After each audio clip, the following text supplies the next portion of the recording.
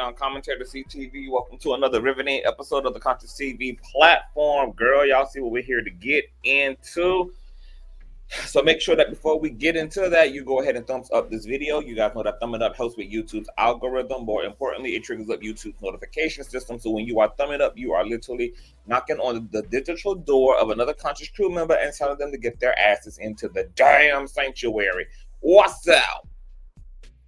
Please make sure that you guys are sharing the link, share to wherever it is you have digital media at, whether that is your MySpace, your YouTube, your Instagram, Snapchat, your personal OF, the dark side of Twitter, Tumblr. I don't really give a damn where you lay the link. Let them whores know that we're allowed live. And then Kala, also welcome to all of my new subbies. We are almost at 45.9 and counting, as well as make sure that you guys have all of your notifications set to all so that you never miss a day nor an hour when the king is indeed king. And with no further ado, let's go ahead and push on through. I know a place where you can recharge your soul. Baby, that's Consciouztv. And in the midst of brokenness, he gon' see your asshole. Baby, that's Consciouztv. You gon' heal, you gon' laugh and catch a little shade. Ooh, girl. Y'all know he be slaying, y'all better stop playing. Come hear what he's saying. Ladies and gentlemen.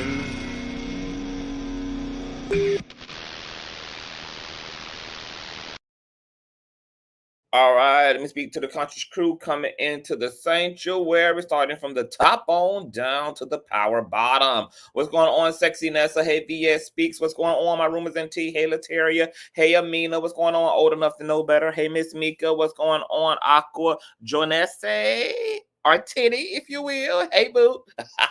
Hey, Queen Be More. Hey, Love. Hey, Corey. What's going on, Auntie Trisha? Hey, boo. What's going on, Chloe? What's going on? What had happened was blog. Hey, boo. Hey, my intersex. What's going on, Sherry? Hey, my Mary. What's going on, Algo? Hey, Nikki. What's going on, Vivi? Does anyone know who is singing in the intro? Yes, that is Nicki Minaj's instrumental to her song, Looking Ass. I'm surprised, like, so many people, like, do not recognize that instrumental. I'm like, how y'all don't know that that's Nicki Minaj song? Yeah, that's Looking Ass Niggas. Looking. Y'all like, maybe Looking Ass was not a big of enough record. It was definitely a single, but that's the instrumental to Looking Ass. What's going on, Sunny Love? Hey, boo. What's going on, Carolyn? Hey, Lady D. Hey, Patricia. What's going on, Don Dada? What's going on? Hey, y'all. What's going on, Vanessa? Hey, boo. Hey, Caitlin. Hey, Enlightening. What's going on, Sherry? It's been so long, period. What's going on, Siler? Hey. Look, y'all. Okay, so let's get into some things, child, because we got a long day ahead of us. I am going to drop the link because you guys know, girl, we was up in this whole situation when, you know, Meg and Tory was doing the trial run, girl. I mean, it was going down like that. It was a very unfortunate situation for Meg and Kelsey to have been in regarding the trial. But the social media, like, had it completely lit up, girl. You had everybody from all sides. You had folk believing that it was Kelsey who was the ooter. You know, people who was Team Tory. You had, you know, the whole, you know, how do we protect, you know, Black women, etc. And then there was all the conspiracy over the evidence because, you know, the bullet fragments were seen through X-ray and attested to by her physicians who treated her that night. However, the bullet fragments physically got lost in transit. You know, then there was this GSR situation, girl, where you guys know they could not, they couldn't conclude whose DNA was on the GUN because there was so much DNA on the GUN, which meant that multiple people had come into contact with the GUN. So it rendered the DNA on it inconclusive. And then apparently there was GSR not only on Tory, there was GSR also on Kelsey. So that just open up a whirlwind of things. And so we're going to get into everything, girl. We'll be dropping a link because, like I said, we had it going on. It was a lot, girl. All right. Well, Kelsey, you guys know, pussy pop like a mother lover on the stand. It kind of led to her potentially committing perjury on the stand, which then opened up for investigators and DA to be able to use her October interview, where she was brought in to pretty much speak about the details of what happened that night. I think she brought in her husband at that time, which we learned through this interview on the Danza Project is not her husband legally. They're still just boyfriend and girlfriend, but they like the title and use the title because essentially they are already married in spirit. I ain't mad at it. And she also had brought in her attorney at that time. And so they were able to play the entire interview, girl. And the entire interview laid the night out, child. And it ended up corroborating Megan's testimony that Tory had assaulted her. It also ended up corroborating witness testimony from Sean Kelly, who was the neighbor who was able to overlook this entire melee from his balcony when these niggas pulled up in all their hoodness in front of his home and got to swinging and banging. All right. We also learned during the trial that there was an altercation that also was attested to in Kelsey's October interview with investigators. They presented pictures of her bruising. She had markings over her arm, her stomach, her leg. She had bald spots. Tory, he if he can't have no hair, apparently no damn body can, baby. Okay. Kelsey's October interview was very compelling, and to be honest, it was completely believable, and it corroborated basically what everybody else had to say as well. And it was so detailed, and you could literally hear for yourself how comfortable she was. Like, there was no fear. There was no mincing of words. She was able to chronicle everything from what happened at Kylie's home to, how the night completely and utterly ended. But once she got on the stand, she had, already had asked for immunity, which also brought up a lot of questions around why would she do that if she's innocent. There's a lot of reasons why people will ask for immunity.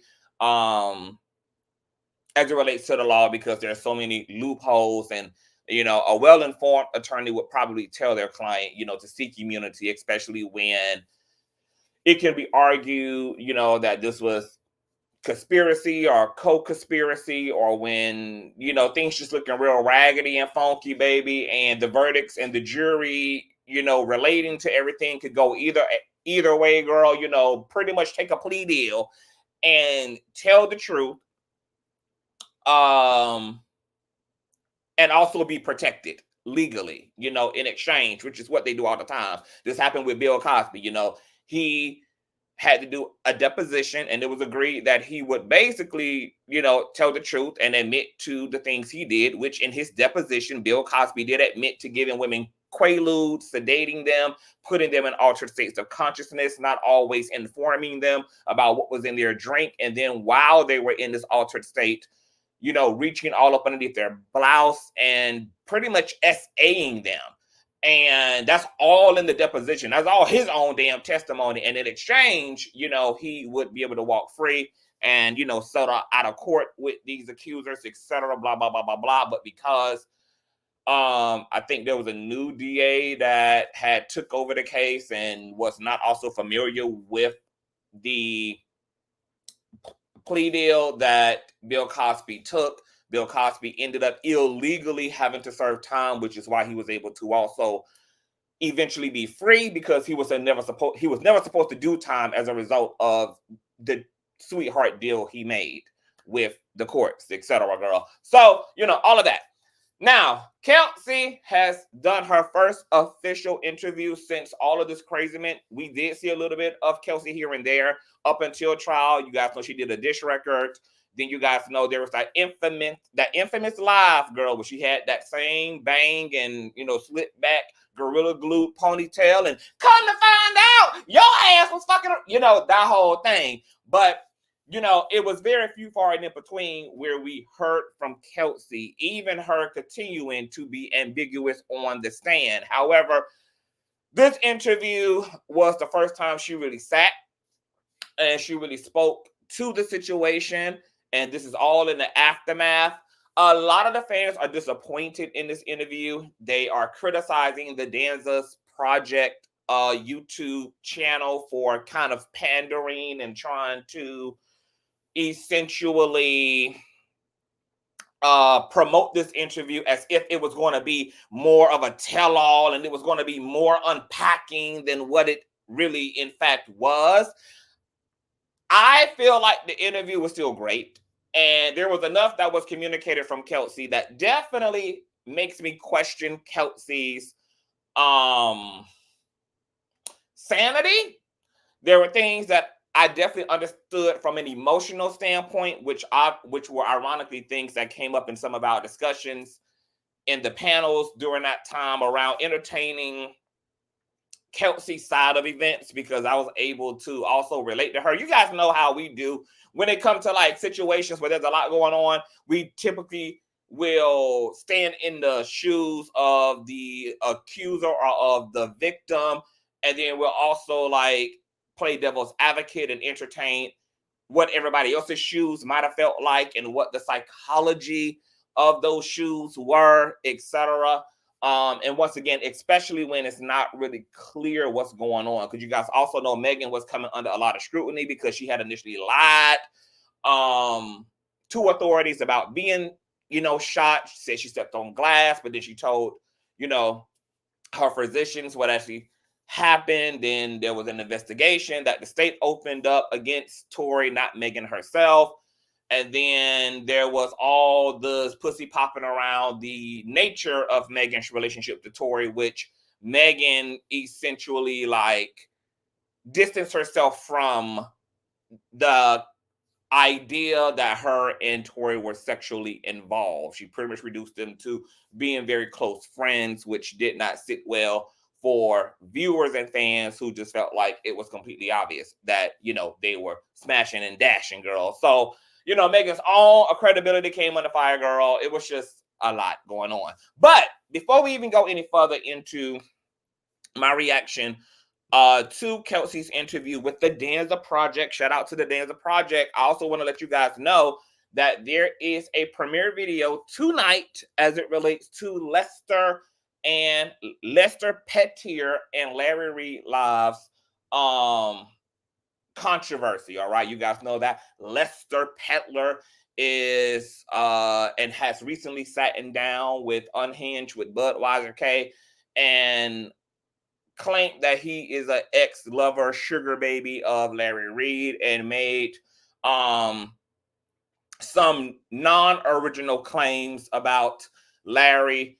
Y'all were asking me since I had unpacked and peeled back the layers of the Betrayal Hill situation, which you guys also know. I had my own personal relationship to Betrayal Hill, and I had proximity to all of that in order to have an authority and have a voice that mattered in terms of what was going on.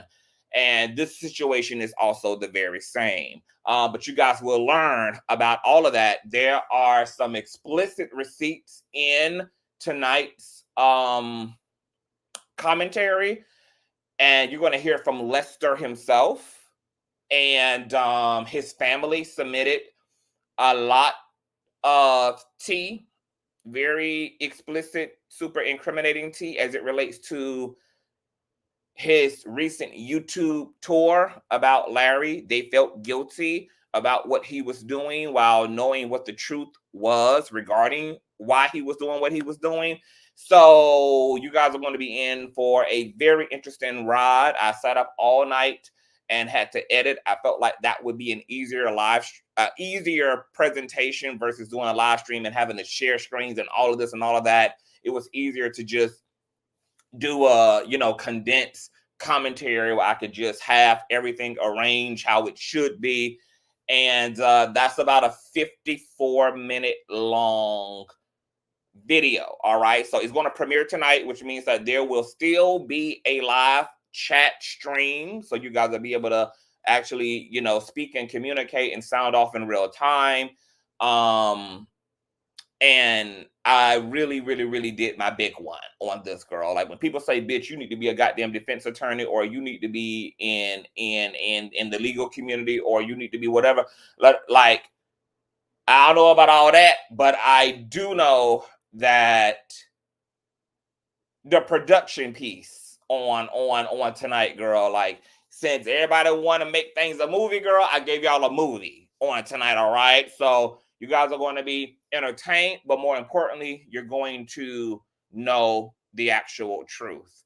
And it's a wild truth. I'll tell you that. So let me go ahead and share the watch page for this, okay? I'm going to post the link so you guys can set your reminders on tonight.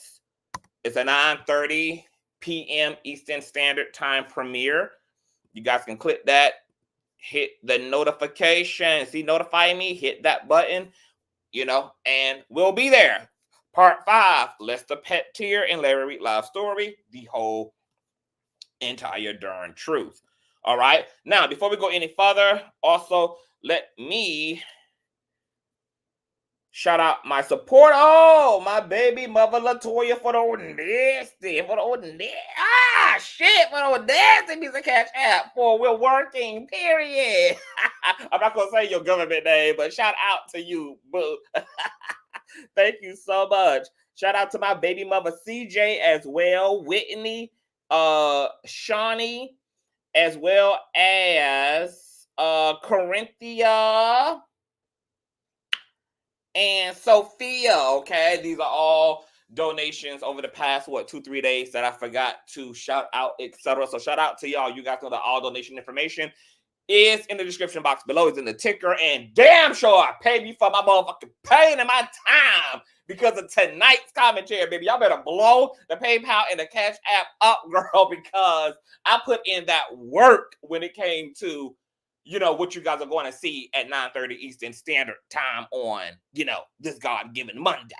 All right, let's go ahead and get into Kelsey Nicole, come to find out, Harris, and her interview with the Danza Project as it relates to Megan Thee Stallion and Tory Lanez.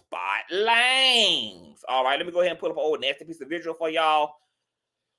I'm gonna try to make this as brief as possible so I can drop the link and give you guys the opportunity to come up and speak. All right. Now the interview covers a lot. You know, she talks about her father. She talks about being a mother. She talks about her relationship. She talks about, you know, just her life, her origins, etc. Boom, boom, boom, boom, boom. But we're gonna focus on the meat and the potatoes here, okay? Because we all know what the hell we was all here to hear about. Okay, it was the infamous night that led to the breakdown of this dynamic duo.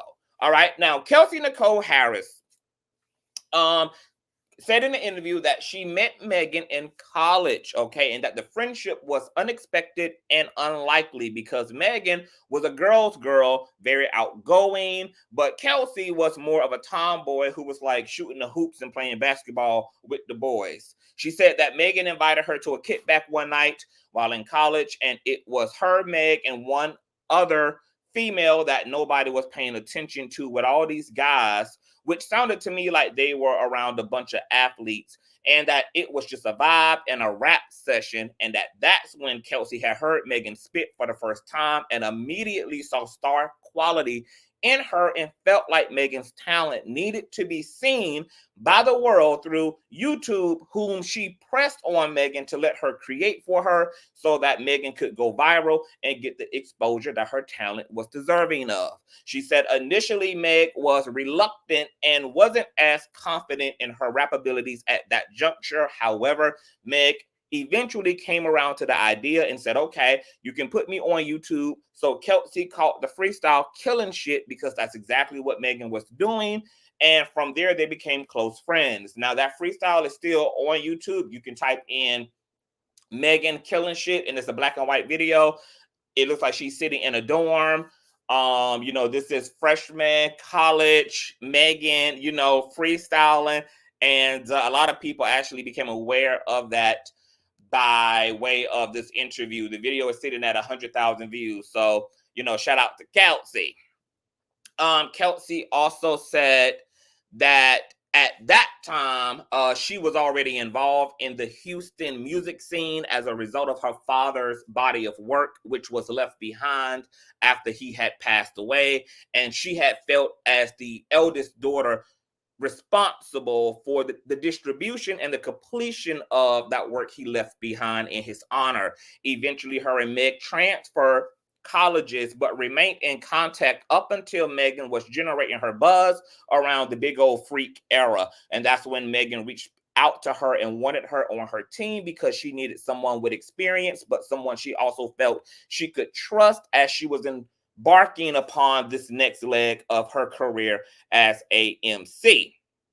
Kelsey being the reason Meg was popping off by basically discovering her and creating her YouTube channel for her and putting her talent out there before the world, led to the most significant and last dialogues that Kelsey had with Megan's mother before she passed away, which was that Meg's mother put her aside on the video set of Big Old Freak and thanked Kelsey and was giving her her roses for what she did for Megan, because she felt like they would not have made it to that point if it wasn't for Kelsey encouraging Meg to go forth and helping her with her social medias at a time where Meg was just an amateur rapper in her first year of college. And that really meant a lot to Kelsey.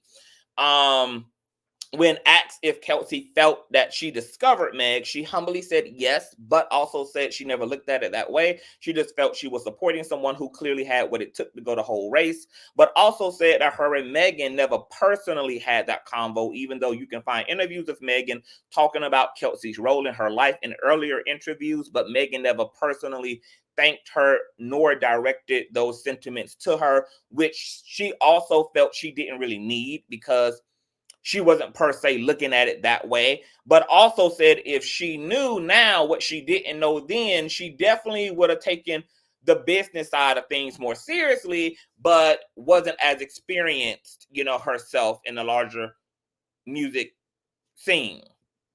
She clarified that her and Meg did not fall out over Tory, which she also didn't want to get into the details of their entanglement since she's currently involved, and felt it would be disrespectful to her current ninja to focus specifically on the romantic, sensual nature of her situation with a man from her past, and also said that she doesn't have anything bad to say about Tory. He's a happy person and his bald spots never mattered to her. When asked if she considered her and Meg best friends, she said yes, they definitely were. She said the problem wasn't Tory and what Meg did behind her back. It was the inability for her and Megan to communicate about hard things that was the issue. She said that she's a very strong communicator and she likes to seek understanding, and she feels they should have been able to do that regardless of the content of the issue at hand, but eluded that Meg is more of an escapist and avoider, which Meg at this point has admitted after realizing that she suppressed a lot of things and coped by drinking, which she had to get under control. In this way, I can definitely relate to Kelsey. I'm a very strong communicator. I'm a very vocal person. I'm not somebody who believes that people are psychic. So I don't expect people to know what I don't bring voice to. I'm also completely comfortable and feel that it's my right to ask for what it is I desire in any experience, whether it's a platonic one, a romantic one. And I also encourage other people in relationship to me to also be communicative about their expectations out of me. We oftentimes talk a lot about love language when it comes to romantic relationships, but we also need to emphasize and highlight the necessity of understanding love language between all the other people that you have a loving relationship to, because friendships have love language, family ships have love language, and communicating about the way that you guys receive love, the way that y'all receive criticism, the things that affirm y'all, and just being transparent about what works for you and what translates as harshness or hurtful versus something that feels more loving and affirming. All that's necessary when it comes to human bonding, etc. So in that way, I'm also a very strong communicator. I have had the experience of being in relationship, both romantically and platonically, and family, like with people who are not as strong in their communicating. But those relationships have also been able to grow. And, through effort and will and love for each other, things become better in time. But things can be much easier between people, if we just take the time out to really understand how each other works, etc. When asked how did her and Meg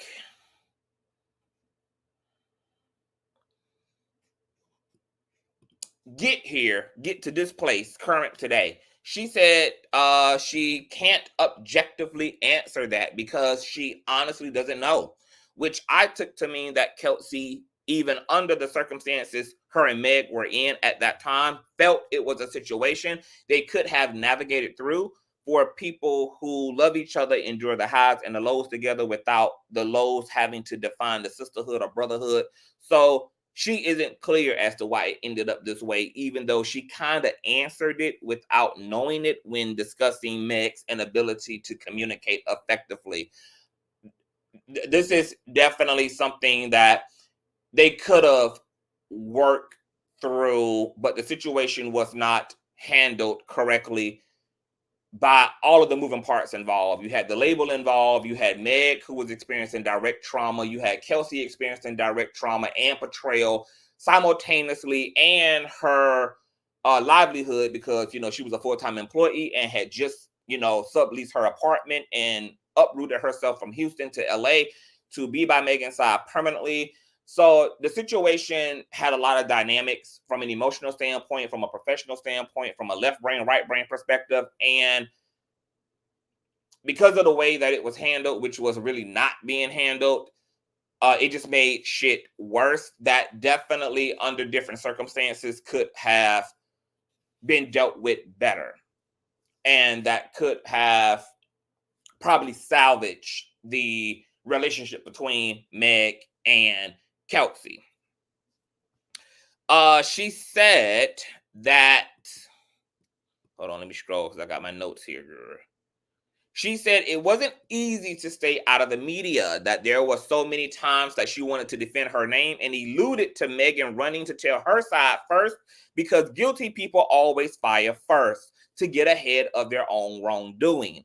But this is why I'm going to have to disagree with that. And it became kind of clear to me, because once again, we're going to let the pendulum swing with Miss Kelsey, girl, where I can relate to her at, where I believe, she's in right standing at, I can give her that. And then when she look crazy and mammified as hell, I'm going to have to tug on that ponytail, girl. All right? I disagree. Because at this point, it became clear to me that Kelsey is still digmatized by Tory and conveniently forgot that it was Tory who ran to the internet first and started poking holes in the story after reports came out that Megan was shot. And then Meg confirmed it, but she did not disclose who nor the context of the ooting. And it wasn't until Tory started going live and playing detective as if he wasn't there and wasn't the ooter that Megan then came for a blast on his ass. So why Kelsey would say on the stand and to investigators that she didn't oot Meg, but knows that Tory did, and then even after the trial and Meg's feet surviving the ordeal, would still sit on a podcast and say, I have nothing bad to say about that man, when he could have unalived your friend that night or permanently injured her in a way that left her unable to be the performer she luckily is today. And while also ignoring the fact that Meg citing Tory as the ooter was Meg absolutely standing up for you, because her admission of the truth inadvertently cleared your name as well. So that's fucking wild to me that Kelsey left all of that out of the context of her perspective. Like, this woman didn't testify on the stand about this man ooting her, and you're sitting here feeling like she did nothing to protect your reputation and name amongst the conspiracies online, which by Megan identifying who did oot her is what led to her being trolled entirely by the man who's now serving time for doing such, which can then be argued, why did you leave her to have to defend herself alone while Tory was making Megan seem like a confused, lying alcoholic, and you knew the truth the whole time? It would seem that Meg did more for your reputation by putting an address on who ooted her than you did, when the person who did oot her denied that she was ooted at all. Not to mention that Tory Lanez never taken ownership of the ooting indirectly damaged your reputation, because his inability to plead guilty before the courts and social media is what also opened the door for people to speculate on whether it was you, since other than you, there was Tyshawn, would leave y'all to be the suspect. So how the hell you got more smoke for Megan to the point of making a diss record and all, when to your logic, it really should be that in the very least you felt abandoned by both of them, since Tory did nothing more to clear your name, while Megan is literally online saying, Kelsey did not fucking oot me the fuck. And then to add insult to injury, once again, Tory's lawyers were letting it be known publicly that they were going to paint you as the damn ooter during trial. But he a damn good man, Savannah. Kelsey is given that $1 million check was cleared, or you're literally emotionally stupid. And it might be a combination of the two. However, I'm going to give you a little slack later on in my commentary, but overall, girl, your perspective is lopsided when the situation led to someone being bodily harmed, and you failed to identify who caused that harm to someone you wanted to protect you from fucking emotional harm. Then the interviewer, for whatever dumbass reason, let Kelsey leave all of that out of her assessment of the situation. So clearly he's also ill-informed as well, or was willing to withhold perspective to let Kelsey walk her ass off the cliff for the sake of a quick interview. Anyway, the interview goes on, and she says that she felt silenced by Megan's team because she would have had to speak the truth, and it would have caused Megan's character to come into question, and that's why Megan's team didn't want her speaking on the matter she felt. Kelsey felt Megan took advantage of her being a non-confrontational person. She admitted that, yes, that night is when she learned about Megan's dealings with Tory. That's when she learned of the betrayal, said it wasn't about the guy, it was about the principle, hence her infamous, come to find out, you was fucking on a nigga that I was on first. Felt like Meg could have been honest with her about Tory. There was no need to be a snake when she felt they were more than capable of being on girl code, because men are never worth a sisterhood, according to Kelsey. Says the betrayal really put her in a dark space. It felt like Kelsey experienced something equivalent to death based upon the way she was disposed of after the fact, being sent home and fired after making a life-changing decision to move to LA to work full-time with Megan, and how she was treated before the fact, hence Megan being in her face as a friend, but snaking her on a dude that she was encouraged by Meg to start dealing with. Alluded to alcohol playing a big part that night, and Megan being a different person when drunk, and that night changing all of their lives. Here's my thing. Does Kelsey take any responsibility for escalating the situation that night? Ain't she the one who admitted to jumping in the petty verbal squabble going on between Megan and Tory during the commute home after Kylie's party? It wasn't until Kelsey jumped in to defend Meg from Tory that Tory then used him fucking Meg to deflect back to her, and it worked. But yet she's blaming Meg's drinking for the whole night, and also once again doesn't hold Tory accountable for playing her even in the car by using that shocking info to get her to direct her attitude to Megan rather than to him. Kelsey considered Meg a sister, but Tory just a friend, she said. And that's why she holds Megan more accountable than Tory. Hopes Tory can overcome the prison sentence, even though she admitted and showed proof of Tory whipping her ass that night as well. But once again, leaves her own ball spots at his hands out of the group chat. and considers him a good guy. Kelsey is a fucking mammy and totally male identified. It's the goddamn delusion for me. Said that she stands behind her behavior on the stand because at that point she had to do what she had to do for her self-preservation. She's a mother, and at this point have other things she's not willing to put on the line for the sake of truth for a bitch that she ain't in a relationship to begin with, basically. She did speak on WAC 100, claiming that there's a video from a witness who was trailing the vehicle that night who captured the whole thing, and that is going to come out and exonerate Tory. Kelsey said she's sure there is footage, considering this is LA. Somebody probably has something, but also said she hopes there is a video because it would clear the fuck out of her name, I quote, which means that she indirectly just corroborated the fact that Tory did in fact oot the shit out of Megan.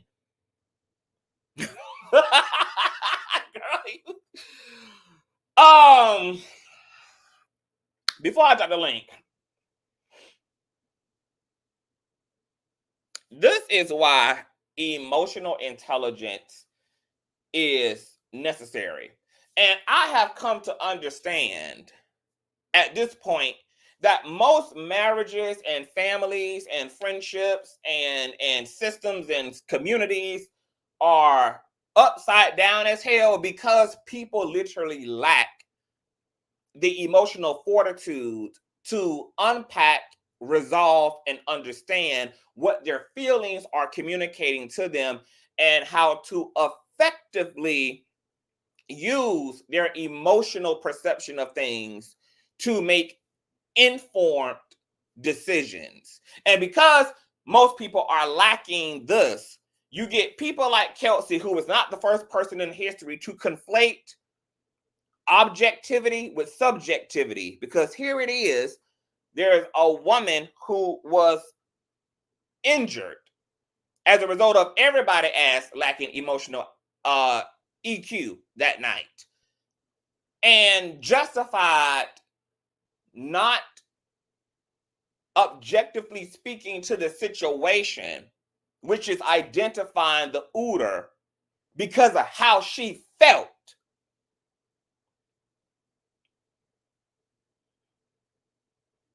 That's a real big issue. Because the court of your heart and the court of law are two different goddamn courts.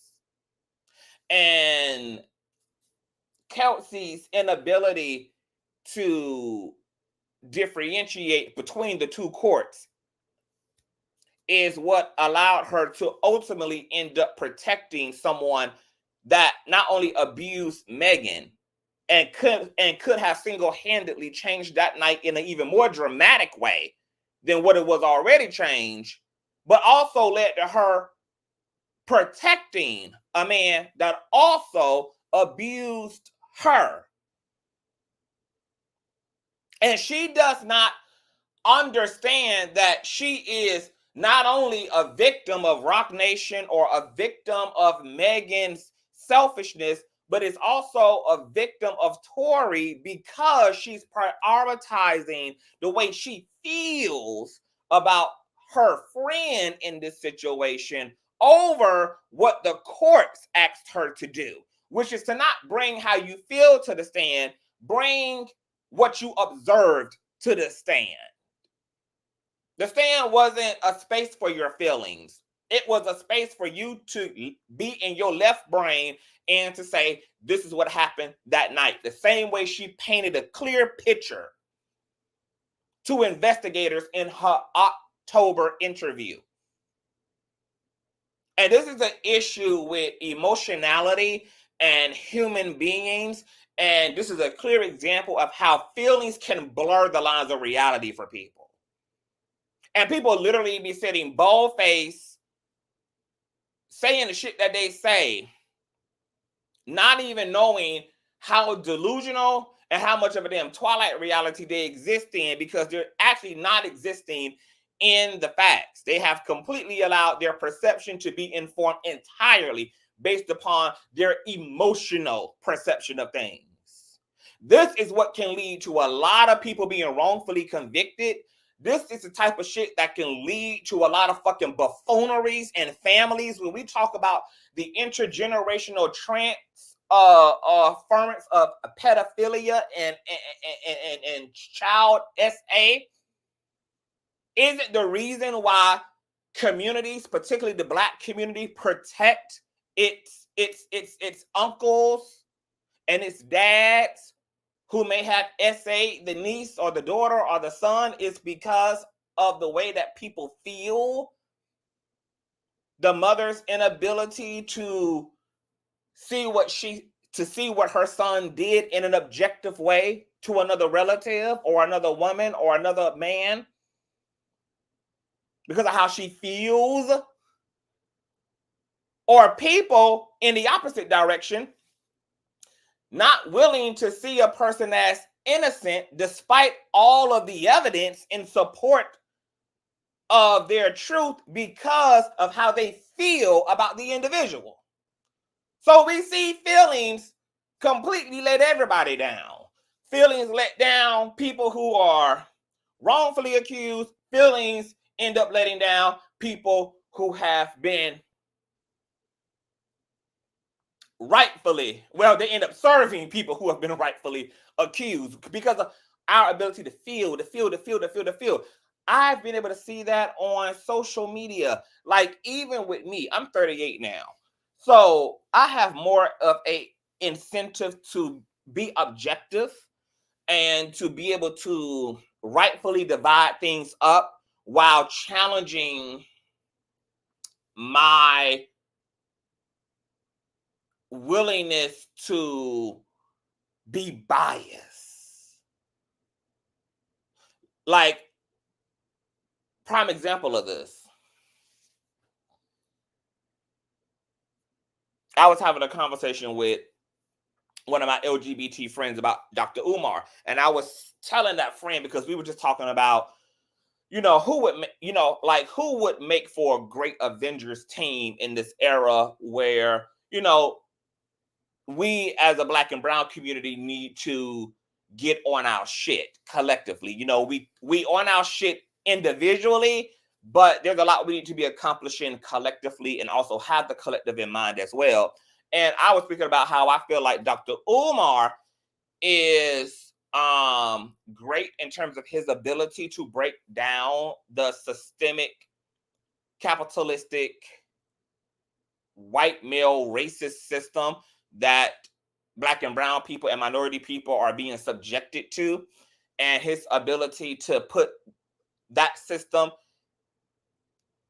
into perspective historically, and to be excellent in articulating and breaking down how the white man's world trickles down on top of the goddamn literal necks of Black and brown people. I think he would make a great addition as a speaker. Now, I wouldn't trust Dr. Umar with a single lick of goddamn money, bitch. I wouldn't trust him for no building funding, but in terms of his ability to teach and teach history in terms of white man's history as well. My LGBT friend was just like, girl, fuck that nigga. That nigga homophobic, he transphobic, he don't see it for the community, he can't for me.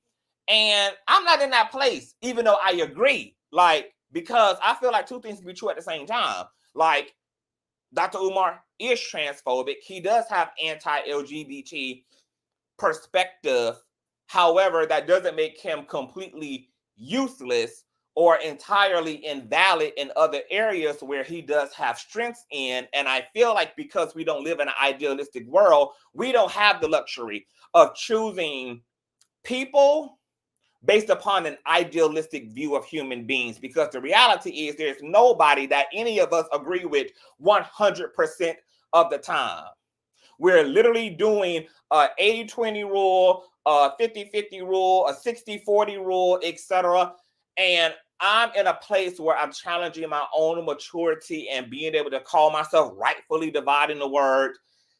And that also sometimes can put me in a position to have an unpopular opinion, which I'm okay with, because I don't people serve and people please in that way.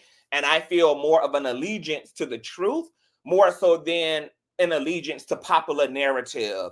And at this point, being 38, I'm too old to act like I don't feel the way that I feel, so I don't act at all. I'm okay with the cross. I'm okay with being disagreed with. I'm okay with being in a minority think tank. I'm okay with those things. I'm too fucking old to give a fuck. You know, people have judged me my whole life. It never stopped my bills from being paid. It never stopped my dick from being big. It never stopped my ass from being fat. It never stopped my success. It never made a fucking difference. And so I'm clear about, you know, how meaningless other people's perception really is. And I am a truth seeker at heart. And that's what I'm always going to be after. So, but in the turnaround, most of the world is not like that. Most of the world, once they have decided how they feel about someone, then they don't have the ability to see them outside of those terms and conditions. It doesn't allow them to see that person in any other way, even in light of the facts, even in light of the truth, even in light of all of that. So that's that's the mindset I'm saying absolutely away from. Bringing it back to Kelsey, I understand her femininity. I understand what the right side of her brain is telling her, because our feelings are also a valid reality. They're just not an equal reality to a fact-based reality. You can feel factually about some things that intellectually are factually incorrect. Prime example of that oftentimes is in relationships. You may factually feel unloved. That is literally your experience. And you may be able to cite various things that make you feel unloved. You don't show me enough attention. I don't feel like you spend quality time with me. You never verbally affirm me. You know, you've never done anything to make me feel per se special, whatever it is. Your factual feelings and emotions in the situation also does not mean that this person doesn't in fact love you. This person can have all the love in the world for you, but the issue is not the person don't love you. The issue is that person's love is not translating for you to you. This may be somebody who shows their love by doing things for you. They don't per se say you're beautiful or I love you, but their love language is showing you that. But because you need verbal affirmation, or this may be somebody who requires a lot less in their interpersonal relationships, such as they may be able to go weeks without talking to someone that they really are connected with and hold true value and sentiment in their heart. But you may be a person who love language is consistency. And so you need that day-to-day or every other day or bi-weekly interaction. So it's not a matter of you're not actually loved. It's just a matter of it just not translating. Your feelings are valid. You feel how you feel. You're not lying about the way you feel. You're not lying about the way you emotionally are experiencing the situation. But the way you are emotionally perceiving a situation does not necessarily become the absolute of what's going on. It doesn't become the fact of what's going on. It does become your personal truth. You know, and then through communication and understanding, it's the reason why understanding is a part of the virtue. Compassion,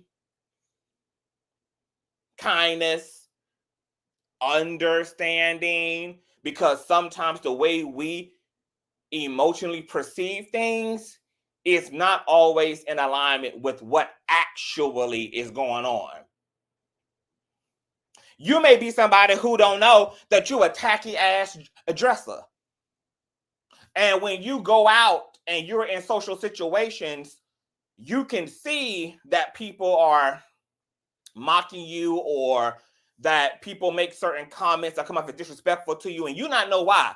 Your friend may also know and believe you dress in a tacky ass fashion. And that's what's bleeding through in your social movings around. So they may appoint a time to tell you that, hey sis, I would love to take you on a shopping spree, because girl, you got a fabulous body, you got a fabulous thing going on, I would just love, to help you to, accentuate all of that in a way that really plays off of your beauty and your personality, etc. And even though this friend, communicated their thoughts in a way that's non-injurious, if you entirely disagree and feels like your friend shouldn't even be judging how you dress in that way, regardless of how they communicated it, you can still walk away feeling like you were completely insulted, regardless of the intention. Your friend could have literally told you this because for them, they think it's a way of making you better. They think it's a way of adding and amplifying your experience, not taking away. But what you can take away from their loving, constructive criticism is just total criticism without the constructive part. And then you can sit in yourself and internalize that and think that your friend meant something that they didn't simply because of your emotional experience. Now, people can, because somebody said, a Crunchy says, isn't that superficial? I think it's superficial, but that's beside the point at this point. I'm just using that as an example to illustrate how when we are not emotionally balanced and we're not emotionally well, it can also leave us in a position to not be able to see the constructiveness of the criticism, because your condition as a person is also going to shape the way you experience the world. It's going to shape the way you hear things, the way you see things, the way you experience things.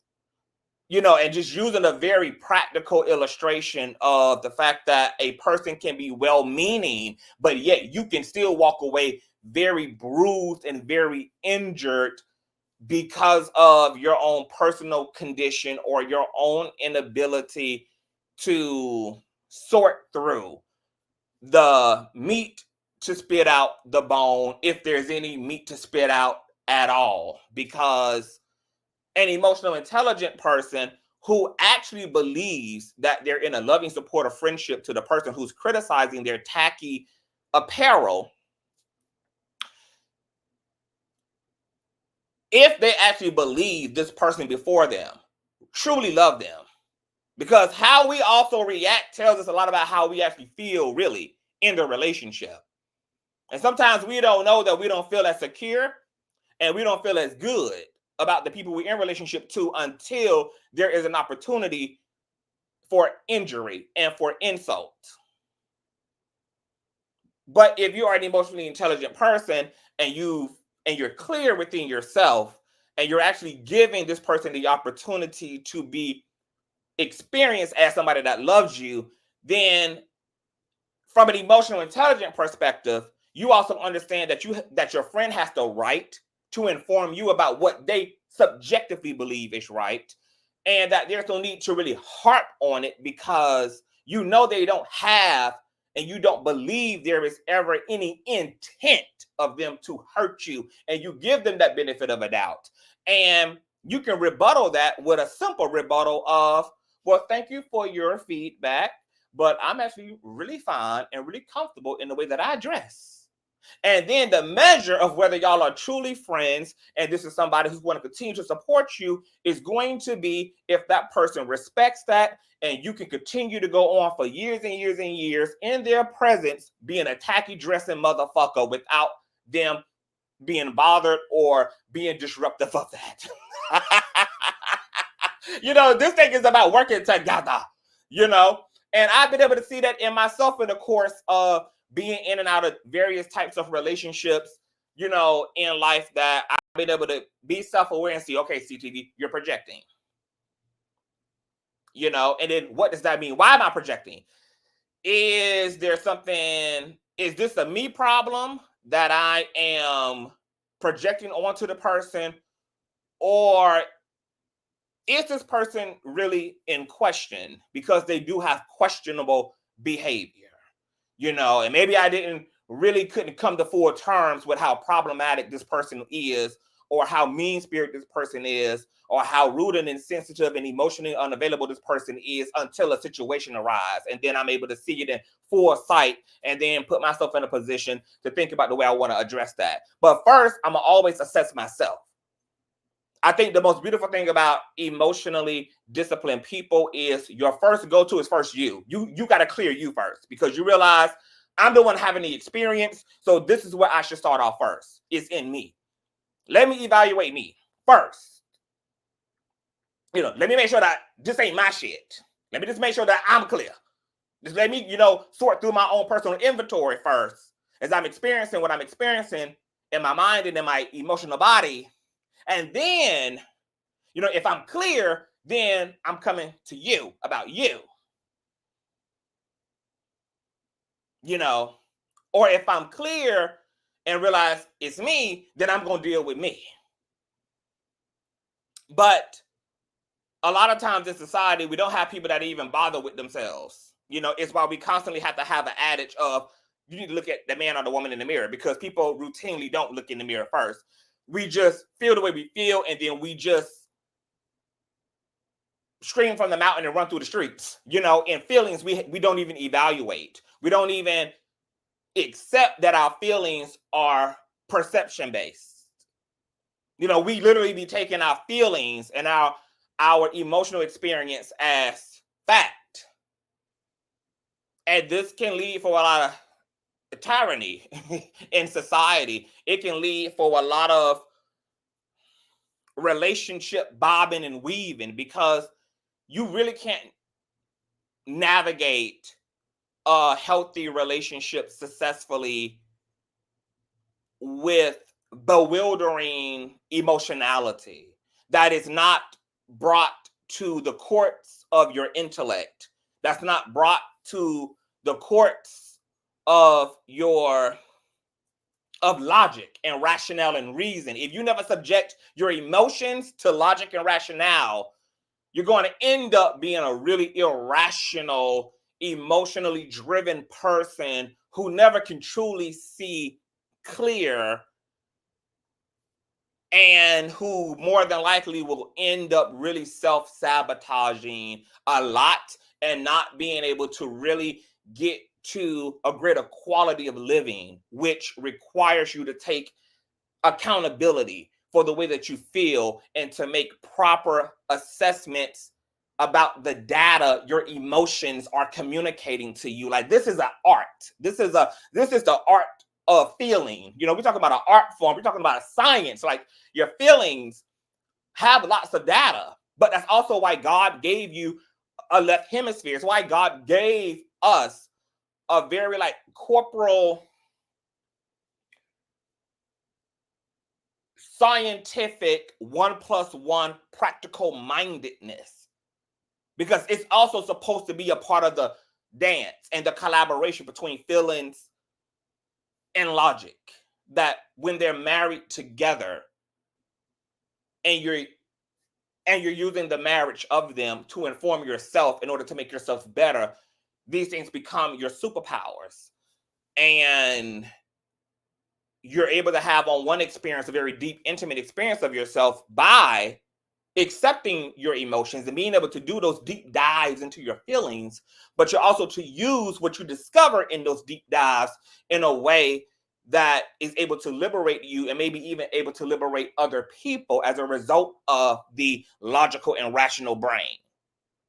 Okay, but we don't spend too much time on that. I'm gonna drop the link. All in all, Kelsey is completely caught up in her femininity. She's not balanced in her rational logic mind. And it's problematic because her behavior, you know, could have led to somebody who did real bad going unaccountable for. And if she dropped the ball on Megan and herself, because she was also beat by this person, if she dropped the ball on Megan and herself, then we can only logically conclude that she's going to drop the ball for her son as well. She's going to drop the ball in her marriage, because how you do one thing is typically how you do all things. And if she can't rightfully divide the word within herself up correctly, then she damn sure is going to be ineffective in doing that as it relates to the other people that she's in community and in relationship to. Her behavior on that stand was inappropriate. And it makes me scared for people like Kelsey, who make everything about their feelings and get into this distortion of reality. Because that also ended up traumatizing Megan Thee Stallion, who was left to fend for herself while Kelsey was over there acting like Megan wasn't including her in the defense of it all.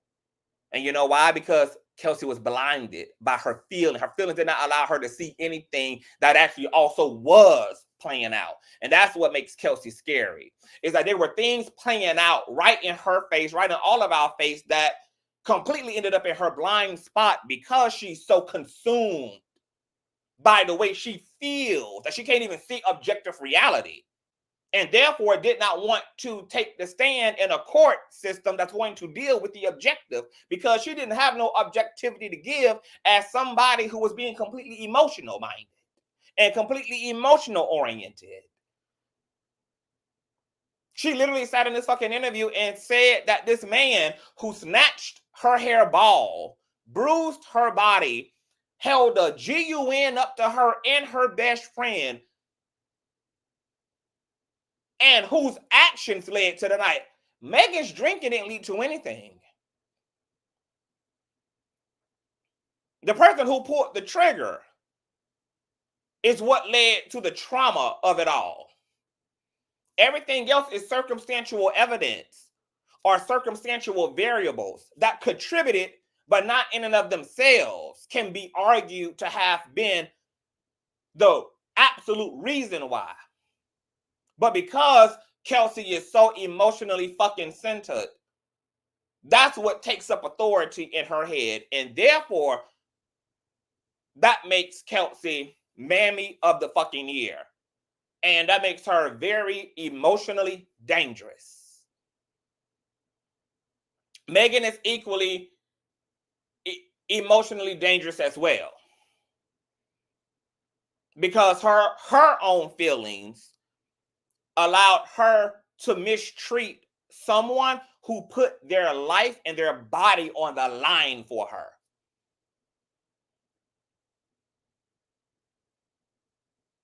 And then Megan and Kelsey both used how they treated each other as a justification to go to war with one another and to see each other as opposing parties. And they both forgot that that night they were in that shit together. By them both lacking emotional bandwidth, allowed them both to forget that that night they had each other's fucking backs. And it's really sad that Kelsey and Megan both lost their friendship and their sisterhood. It literally hurts because they went through something so traumatic and fucked up, and no party was perfect in this. Megan absolutely should not have been snaking her fucking friend out of order, out of order, out of order, out of motherfucking order. She broke the covenant between her and Kelsey by lying. That's a covenant breaking thing to do. You cannot establish trust and have healthy expectations from a person who is being deceptive.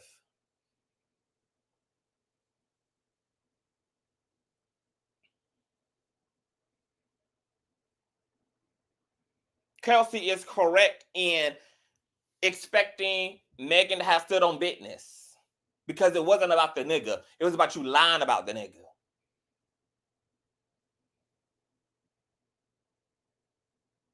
How am I supposed to feel comfortable in life aligning myself with you, and you can't at least tell me the truth?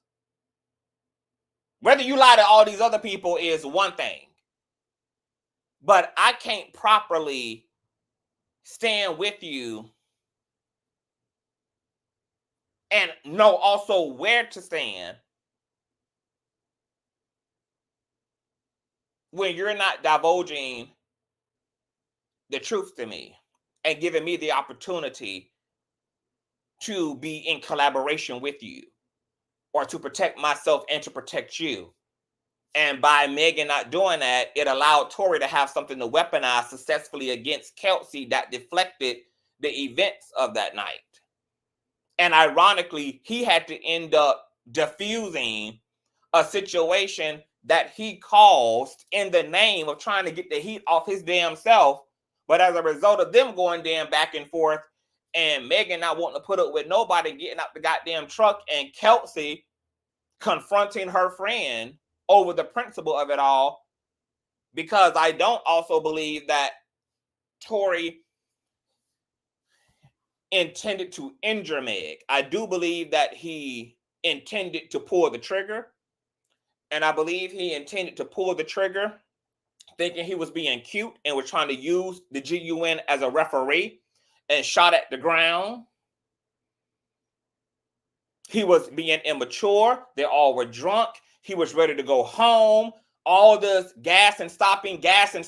First, you got out the damn car and sat at the goddamn bus stop on a goddamn mountainside in your bikini, willing to be eaten by wolves because we got it going on in the damn vehicle with everybody. Then you get back in, we drive some more, you get the fuck back out. You're drunk as hell. We in these rich people fucking neighborhood. Let's just get to the destination. You and Kelsey got it going on. He decides, I'm about to silence the motherfucking room. Can everybody leave the motherfucking room, please? In the words of Diamond from Players Club. Can everybody leave the motherfucking room, please?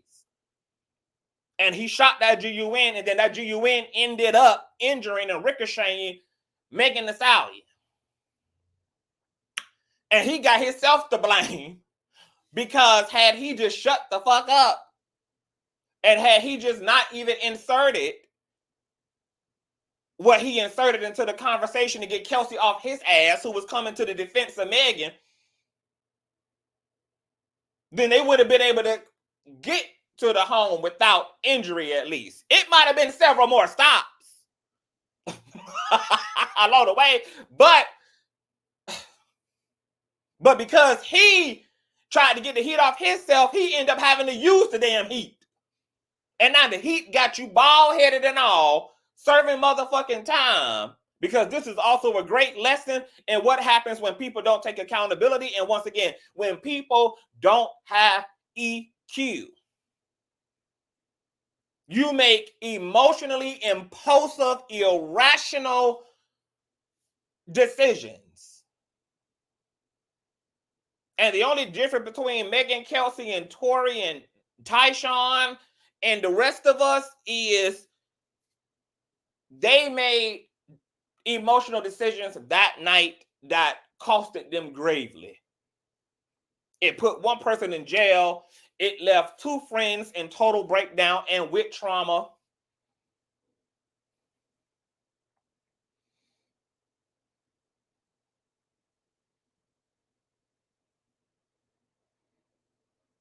All because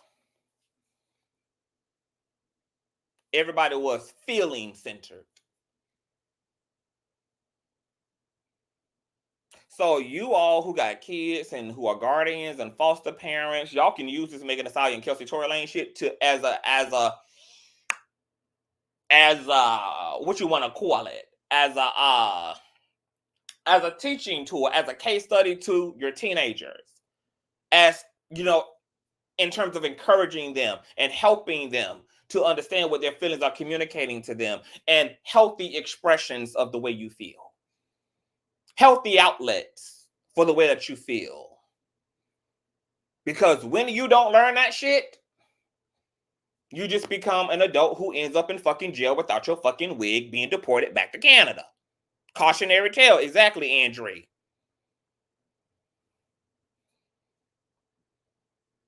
I'm going to tell you why I believe Kelsey, because the Pain podcast that you don't believe, and I'm going to drop the link. I believe Kelsey because, for one, everything corroborates it. She saw the same thing that Megan testified to. This little ass nigga hanging out of the window, then getting out of the vehicle. Sean Kelly also corroborated that, who was not biasly connected to either party. He was a complete outsider. He's completely clear about the fact that he had assumed that maybe Kelsey pulled the trigger because when the shots were being fired, they were being fired closest to the vehicle. But he also said he assumed that because at that point, he also had not seen Tory Lanez. He had only seen Kelsey and Megan, who had exited the vehicle at this point, and then Kelsey walked back toward the vehicle, and he assumed got in the car, or she got so close to the vehicle that he could not perceive her over the hood of the vehicle. He had not even seen Tory Lanez, even though he had been hearing the voice. And it wasn't until the fireworks shot from the same side of the truck that Kelsey walked back toward that he then saw Tory Lanez, who, according to him, had his arms extended, and there were multiple fireworks shooting directly from his direction as he exited the vehicle.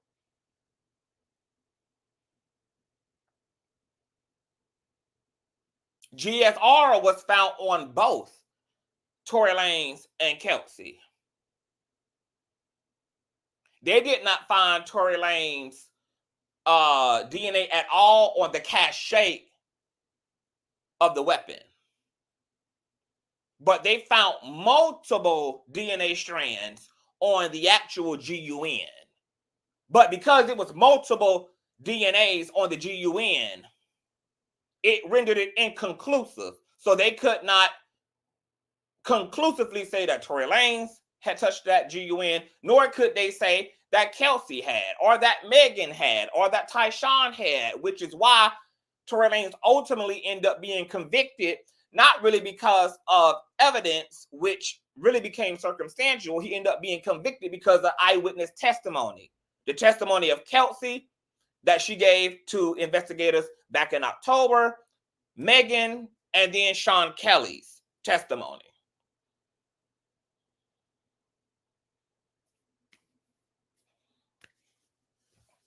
So let's get into it. I'm going to drop the link, girl. Come up here and sound off, honey. Who y'all believe in, how y'all feel about the interview, what y'all think about Savannah saying that Tory Lanez to this day, girl, after she done, had to start wearing lace wigs permanently, is still a good man, Savannah.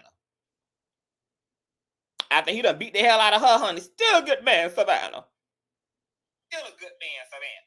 That's my damn stream plan. I just dropped the link for you guys.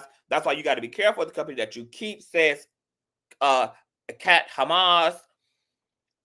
Aka says, I don't believe Kelsey over other things, but I do believe her October interview. Yep, then there was a text. There was a lot of things. It was Kelsey texting Megan's bodyguard, help, help, help. So-and-so, this, shot Megan. Then remember, the bodyguard was also supposed to testify as well, but they were having trouble finding him because he was out of the country and shit, and then he had came too late. But remember, he was supposed to be a witness in this too, because he had claimed that Tory, on the night all this happened, when he went back to Tory's place to get Megan's clothes, had testified to him and had apologized to him for ooting Megan. Then remember, there was the infamous jail call, girl, where Tory Lanez was way too apologetic for somebody who was wrongly in prison and talking to the alleged ooter themselves, girl. Okay, the fact that Tory Lanez wasn't dragging Kelsey's ass, wasn't angry, he was guilty, remorseful. He was just asking, where is Megan? How's she feeling, etc. Girl, you're not going to ask that to a bitch who is, first of all, why you're in jail right now, and who's the reason why Megan's in the hospital. See, once that damn audio went up, girl, I knew it was a wrap. because that audio sounded exactly like what it ended up being concluded as. Damn near a fucking admission. We got Titty in the building. Hey, Titty. You got me up. Hi. Hey, CTV. How How are you? How are you? I am Good. awesome. Hi. That's amazing. Did you watch the interview, and what are your thoughts about Kelsey's feelings and attitude? Okay, so I got done watching it. I actually watched it twice yesterday just so I can get the whole feel of it before I, because I am a supporter of the H-Town Hottie because I'm H-Town, Texas, so, I ride hard for my girl, but I do have to admit that when it came to the Kelsey thing, I don't, how can I put this in a way? So I do understand when you say you can identify, with her when it comes to the emotional part of it. And, when I was looking at it, I was like, okay, I can see it. But then my common sense started to settle in just a little bit. And I was just like, okay, so a lot of this, I guess it's like an empathy thing. It seems to me that she wants empathy from a woman that she did not have empathy for in the first place. That's what it came off to me. For me, I don't know about anybody else. For me, it just came off that way because it's like, okay, she didn't even want to clarify what the quote unquote betrayal was, and that was getting on my nerves. It's like you almost had 2 hours to talk about it, to really get into it, be like, yeah, she did this behind my back, and it made me feel this kind of way, and that was betrayal. But she just never, for some reason, she just skipped over that. She just say, oh, well, it wasn't about Tory. Then what the fuck was it about?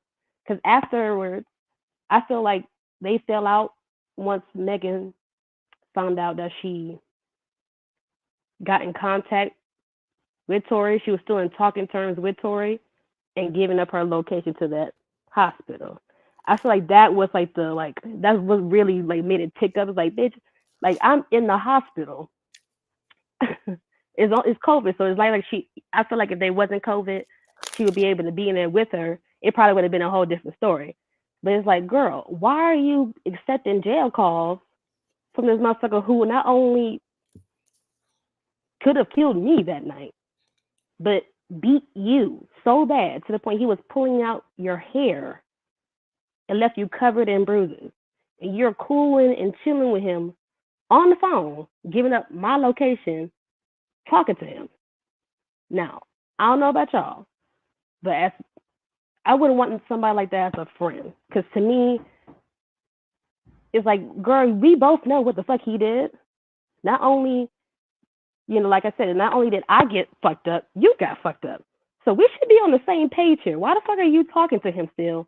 And be like, oh, well, she's going to be all right. And yeah, she's over here right now. And it's like, girl, being in that state of mind, you're still on 10. You still got all these drugs. You just went through out a surgery. You sitting up there waiting on your friend.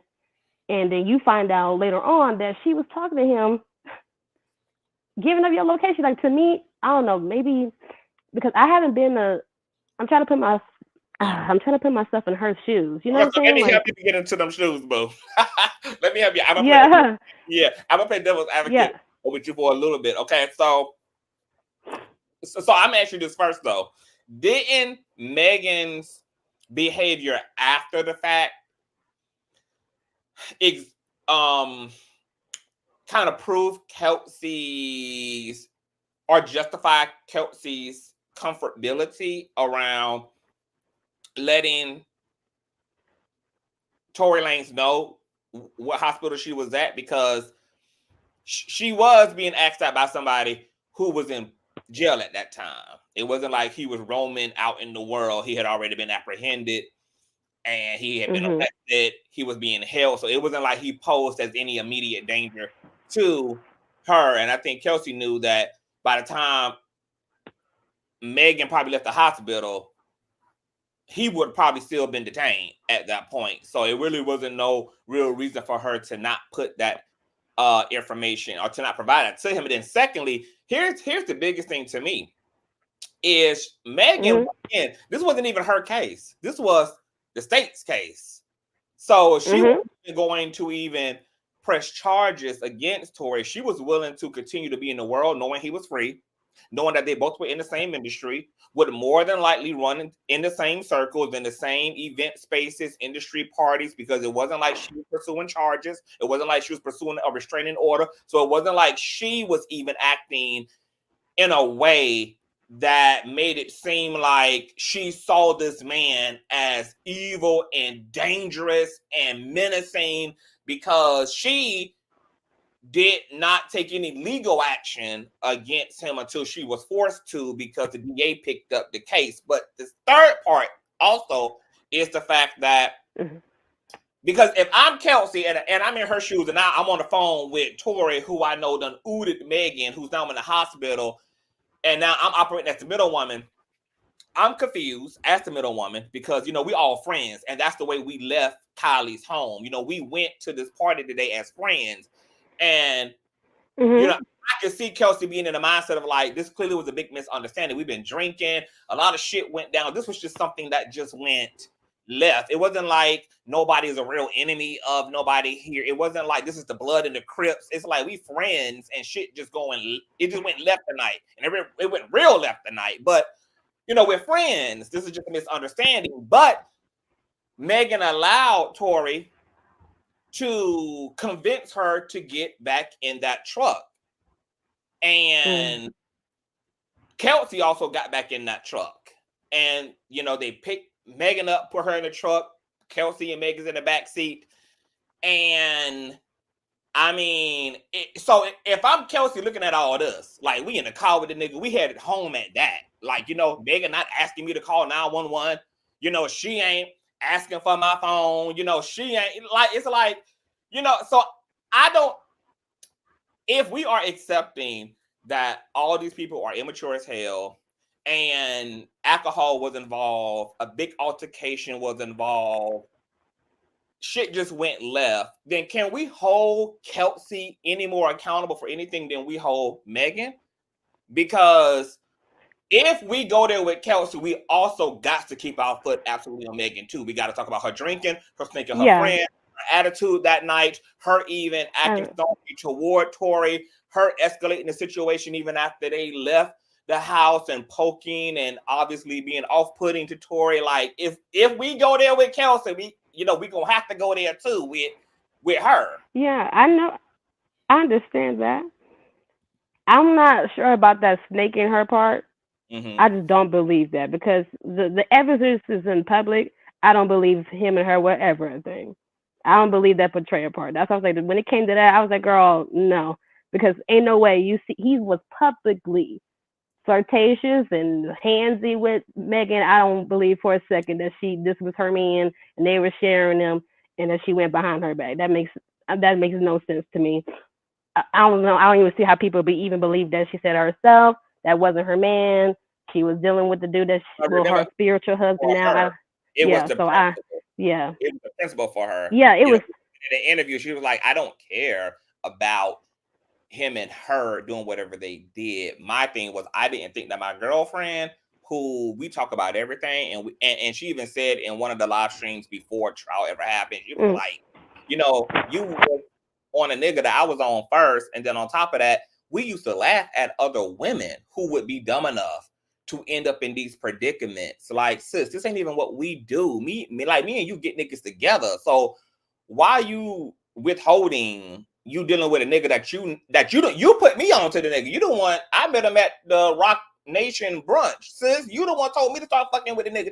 This is what we do. Like, we be on our bad bitch energy. So, you know, like, you stepped outside of the teammate shit by going and doing whatever you did personally, not communicating that to me. I don't care about you being with the nigga, because to your point, I had 3 other niggas. I was calling them niggas while we was in the backseat shit, headed back home. I was on the phone with my nigga from jail. Yeah. I was on the phone with my sneaky link who was across town. You know, I was shit. You know, I'm clear about the fact that I'm not pressed about you and Tori, it was about you lying to me. And that is what hurt me. And that is what shocked me, because I didn't think we was on that type of time. And I didn't think that that's where we were in our situation. And I can understand it from a friend perspective. Like, I'm never going to sit well with my friend, like, being that dishonest to me too. Like, you know, dishonesty has a tier level, but if you know I'm fucking with a nigga and I'm talking to you about this nigga and we could keen about this nigga and I'm like sharing with you how the dick is and all this and all that, and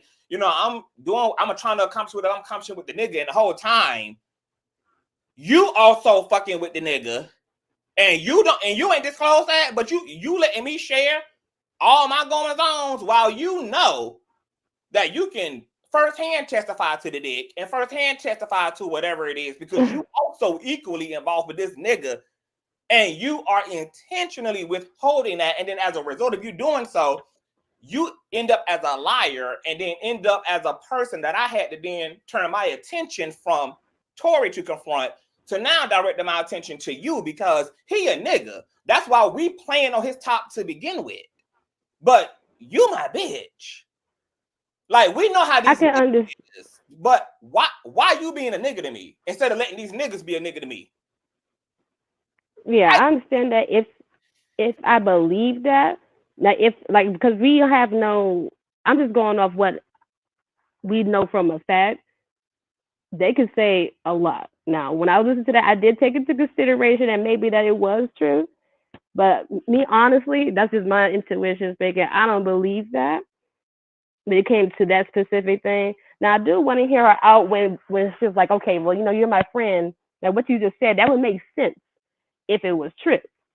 So I'm just going off the basis that it's not, because I don't have anything to corroborate besides her just saying anything. Unlike, I can actually pull up receipts when it came to her, when it came to Megan and Tori. You can actually pull up receipts of that. We cannot do that when it comes to Kelsey and that. So that's her. For me, I'm gonna just lean on the fact that as filler for me personally, when it comes to that, until she says or brings out something. I mean, because she seems like she's about to do other interviews. I'm assuming that she's gonna end up doing them. That's how it sounded like to me. So if she ends up pulling receipts saying otherwise, then I'm like, okay, well, she did get that, and Megan was going behind her back, and she was actually being fake as fuck, or not saying fake, not being truthful on like the bond that they have. Like, yeah, girl, we talk about these niggas, like we should, we hand them over here or whatnot, because they're gonna be niggas, okay? A dick is a dick. But for that, I'm gonna just say, nah, I just don't believe that. When she was saying that, I just don't believe it. Question. So is girl code a thing then? Because apparently girl code ain't a thing to some girls, and it is a thing to some other girls. Like, I don't know. I guess it depends on y'all relationship. I don't know. I just never had that kind of friendship when I was that comfortable to like sexually comfortable with a homegirl. I've never had that kind of, so I can't even attest to that, because I never been that comfortable to do that at all. I never really pried towards that, so I can't speak to that. Maybe people in the comments can. Me, I really don't. I wouldn't care, especially if they like, we're not in a committed relationship, like we're not monogamous or we're not married or engaged to be married. And I really wouldn't care, honestly. I wouldn't take it to heart. I guess because I'm not stigmatized. I'm not obsessed with it. I don't really care for it. So it wouldn't hurt my feelings. I would say that it wouldn't hurt my feelings. Kelsey, obviously, and Megan, because I can say that, even though she is my girl, she is a mammy too. She is a mammy too. So I guess for that, dick, dick is important. It is very important to those type of women. So I don't know. Me personally, no, I would not care about that. Okay. That girl code thing, I feel like I look at it kind of juvenile, to be honest with you. Amina says, so both of them play her right, so why she ain't got smoke? And that's what I was, and I was like, I don't know why the argument at the very least isn't, I feel betrayed by the both of them. Tori left me out to dry. He had his lawyers throwing me under the bus, and him not admitting to it also completely brought me into question as a suspect here. So I should actually be more mad, because his actions not only got us into the situation we in by actually pulling the trigger, but bitch, you could have literally had me serving time for something you in fact did. But I'm sitting here on a microphone saying this man is a good man. That makes no fucking sense. That is like literally outrageous. It is outrageous. Right. And then that's why I said earlier in my commentary, the reason she must be willing to like be completely deaf tone to Tory is because that whole narrative of a $1 million payout, which Megan also corroborated, was extended to her. Like she was literally on the ground when Tory Lanez was propositioning this payout for her silence, etc. And with Kelsey meeting up with Tory like 2-3 days afterwards and letting him pull up on her, him and Tyshawn or Daquan, whatever his Daquan, like, you know, and him, because in her interview in October with Investigator, she was like, you know, he never offered me a direct amount of money, but he offered his help in any way that I needed. You know, like if I needed anything, if there's anything I wanted to do with my life, if I wanted to open up a business, etc., you know, that, you know, he was here for me, etc. So I'm just like, okay, girl, like he must have clearly did, you know, he provided some things. And that's why you're like, okay, well, he atoned for his sins. So I'm good on Tory. Like he fucked up, but you know, he's a good guy. My drunk ass friend did the most. She tripping over a nigga that didn't belong to either one of us. That's really the gag. And then, you know, she left me out to dry. I feel, but at the very least, he apologized to me. You know, he, you know, was sorry for the situation he put us in, and he helped me with whatever he helped me out with. That's undisclosed. So, yeah, I'm a scoot him on that immunity, just like I do at this point. So now, Megan, what's up? Where your apology, girl? Right. Where is your atonement for the thing? So so it is given that Kelsey, like, Right. girl, you know, that it is given something, girl, because if Tory didn't give you shit, if he ain't cooked a sweetheart deal, no money, no check, no Groupon, he ain't buy you groceries for the year, like if he ain't extend himself at all, girl, and you like literally just on this man's dick emotionally like this, like, girl, you want, like, the bus you on must be very short. I'm talking about like 4 rows of seats on that fucking bus. That's why I feel like she got paid. I don't believe that was, you know, the dick was just so good and they was fucking. I honestly believe that it was money, because money moves anything. I honestly feel like she took that money, and her already having a male identified mindset made it even better. Yeah. I feel like that was like the perfect bread and butter. He gave me money, you know, he apologized to me, and he paid, because she said she was playing stupid, like she didn't know who paid her lawyer bills or paid for her lawyer help. Thing. Like, cause that was letting me know that, girl, okay, it's definitely like something unorthodox happening, because she didn't know who was covering her. I just like, right.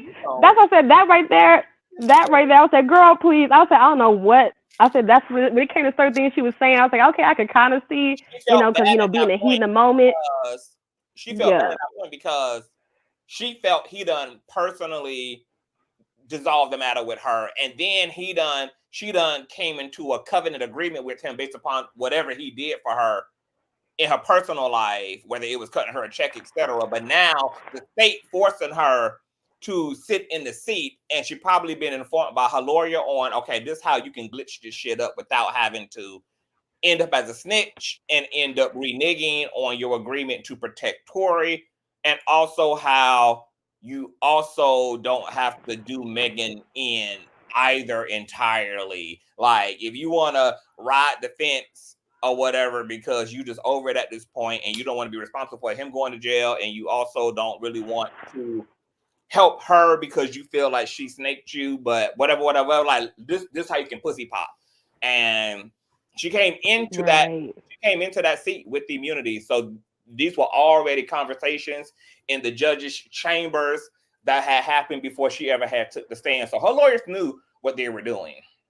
But But I'm just like, okay, but here's the thing that makes Kelsey still a dumbass is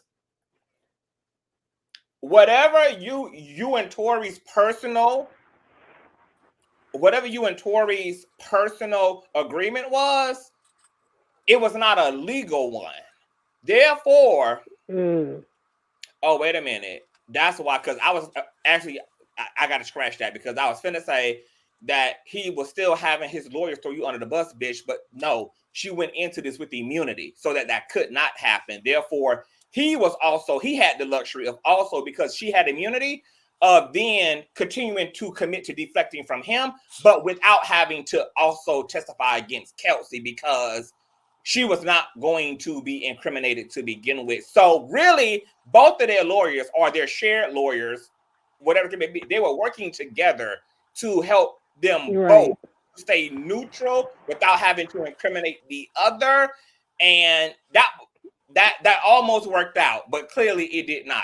Almost. Because it almost did. Testimony that took shit all the way off the Hollywood hills, because he was actually their witness. He was Tory Lanez' witness. He ended up getting on the damn stand and having an honest perception and recall of the damn night. And baby, it was over before it ever began. What Sean Kelly asked had done court system and had to push on out the double door. I would have had to beat the hell out of Sean Kelly if I was Tory Lanez. He would have had to you're gonna have to see me outside. You're gonna have to give me my fair one, nigga. That's fucked up. I could definitely see him doing that. Absolutely. Arumas and T, welcome to the platform, boo. What are your thoughts about the goings on? Hey, everybody. Hey. I hit the link to come up and talk about girl code, because I really don't understand personally why Kelsey did this interview. Like, I really don't understand. She was still pussy popping, and just was a waste of time. I didn't even bother watching it, because I don't know. I just had that feeling she was not going to keep it all the way a buck. So, it's whatever. But in regards to girl code, to me, girl code is an extension of a sisterhood. It's just like, what standards you set in your sisterhood. And I do feel like Meg, like, definitely, dropped the ball or whatever. They both actually dropped the ball. So that lets me know that their sisterhood was not 100% authentic.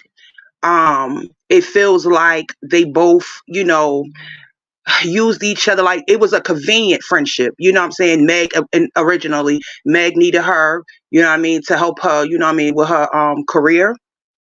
And for me, I think Kelsey was there along for the ride for the accolades, but she didn't have a full professional mindset. But it just seems like neither one of them were literally 100% true to this girl code. Their friendship was not a true sisterhood, because there's just some things that are like, you just don't do. I could never fool with a female, call her my friend, even just like hang out, like casually with someone that I couldn't trust. Like, if I don't care if it's a cat, a dog, or whatever, like we're not sharing. If I see a guy, and I've had this happen where guys have tried to talk to me that tried to talk to someone that I was close to, right? And then if that person wasn't interested and I wasn't interested, then they moved on to someone else. And I would let everybody know, like, no, he tried to talk to me. And any female that got offended, like thought I was hating or something like that, I'm looking at you sideways, because why would you think I'm hating? I'm trying to let you know that someone has literally gone through the circle trying. So it's like, there's no genuineness there that this person is really into. They, they only interested in out of what they can get from you. You know what I mean? And they're going to move it along. I find that a lot of people that do stuff like that, they, they have no genuine intentions for you. You know what I mean? Well, let's say they have no good intentions for you other than to misuse you. And so when I see women, because women do this a lot, when I see women that allow a guy to come in between them, that lets me know that your friendship really was not a sisterhood. It was just something of convenience. And you know what I mean? Any opportunity that would have came, you was going to drop the ball when it came to our so-called friendship. So to me, that girl code is not juvenile to me, because that's just the standard of what our sisterhood, like what we will do, what we will not do. You know what I mean? Like almost like a contract of sorts of what we're going to do and what we're not going to do when it comes to each other. And that is needed. That's all a part of communication. You know what I mean? That's needed. It's basically the rules of the house. Every house got rules. And it's needed because if you don't set the standard for how you want people to treat you, you're going to get these type of things. I think that there's a great possibility that her and Meg had some sexual relationships with each other, and that caused a lot of blurred lines. I think also because most chicks from the hood, being one myself, most chicks from the hood have a mentality that does not always come off or show their integrity. It actually shows that they lack integrity. They lack emotional intelligence, and they lack empathy for one another, which is a huge like epidemic amongst Black women, where we don't we don't have empathy for each other. We don't offer each other grace. You know what I mean? We just like super just want to one up each other. You know what I mean? Like the jealousy, the venom, it's like it's a epidemic. And it's so far out of hand, because what would it have hurt Kelsey? Think about this. Although what Meg did was wrong, Meg could have literally been unalive. What would it have hurt Kelsey to have empathy on the fact that this person, yes, they did something that offended you, right? Hurt your feelings. We ain't gonna disrecognize that, but what was done to her was more egregious than your feelings being hurt, and you still out here to this day pussy popping. But you want the general public to have empathy for you and understanding for you and compassion for you, but you can't even offer it to someone that you called a friend. That's why I don't think that's what it's about. And That's the the same very thing goes, reason. but listen, the same thing goes for Meg. Because if I'm gonna keep it a buck, same thing goes for Meg. Because yes, your situation was more severe. However, you hurt your so-called friend. So even if you don't publicly do it, why have you not? That we don't know, but I doubt it. But why haven't you tried to make amends? Y'all don't never have to be friends again, because I understand there's a certain level of trust that has been broken that I believe probably could never be mended again. But why can't you like also go to this woman? Because clearly she's not mature enough. Why can't you?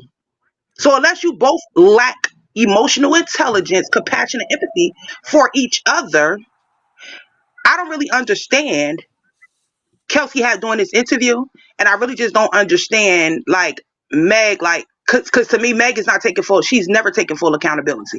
Although I stood with Meg because what was done to her ultimately was wrong, but she still had the only thing that I see her take accountability for was saying that she told a lie from the beginning by not telling the truth about what happens. But no, you have to look in yourself. That's why I'm mad that Iyanla ain't out here no more fixing people's lives, because they both need Iyanla. Truthfully, They do. I would love to see them on an episode. I would love for them to get Iyanla in this, because it definitely is going to take a Iyanla to fix this, because it's masculine and feminine energy all tangled up into each other. Like, I empathize with Megan being traumatized from the incident, and I also understand her needing time.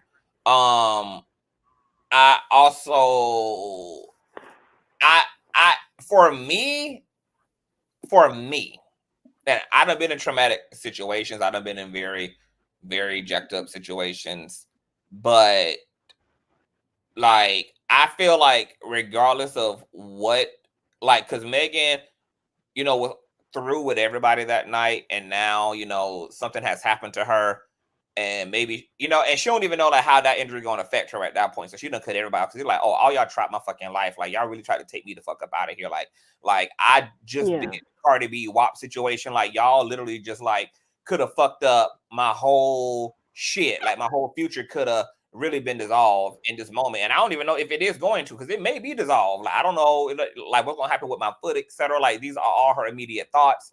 However, once, and apparently she was drunk. Once I would have came to the realization that And I don't even know how soon it was that Megan understood this. I don't know how long it took her to realize or to understand that Kelsey fought off your shooter, even after learning that you betrayed her, even after learning that you broke girl code. She got her ass in that vehicle. She made that SUV jump and twerk.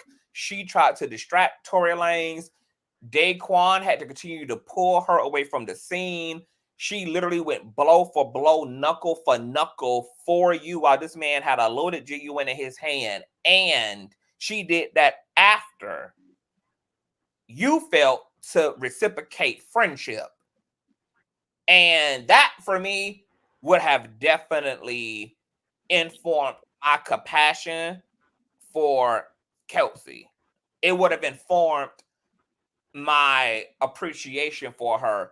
That would have been able to referee the other feelings that I was maybe feeling about how she handled things that night. Because I can understand in Megan's brain, she also was just like, girl, you a fucking idiot. Like, if you don't even give a fuck about the nigga to begin with, what really importance is it whether I communicate to you about a nigga that we both have decided is disposable? And if you okay with us running through niggas because that's just how we see niggas, what I need to even tell you for? Because ain't that's the whole point of us having a shared philosophy about niggas?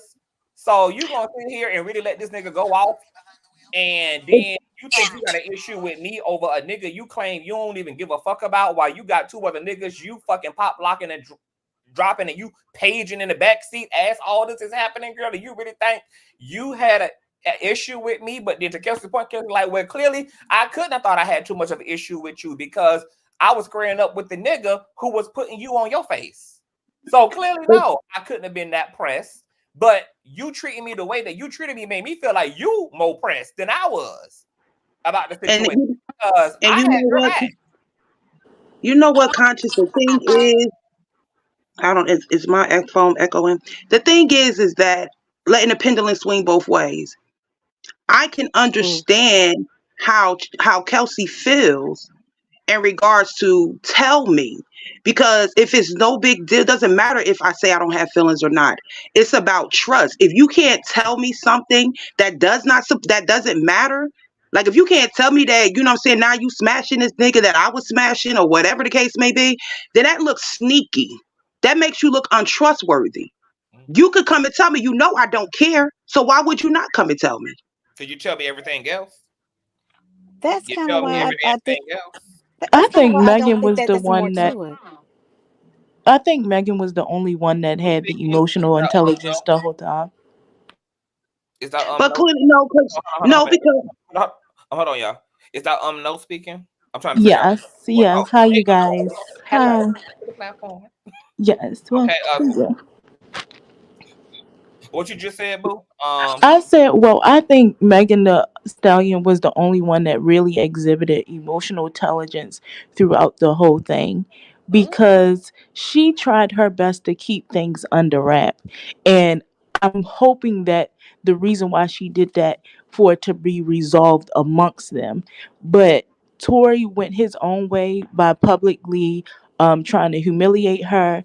And to my knowledge, Megan paid for Kelsey's ticket back to Houston during the whole ordeal, or had her rent and paid for exactly, and for a year. And Megan was, with all the stuff that she went through, and she might have even called her and said, "Hey, I'm about to go live, and I'm about to address this shit. Do you want me to include you in me addressing this shit?" And Kelsey said yes. And Megan did just that. She said, "Look, Kelsey did not shoot me.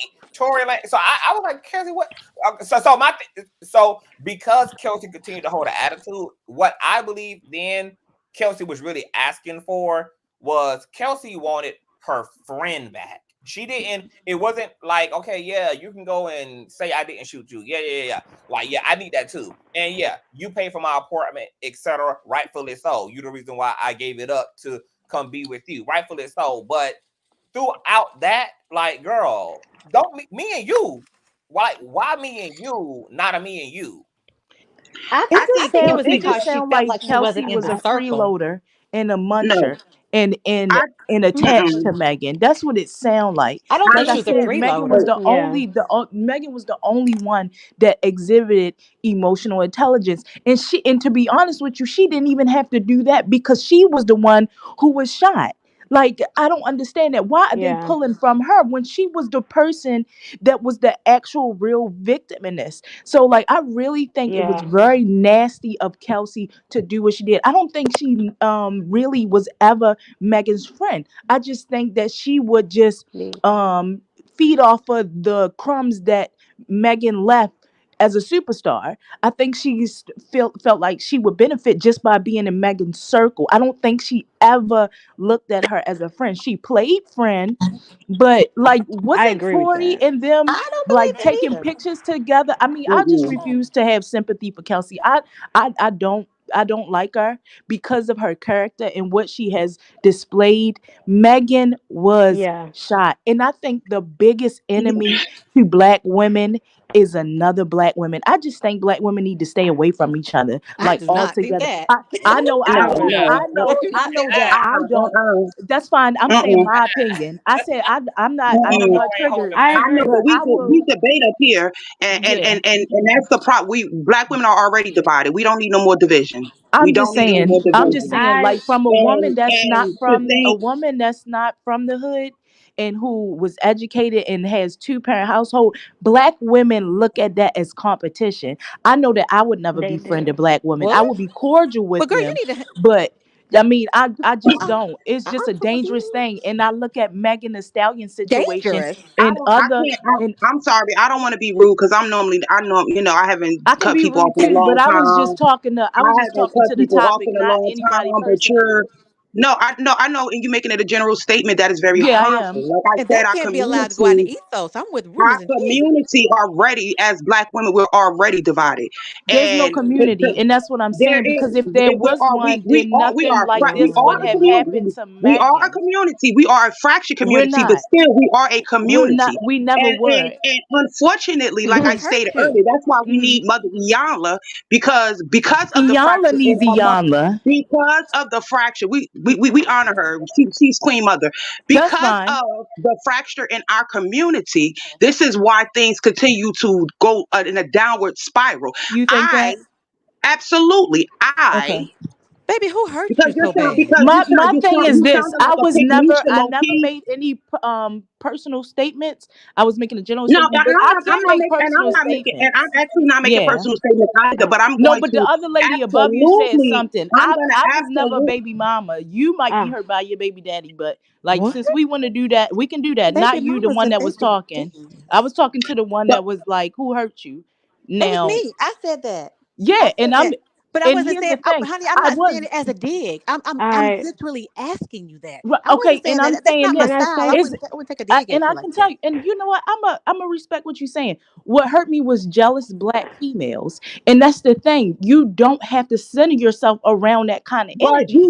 If they are, if you but are you do know where fatherless, if you do are you look, fatherless, if you are a baby mama, I don't owe you healing. I don't owe you Huh? sympathy, and I don't think Megan Thee Stallion owes Kelsey so you sympathy. grew up in a because one of your flexes as a I don't know talking what you point, mean by right? flex. Can you speak I'm English? telling you, I am speaking English. Flex is an English word. Okay. The things that you chose as speaking point as a flex. Mm-hmm. You believe that caused you to grow up thinking that black Mm-hmm. women shouldn't have strong sisterhoods, Absolutely. that You we should should have stay away sisterhood from with each your other. family, your mom, and your siblings, but not outside women. You don't know what kind of garbage they are bringing in. Would you tell us to Megan Thee Stallion and she was shot? Would Do you you say, have "Oh, any who hurt brothers? you?" She'll say Kelsey. Ma'am, do you She'll have any I say, brothers? think, I, say that again. and I think it is. I I was think it asking, is do you have fair. any brothers? I do have Hold brothers. on, Okay, Yes, are they Andrea. married? yes, they're married. Did they And marry black women? my dad and my mom are still married. Did they marry black women?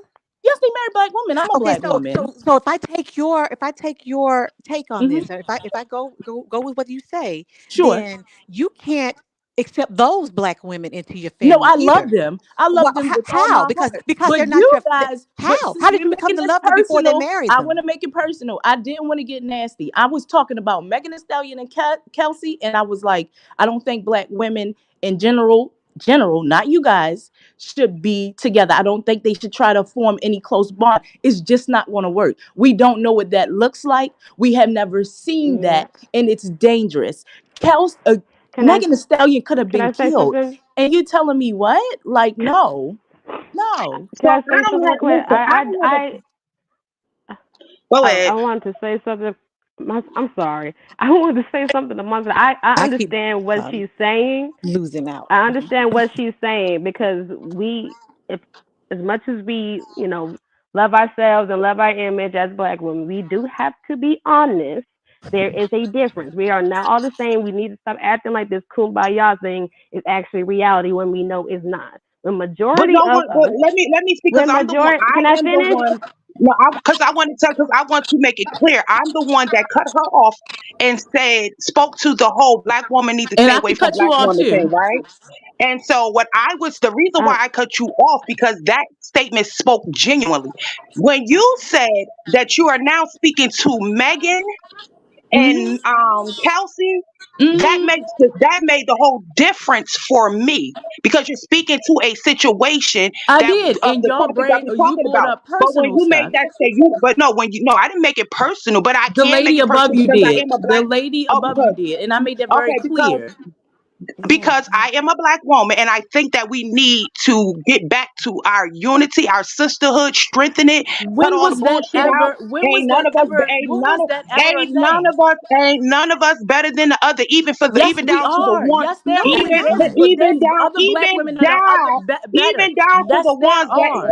even down to We're the not ones the that are same. down in the gutter, No, because you down never in the know gutter where need you're to going to end up stay in in life. the gutter. Coming from a two Kelsey parent, needs to stay in the gutter. home, parents that's been married, I don't give a damn if it's been 90 See, years, does I not find it make you not a funny. I broken find it person. funny. I find it funny because the women that are saying we should be sisterhood are the ones that perpetuate this stuff and What? Perpetuate pull on the what? ones that are better than Perpetuate them. what? What? Perpetuate what? The violence against Unity? black women. You're The absolutely Violence. violence right. I against perpetuate black unity. I women. perpetuate This healing. Why would I no, you not don't. want our community to What does heal? it mean to Why would heal? I What not does want it us to mean to be heal? together? What Because does it mean to divided, we heal? ain't doing What shit. does it mean Divided, to we ain't heal? moving shit. Divided, What we what ain't what prospering. We no ain't black women, prospering. I feel like. intelligent black Can I women, say something? Conscious. I believe she's trolling. I talented black believe she came women up here need to to blow stay up away this from panel. gutter hood black women. That's what it is. That's what it I needs to be. I'm gonna They need to say. stay away Okay, from so it. hold on, y'all. I want to offer just a I'm little. gonna. Can we hold on, y'all?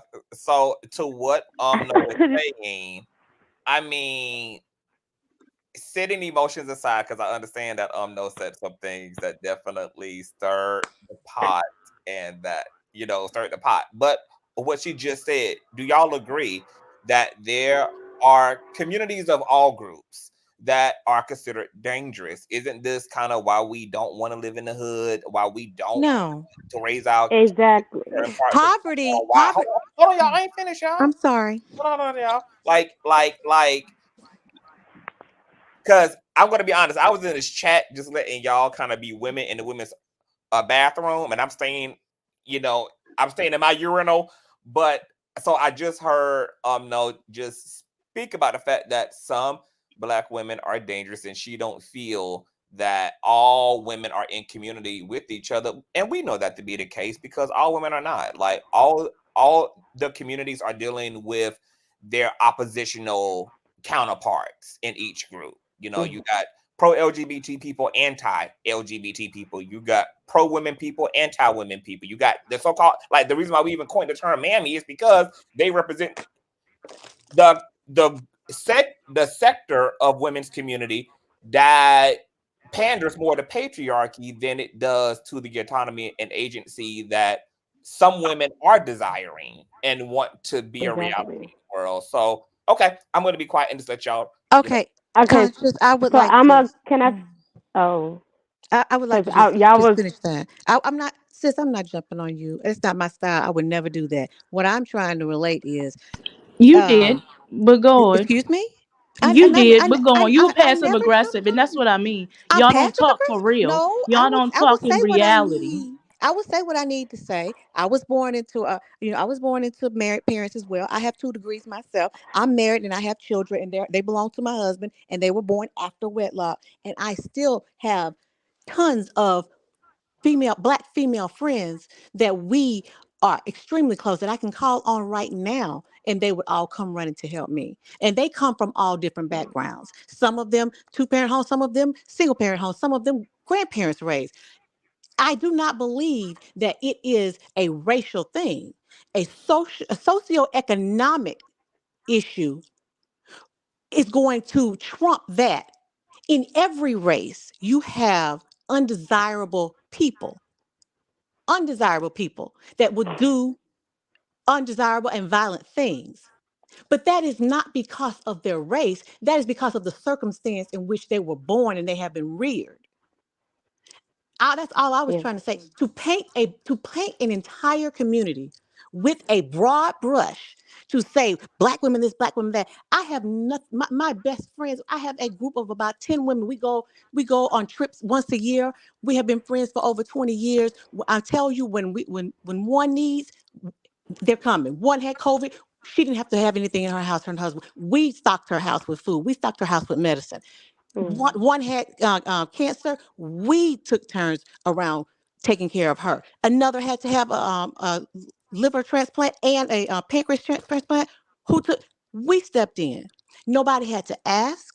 Nobody had to tell us to put aside differences. Nobody had to say, "Well, you don't really care." We jumped in and we did it because we are black women who love each other. This is a black woman thing. I've never in my life seen a group of women outside of the black Man, community act so disgusting towards each other. They are being I You're so the only one up there dishonest acting right now. disgusting, though. That's I what I don't can So understand. I'm I can telling you I the truth. You're I the never only one said up there acting anything. I I didn't disgusting. never can said anything derogatory I just Yes, you because I have. You said disagree with multiple you.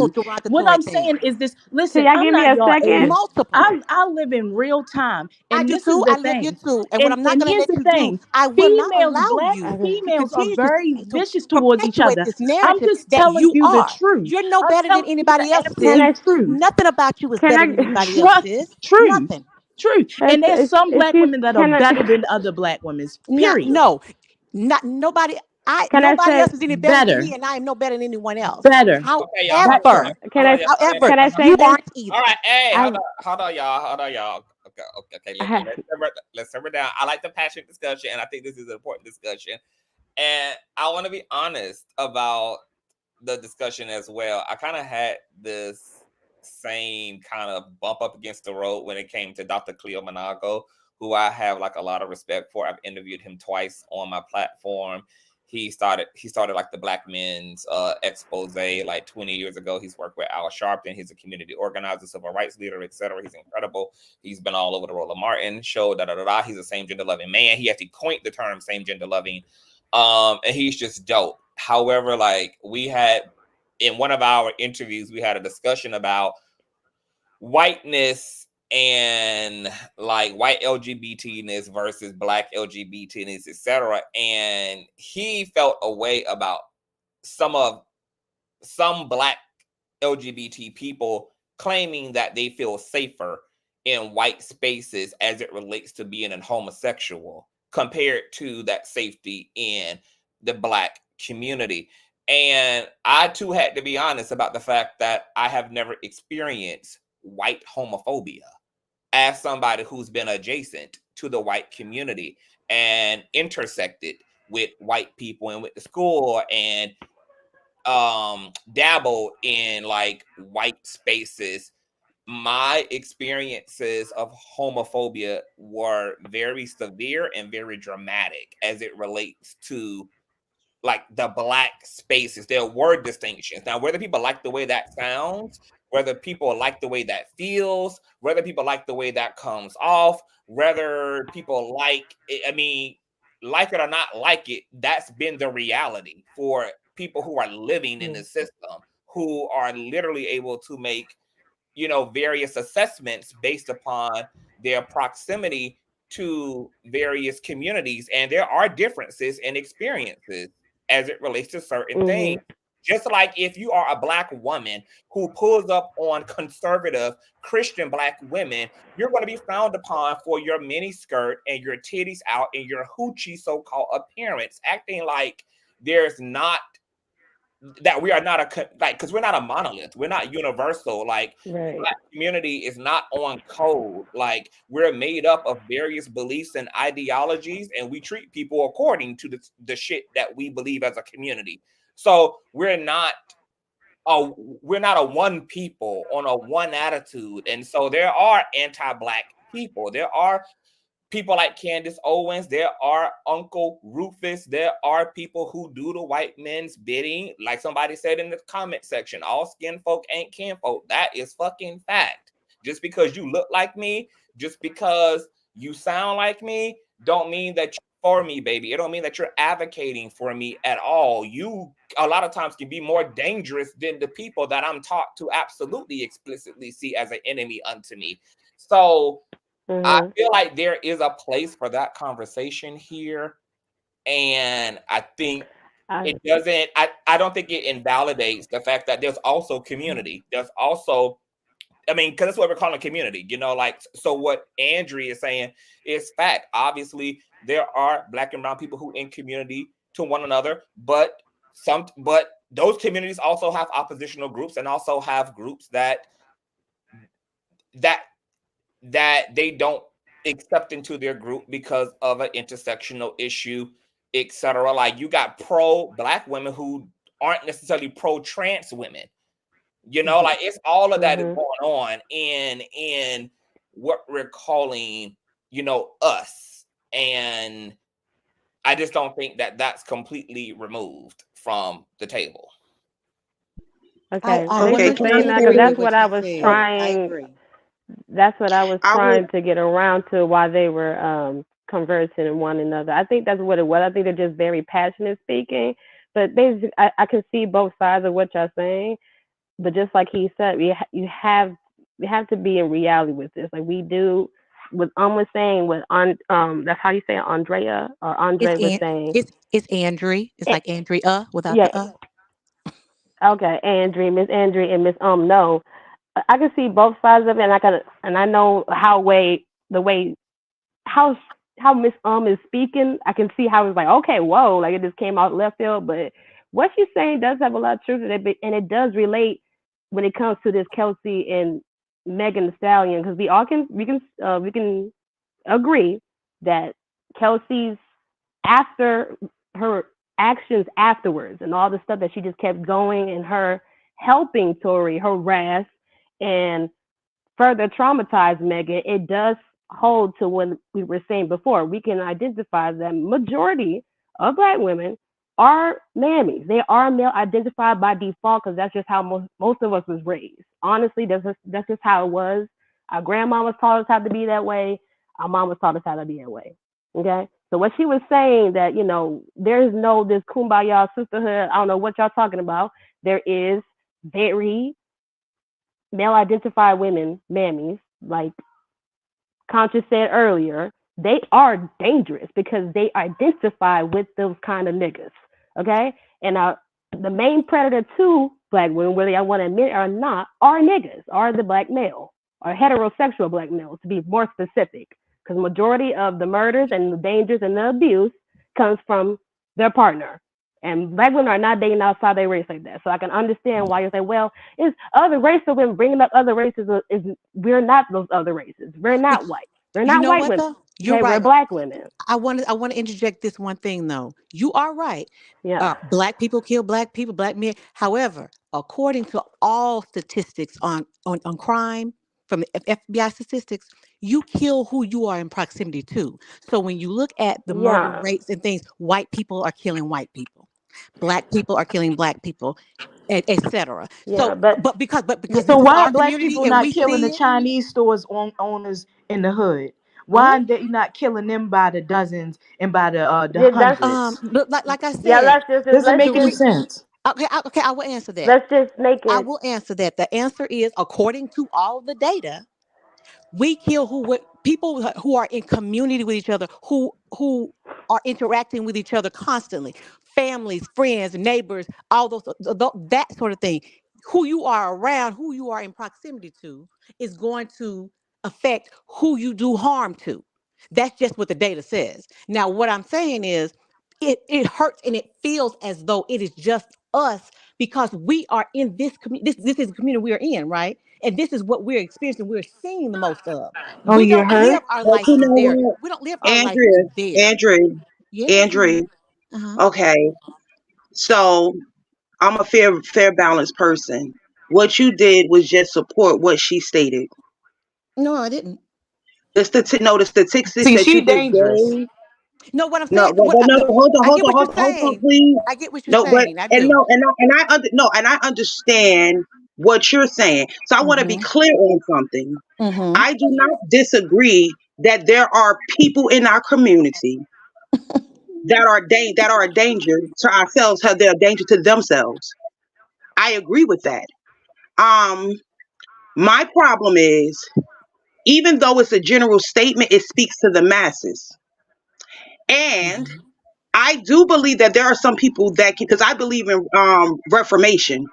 I believe there are people that lack the knowledge because, as I don't know which one of you ladies said it, we learned it from our mamas, our grandmamas, and whoever else that we had access that had an influence on our lives.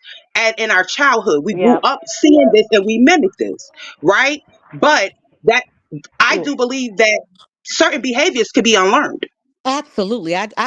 You know, And we've that's gotten up the here and reason talked why about I that. feel like, yes, of course, you have to, if you're going to choose to deal with someone that you know that is a pick Misha, a mammy, you have to prepare Mhm. yourself so that that energy does not transform onto you, because you know, pay attention to the patterns, give the information, and move on.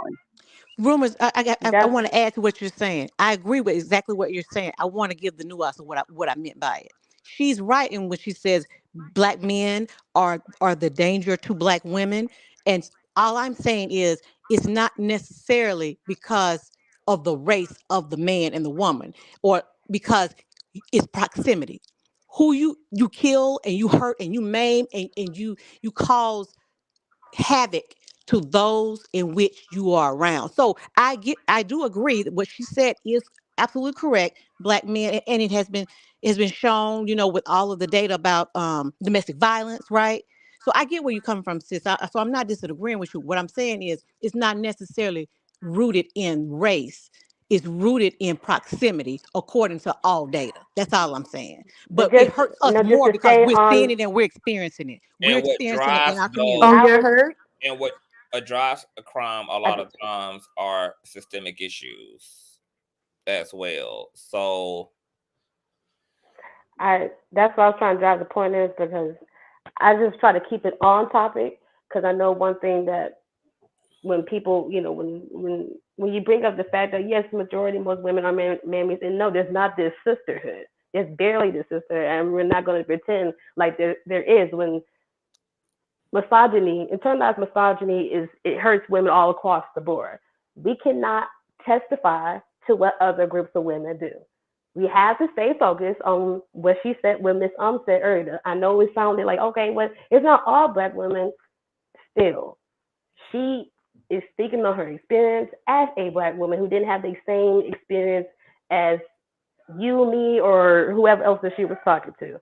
It was strictly about her experience as a black woman. We can only speak on that. I cannot speak about what Mexican women do, white women do, biracial women do. We can only speak on ours. That's what you say can't say it's race driven. We cannot speak about other reasons of what they do. We Exactly. That's can't. all I'm saying. That's all I'm saying. We What can't. you just said, I'm But agreeing I with did. you. I did because I Yeah, spent time she did. around white women, and white women don't act like that. A They don't. lie. They don't vicious. Excuse me. I let you talk. Not say anything, goofy. I, And Goofy. white women, oh, white oh, whoa, women don't whoa, sit in whoa. Goofy. circles. White women don't sit in circles and attack each other's Yes, they do. complexions. They don't check each other's hair textures. They are not the one behind the keyboards, viciously attacking them. And not only that, when it comes to black women, and sometimes black women play victim and they say the black man did this and the black man did that. But when you tell them to leave that black man, then they want to say, well, they look at you Not as the all. enemy. Majority, I would say like 99.0% Yeah, that's why I said of black My God. that. females would do that, That's why I said What majority. especially do when it we? comes to Okay, generations, because can I ask you a the question fact now? No, that, hold on, you what's your made your name? statements. I'm not answering questions. I want to make my statements. The No, thing what you about want it to do is is that black filibuster with a bunch women, of Ooh, lies, and you want to black denigrate women, a This bunch of black women, women, and we're not going to sit black here and let you women. do it, sis. that's You Your mad? experiences hey. with black Girl. women Who are are you are to tell me colored to Let by say how I nothing you gotta go to you? into those I said experiences, the I'm way speaking you to the think, let the me way collective, you but okay, what I'm comprehend. ladies, saying is ladies, That's ladies, why. generally. ladies, ladies, You must be ladies. one of Can those we talk black one women at I'm a Andre. talking No, time? I to. want a Let successful black Yeah, there woman Okay, who's you gonna go. can The believe we you and hood she's please? is gonna coming play. out. The Even hood is though, coming let out. listen, her y'all, let's That's speak. talk what I one at a mean. time. That's what I mean. Now let me finish my Talk statement. one at a time. I was saying that black women, the good black women that want to see the best in us are the ones that are trampled on. And I believe You don't want to see the wholeheartedly, best in us, I believe believe you us, girl, sitting here bye. But denigrating like us. I So said, you I can't miss speak on that. I Hey, have You no can't speak on patience. that. I hold have on, no y'all. this patience and Hold on, y'all. tolerance Hold for Andre. hood chicks. I on. don't. Hey, hold on, y'all. I want. Let's definitely try to talk one at a time and let everybody complete. Black women that are happy, black women that want the best for themselves and other people, they are the ones that are trampled on. When they try to help black women that are suffering and struggling from their own internalized either misogynoir, either being abused by men or even their own mothers, they somehow lash out on them. This is a true thing. I've ran into 3 black women that are male identified, and will, if you tell them to get out of those sticky situations, they'll look at you as the enemy. And that's the majority of black women. White women don't function like that. I've been around them long enough, the 2 groups, to see that white women, they don't even have time to bash and berate the women in their community because they're doing something productive. Why that girl named Kelsey did that to Megan is because of out of jealousy, out of envy, and the fact that she didn't have talent herself. And a lot of black women exhibit the same kind of behavior that Kelsey did. And I'll land there. Okay, and I will pick it back off that right quick. What you're saying entirely is I would say that it is factual because that's what I was trying to say in a more calmer tone, in a more reasonable tone earlier. That we cannot sit here and act like that is not the reality. You cannot have a majority of women who are male identified and then say majority of us are not like that.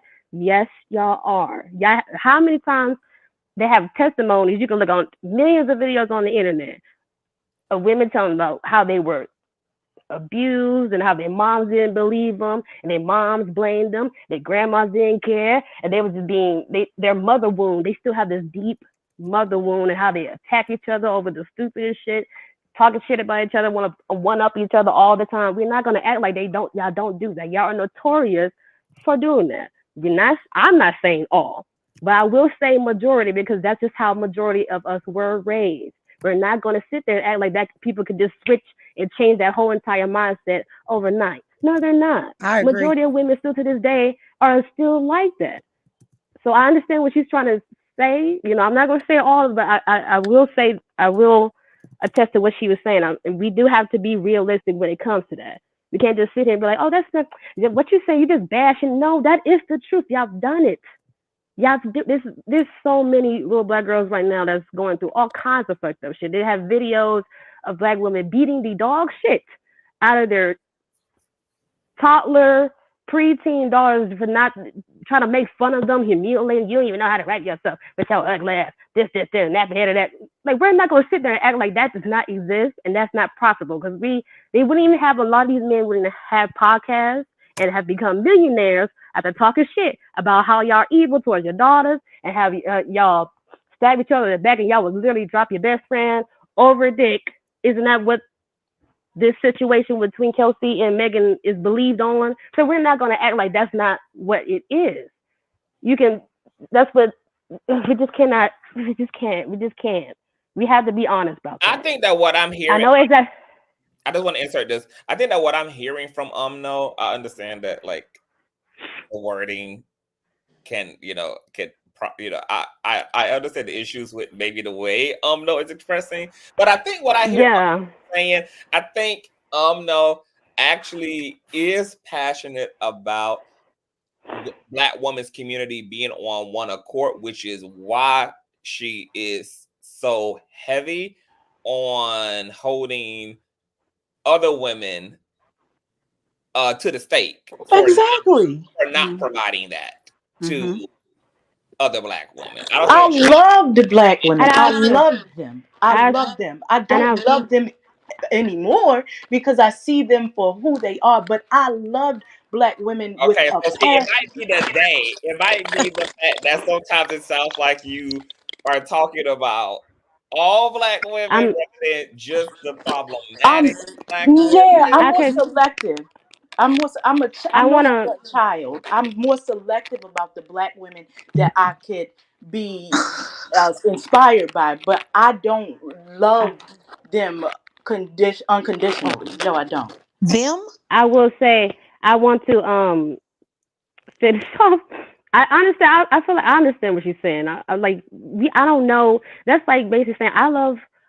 Basically, what she's saying, like accepting all Black women and all the things they've done, when we know that's not even realistic. Men don't even do that when it comes to each other. Okay, they have their own hierarchies. Like, man, I don't know that nigga. Like, bro, I don't know what the fuck you got going on. I don't love him. I don't know him. What you talking about? But they will band together But over some fuck shit. We know that. But but now, what I want to say is, but when she came, there is statistics, there is facts about comparing when it comes to, I guess you could say, we do not have, Black women do not have the same stats to other races of women. If you want to be honest, we have it worse. Okay, so there is a science to it. No, other races of women are not doing the exact and dealing and sticking up and standing for the same shit that Black women are sticking up for. That's also is correct. That's the main reason why they say that Black women are a double minority, because how the way we were raised and how we just have it overall systematically in the world that we're born in. So that's another thing. No, white women do not stick into abusive relationships and band it together and protect predators the same amount or the same percentage as Black women do. That is a fact. Okay, No, that's not wrong. That's Well, not for across me, the I have can I I board. say this? That is, I can have I to they're finish? about to For disagree. attack me, you. I have to I disagree can. with that oh, I because I thought you was grew finished up. because everybody's going to go. I'm sorry. I was. I was. I I'm was. sorry. I'm But so she said sorry. she had something to say to it. No, You can go ahead. It's no. It's no problem. thank you. All I was saying was I grew up in the country, in Mississippi, in the country. So I grew up around nothing but white people. Of course, I had my own community. So I'm going to tell you that's not true.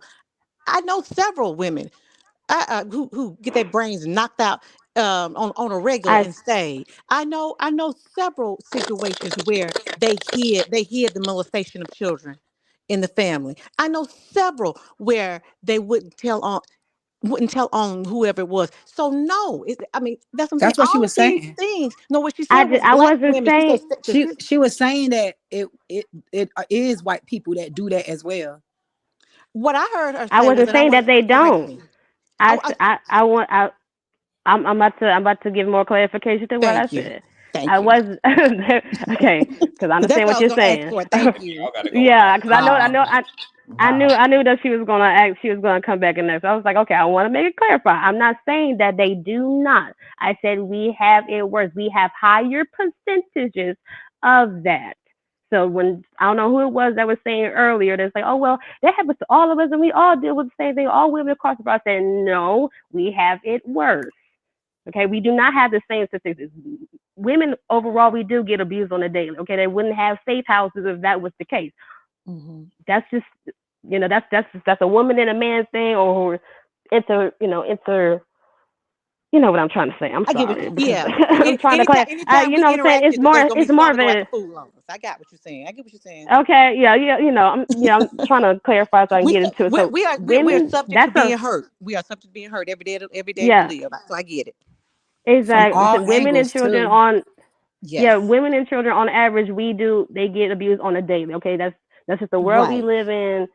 You know what I'm saying? But when she said, when somebody, I don't know who it was, saying that, oh, it happens to all of us, I was like, no, black But I women would like to say, do like, get because I killed want to off look it up more. and They read do it. get killed.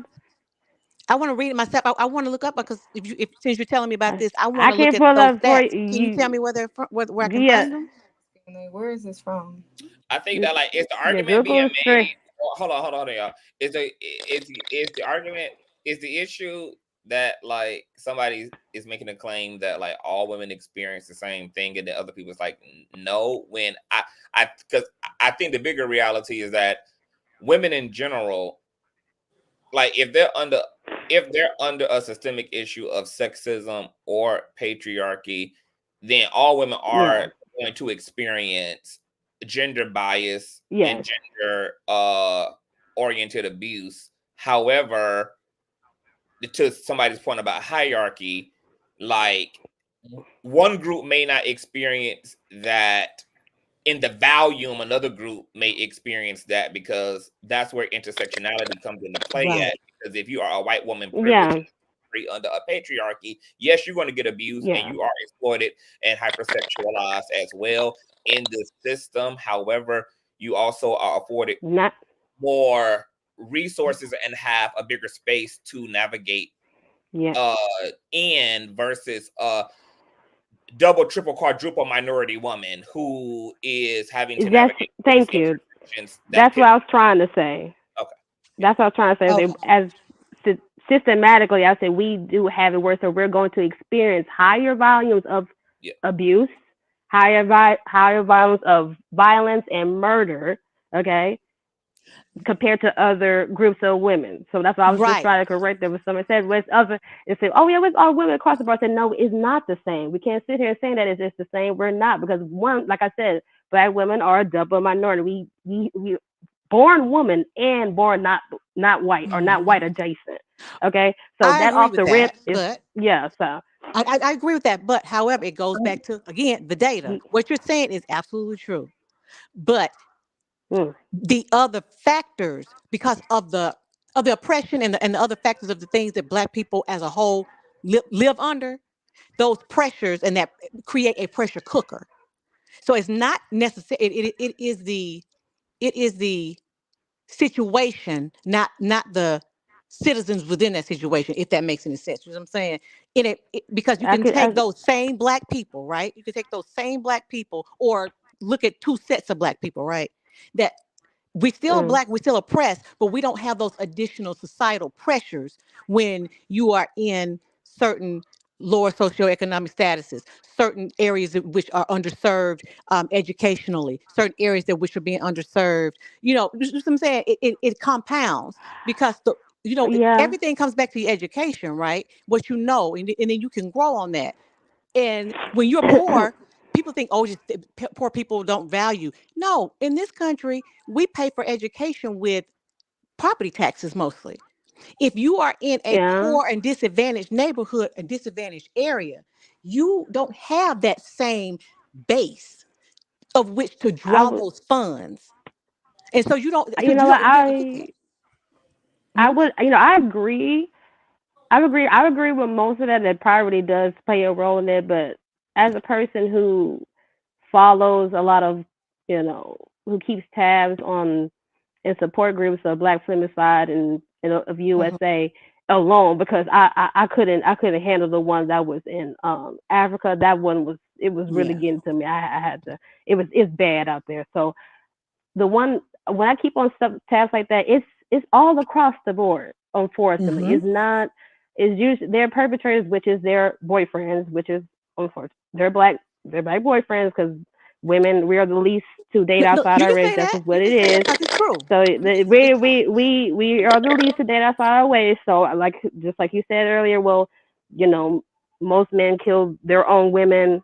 Okay, No, so black people with kill. that being said, Yeah, so black people people, kill black people. people, White people I kill was white trying to, people. yeah. So I was just trying. I can only focus on what I identify as. Right. Hmm. So when it comes to that, when you say, oh, well, poverty plays a part, I have seen it's literally 50-50. If you were to go in there and count the thousands of it, it's literally 50-50. Half of them had highly educated. They, they were 6-figure making, and he blew her brains out over a text message. It's Maybe in weird. those groups, This but according to the data, that's not so. It's predominantly, according to the I data, it's predominantly in those other. But it happens across the board. I'm here to agree with you, and yes, I have people in my yeah. family that has happened to. So I get it and I sympathize.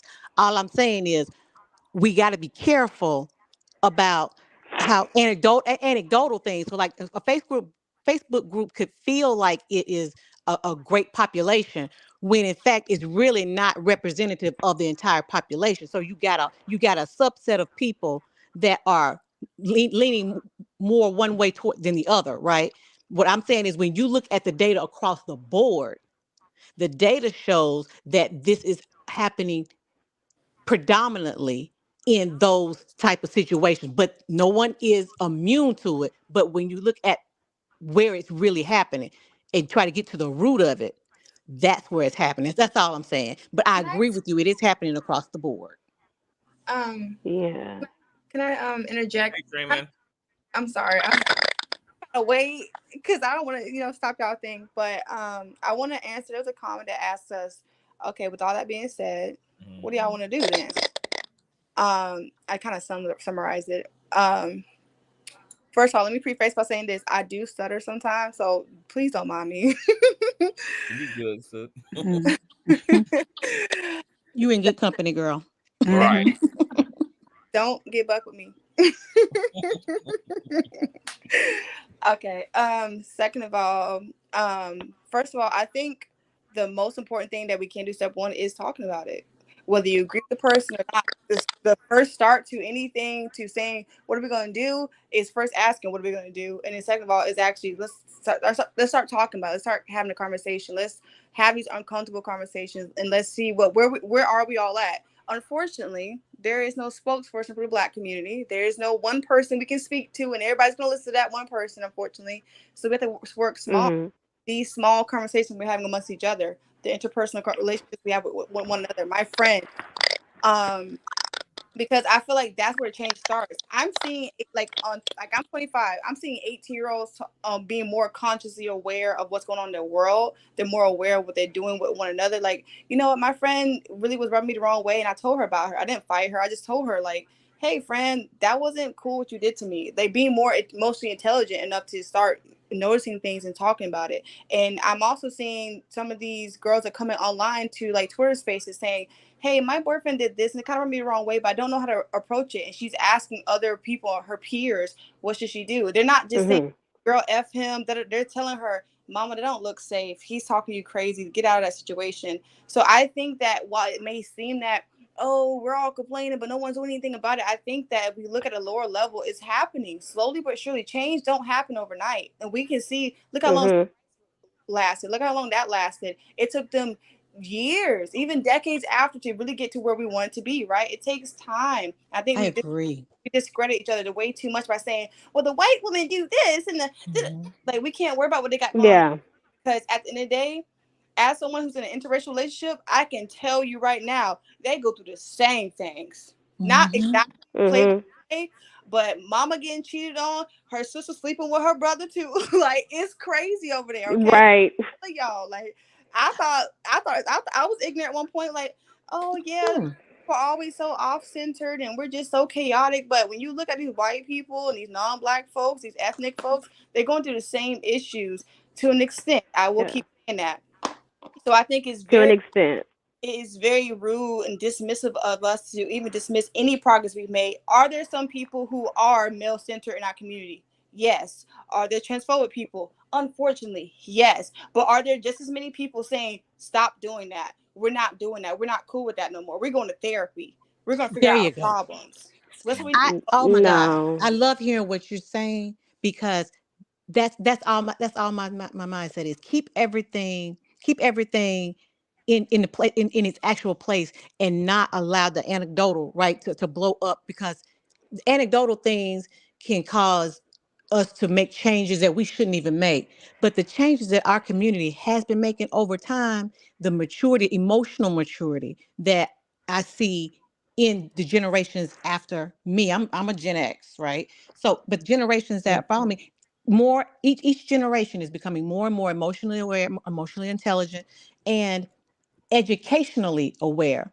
Education is going to pull you out. So each generation has more economic ability to move themselves out of those situations because they have attained more of an education. And that is how the change works. And I know it sounds like, but this people, those people can benefit from those same things too. Like she said, therapy, our mindset towards therapy in the Black community has changed so much over the last couple of decades. I remember a time if you said you were going to therapy, they everybody decided you were crazy, that kind of stuff. But now you have more people pushing you towards therapy, pushing you towards healing Yeah, yourself. And let me I, yeah, I, also. and I I'm agree. glad. Oh, I'm sorry. I'm Oh, somebody was speaking. Dreaming. I'm glad that you said, oh, dreaming. Yeah, dreaming. I'm glad that you said that my generation basically 18, 19, 20 words because I'm 20. Oh, I'm that's glad that you said that Mhm. what was that? My bad. No, that was Andrew. I thought you was talking about dreaming, but that was Andrew who was talking about the generations. No, I commend No, y'all's I was, generation. I do. But No, Dreaming yeah. did I, say Oh, no, Dreaming did say that yeah, I was people. piggybacking off of what Yeah. Dreamy was. Okay. I was piggyback off what Dreamy was saying. Yeah, they got it correct. Yeah. Yeah. So, I'm glad that she said that my generation we're pushing towards to be more aware of not Mm. only our everyday interactions but overall that generation's period and what you know was left behind for us to fix. In no way I guess you can understand what I'm trying to say when it comes to our families and our friend groups and our communities that we identify with as a whole. I will say that I am proud that of my generation, even though we can be very hypersensitive to a lot of things around us, maybe nitpick a little too much, but I can say that I am proud of my generation when it comes to that. Like you just wanted to have a discussion, even though, you know, Baby, majority that's of not times, all we y'all get are shut doing down a right. lot. Y'all got it right in so Yeah, many areas. Y'all got it right in so yeah, many areas. The and fact that you stood in here with this conversation and you allow you and I to realize, no, we're actually we're more agreeing than we aren't agreeing, right? And you stood in it and said, okay, mhm, well, I want to hear you. Okay, I feel like you want to hear me give it, some clarification. Let me give you some more clarification. That's what we need more of. yeah, Because and that's what I'm glad I that I think you're, can, yeah, I think you're getting something from us as well. You get something for us. Like, yeah. don't give up on it because anecdotal things, girl. That's how we got this welfare system we got now, where you can't nobody get welfare and can't nobody get nothing No, it's because feedback. It's feedback. Oh, it's in No's phone. It's feedback in your phone. No, I I'm gonna have to mute. because of like Yeah. anecdotal things, or the so-called welfare queens they made up, right? And all this, so Yeah. they make all these different rules to try to address the subset minority when the majority is over here doing what they need to do and using it for, you know what I'm saying. But they don't, because that usually that subset of that, that anecdotal piece that we see all the time, they're so loud and it's so vile, and you know what I'm saying, it's so it can so turn you off. And all I'm saying is sometimes we have to dial it back and ask ourselves, is this real life or is this the life that I'm seeing right now? Okay, You know to what I'm stay saying? on the topic, like with Megan Thee Stallion or whatever, Mhm. like when it comes to Megan Thee Uh, Stallion and those that have experienced situations like her or even worse, like people like a Destiny Harrison or the Oh, let's talk about Kanika Jenkins, who was also yeah, Mm-hmm. educated around other black right, women, and right. you So know, those women that I'm glad Megan survived. I'm a huge fan of Megan, and they don't owe the black women or the black woman, so-called black woman community reconciliation. If they choose to leave or to venture out or to become a part of a more global community, I commend them. I understand them. And to speak of being dismissive towards somebody, I think is dismissive towards Black women like them who have experienced the worst form of trauma from their own people to say, oh, why don't you just get therapy and it'll be okay? Why don't you just come back to the Black community and just pray it away? I think that is very dismissive.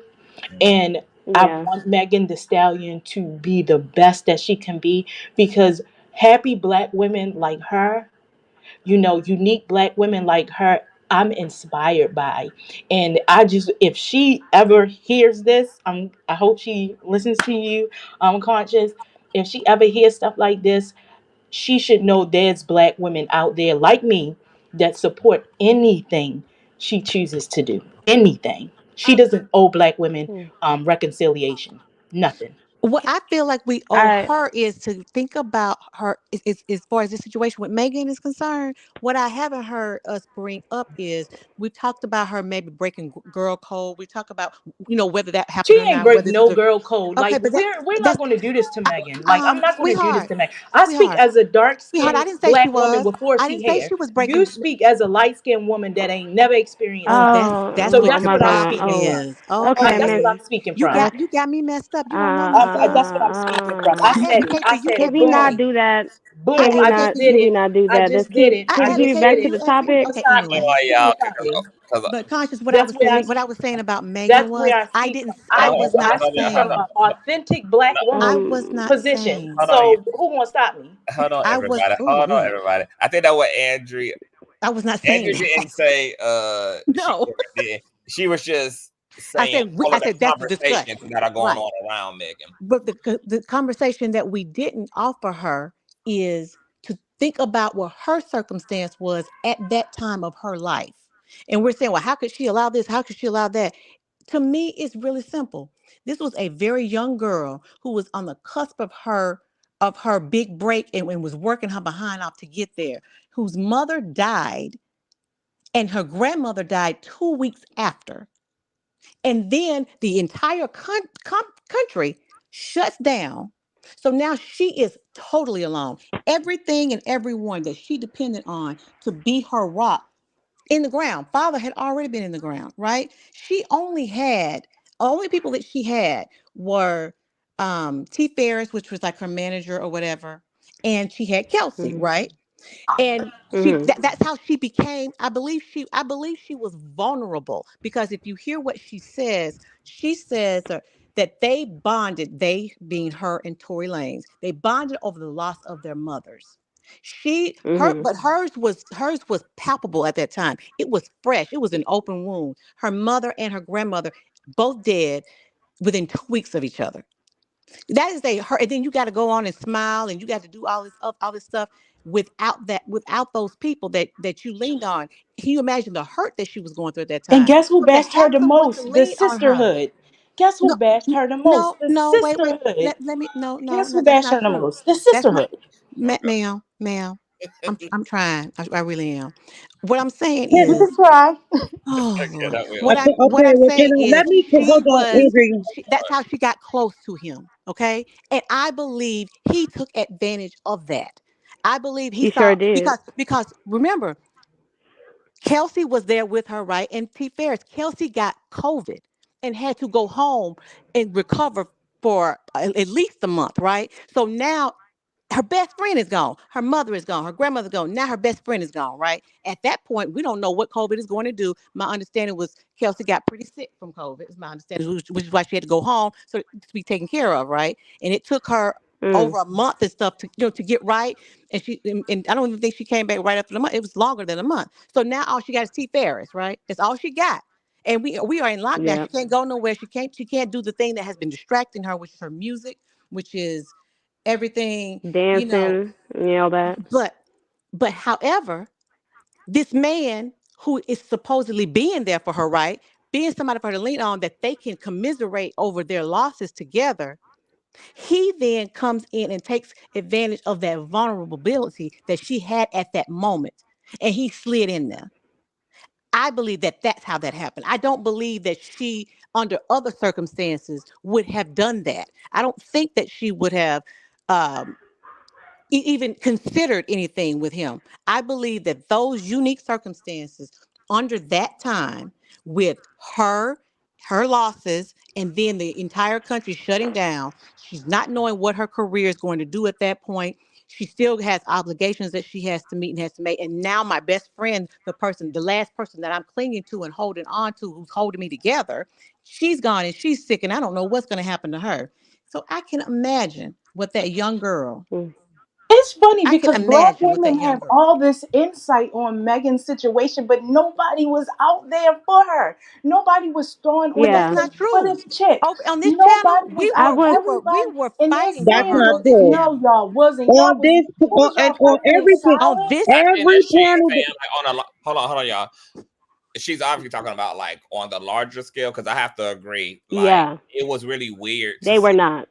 so, Megan so undefended, like publicly. Like I but mean, even that was social media. The real world. hold on, Mhm. y'all. Like I think that what she's just talking about is like the fact that Megan literally had to say "protect me." She literally had to put it on a billboard behind her and say "protect Black women," Mhm. was in response to the fact that she also wasn't having an experience of safety in her own community. She wasn't having an experience of safety amongst women's community herself. Like, and there wasn't, ironically, like people didn't come out speaking and giving her roses until after the trial. Like everybody waited until it was safe to then be like, oh, okay, like love to Megan. But Mm. like during this whole thing, Megan was getting dragged from here to Timbuktu. Yeah, And But it's it was still going on social right Even and now, media. though. Mariana, And it's they And still it told was going her on and right it take the now. time and I out to remember come. and I remember even sitting back like over the years this played out, also like feeling because I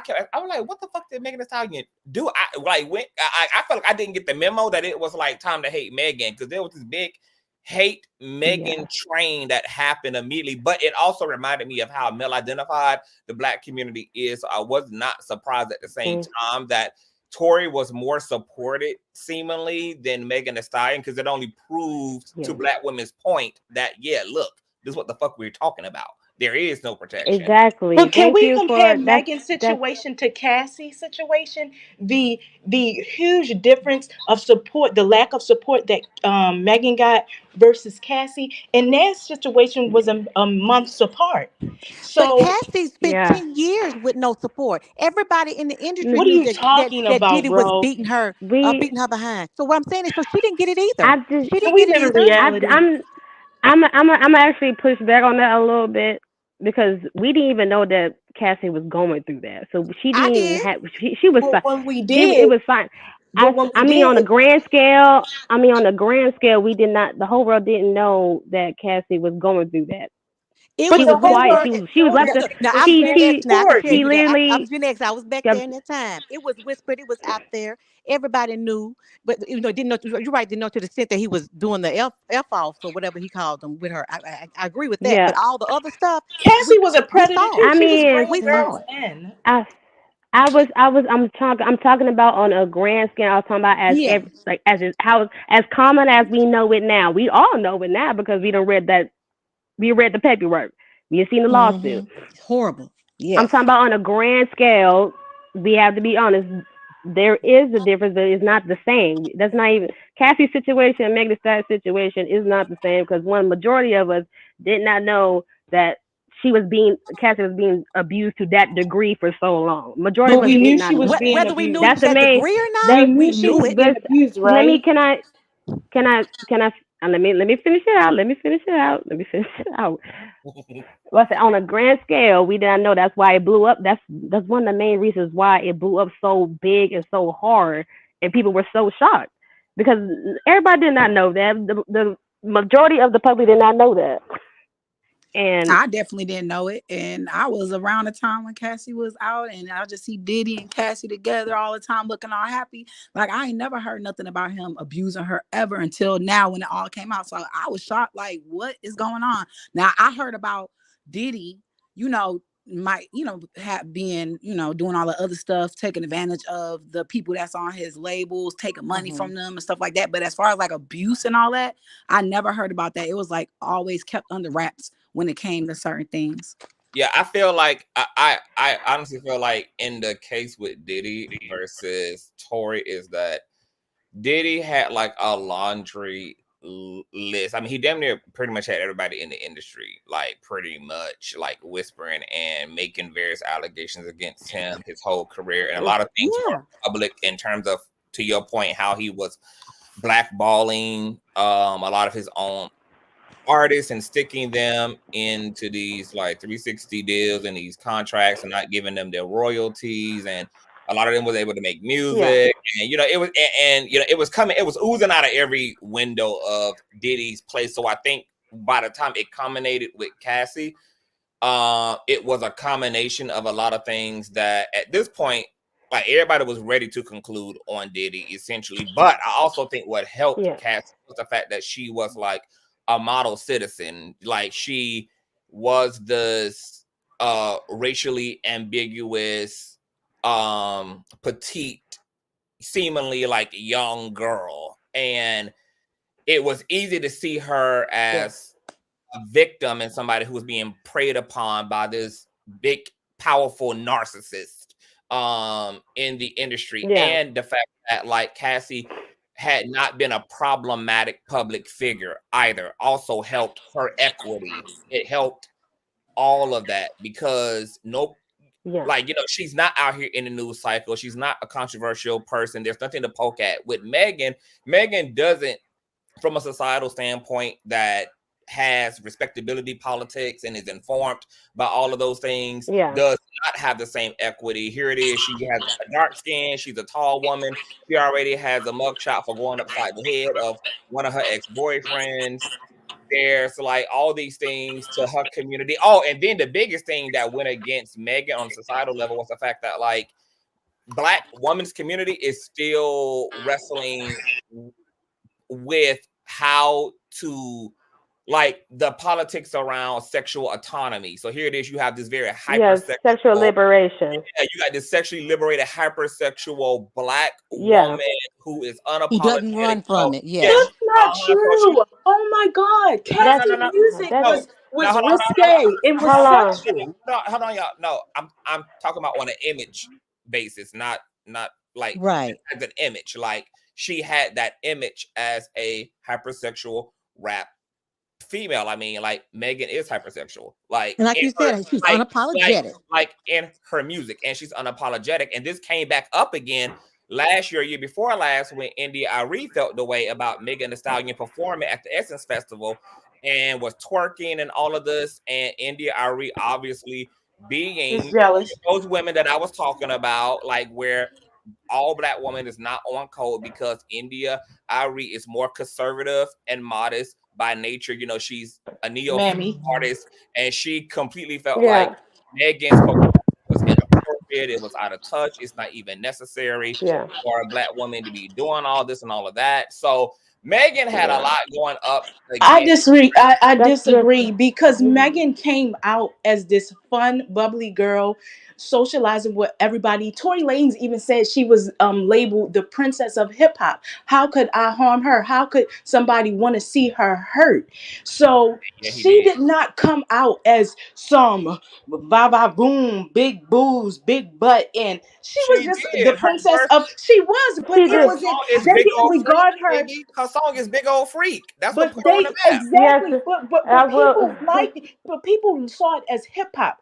They didn't see her as some. People in hip hop, but we're not talking about just the hip hop. She didn't become villainized until the Tory situation. That's what I'm saying. And since we're all adults here and we all looked at this case, how come we couldn't compartmentalize all of that? How come we couldn't say that she's a human being and she got shot, not put all the Megan Thee Stallion? And why can't we just focus on the Megan? Y'all took time to do that with Cassie because Cassie's music was just like, this is like, it happened because the circumstances of it being the community having to choose between a black woman and a black man, Megan lost that because that was the larger underrooted issue in the community with these ideas of patriarchy. Yes. So now that Megan was in a position to be chosen between her and a black man, the community clearly chose the black man. And Exactly. nobody That's what goes. So in the community, That's when what. it's the and black man and the the biracial community woman, like the didn't have an community. and the community didn't have an opportunity to auction Megan off until the circumstances put her in that position. And then that became the ugly reality of the fact that, oh my God, even in the 21st century, us as a community are still supporting these archaic beliefs, and we're still largely not into seeing black women as victims because there is the strong black woman trope that has been Ooh, carried and say it's it. placed a substitute. Oh my gosh, can we And let that go? all this, We know that black women does bleed. not allow, and there's all this shit, or whether it's a colorism, etc., that disallows, especially certain black women, to Yes. to be able to have the same support and resource afforded to them emotionally. So you mean to tell me that Exactly. black women are not intelligent enough to understand that these are caricatures, that these are things that are actually harming them and not helping? You telling me adult black women couldn't step out of that nonsense for 1 second and see that this girl got shot? No, because they like No. to the No, fact that some a of them don't black even know woman any is better. being suffering, Some which of them don't goes to know my any better point, to do that. conscious, which goes to my point, conscious, Everybody because is I ain't not gonna talking to think y'all. that way. Clearly, Which goes sis, to my there are issues with stepping point that outside you of can yourself and looking visibly at a see situation that because you black can't do women it. liken to the fact that another black woman, especially a talented black woman, is suffering. They like it, and they are to their own detriment. That's why I'm saying it goes around to the point that the worst enemy of a black woman, a talented black Are woman, people a like happy you? black woman, is another black Are people woman. like you? Another black woman. Shut up, light skin.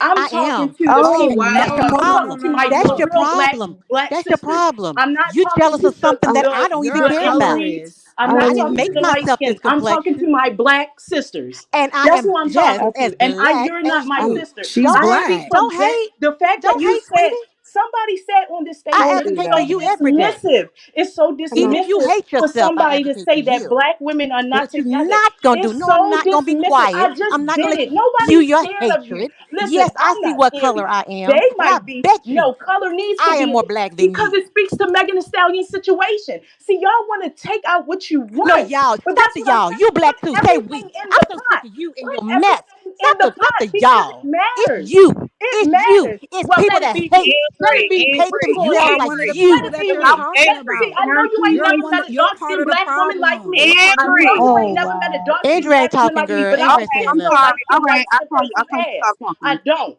I Kevin, know okay, you never met a can dark I skinned woman please? like me, but I'm Can speaking to I Megan's please situation and you're speak? triggered. I'm speaking to my sister Megan because I love Can that I girl to please death. speak? I love that girl to The death. only person triggered here is And see, you. I love Megan, and My I'm gonna presence speak for. I triggered was you, always sweetie. on her side. I don't know about y'all. I was always on her side, and I saw that girl suffering, and no black You woman, ain't saw nothing. no black woman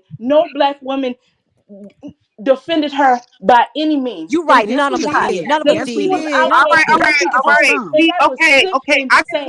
just want to interject in here. I just want to interject in here. Okay.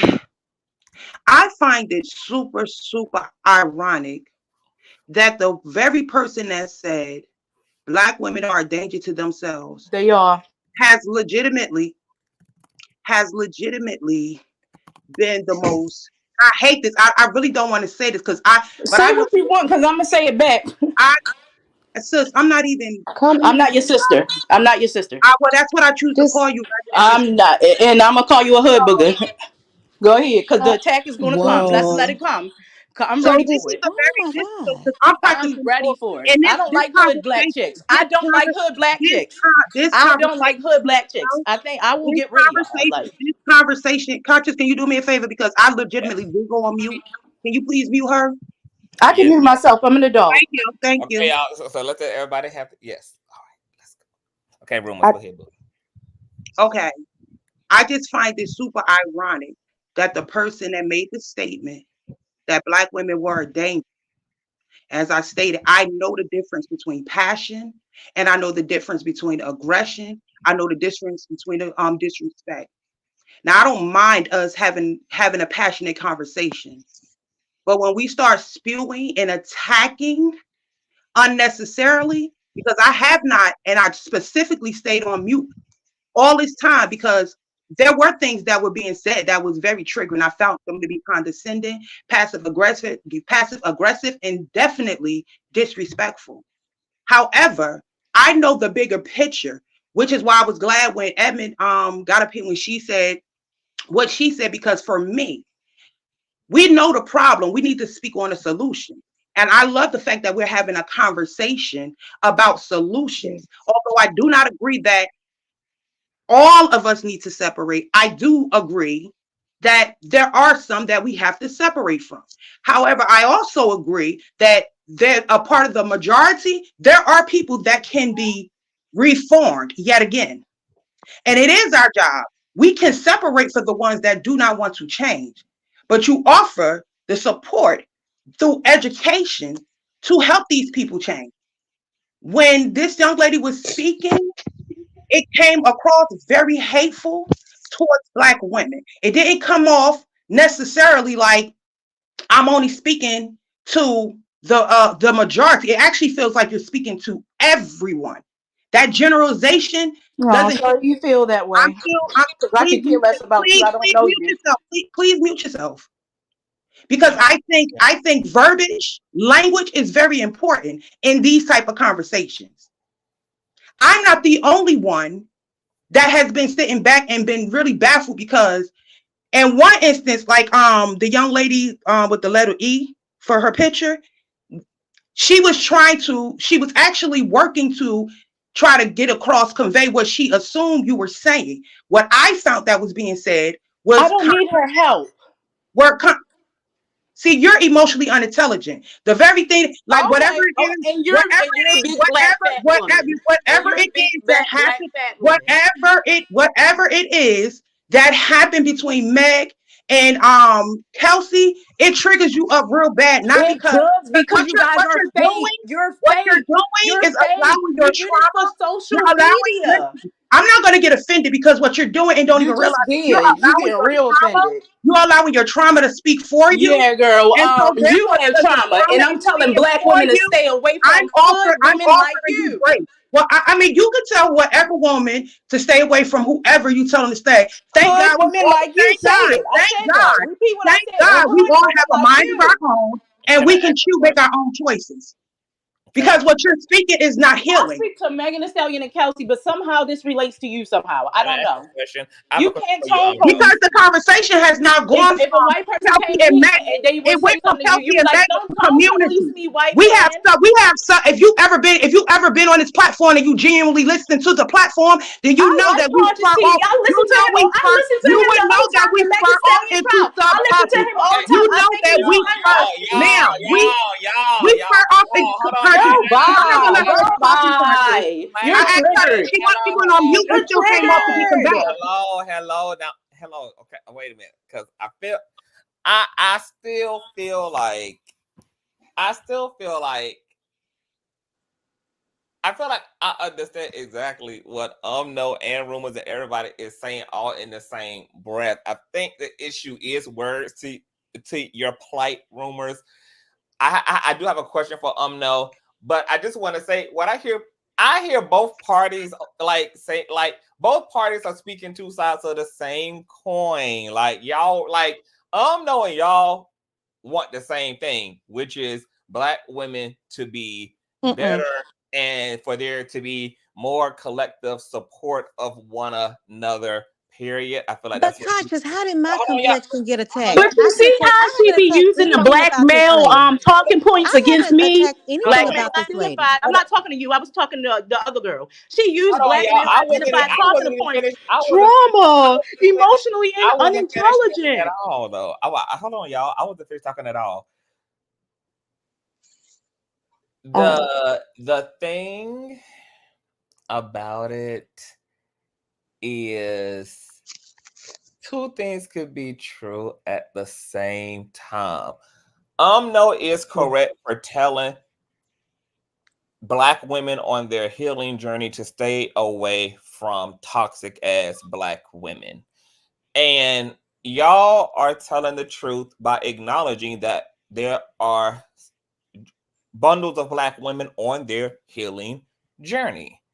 And my question to you, no, is because since you kind of swap in between like they and them and some of them, and nobody knows whether you're talking about the entirety of Black women or just the problematic Black women, is do you like, what does your social circle look like? Are you amongst Black women, or you have completely divested from Black women's community?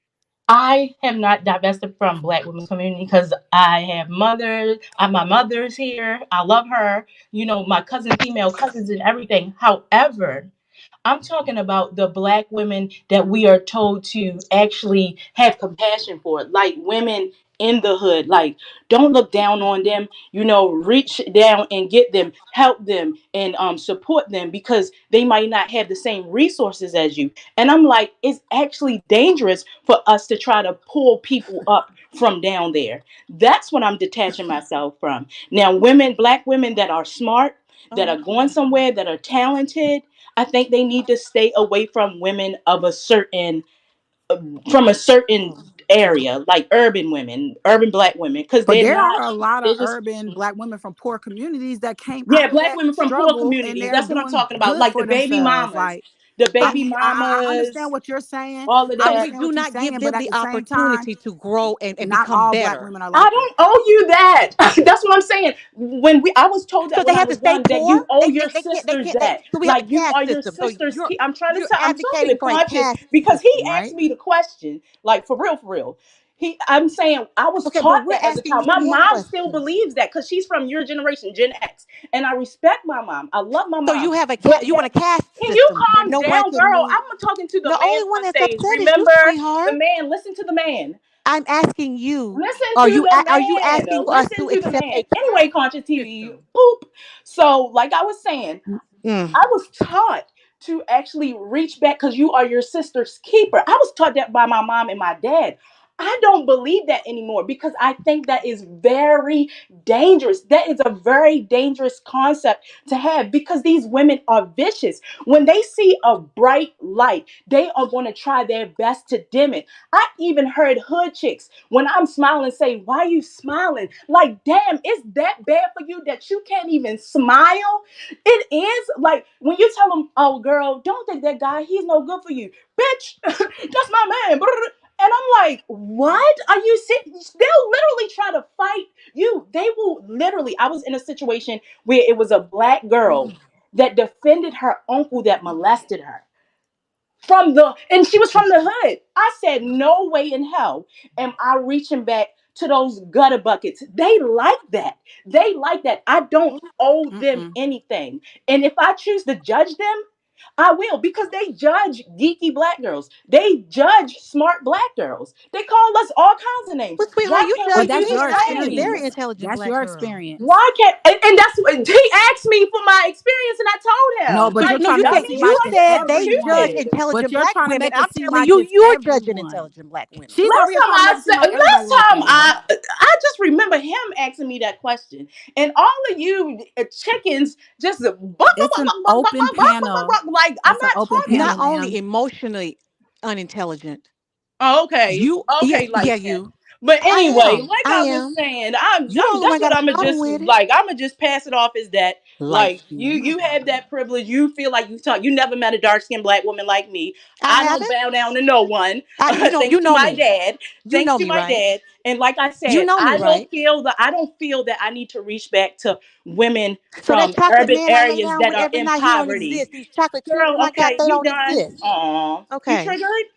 You No, triggered? no, no, but you Were are. you bullied in You are. school? Somebody pulled You your are. hair? Oh, Let me No, get I a can think I? you were But Andrew. bullied. Hey, I anyway, hey, think hey, someone hey, that like I looked was like Andrew. me saying, took your I name. don't like I think was that you. saying, I don't Excuse, think I that was you. just I, sitting here. Excuse I me. don't don't think need you my should. capacity. I don't think that you should be being disrespected right now, Andrew. But I am going to ask you because you've been phenomenal to me tonight. I promise you. No, she hasn't. She's been disrupting what I'm saying the whole time. So I'm gonna do the same I'm thing. talking to Andrew. I'm Conscious not talking TV, to I you don't as care, but you now I'm stated about interrupting conscious. y'all because when I didn't. Conscious asks me a question, So I'm Andrew, we're trying to not gonna, answer, and ladies, all to you the rest guys of the is ladies trying on to the chime panel, in even the ones because you're that male don't agree, identified. right? Because you We're said not you going to can sit up here bogart and and muddy up trample this all over my conversation. This statement.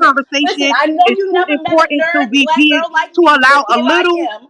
Here a I am. little I'm not afraid of you a hood chicks. little I'm not minded afraid of you hood. woman. I'll put you back I'm in choosing my jail. words really You'll carefully. be with Tory We're not going Lanez. to do That's that. We're what not you going to go will back be. and forth with her. What? We're going to let Damn her why. rant and spew whatever she got to say and be insulting and all of I'm that. done. You But we're can going to go stick to ahead. the You can go topic at ahead. hand You can go ahead. because Go ahead. we know Go that ahead.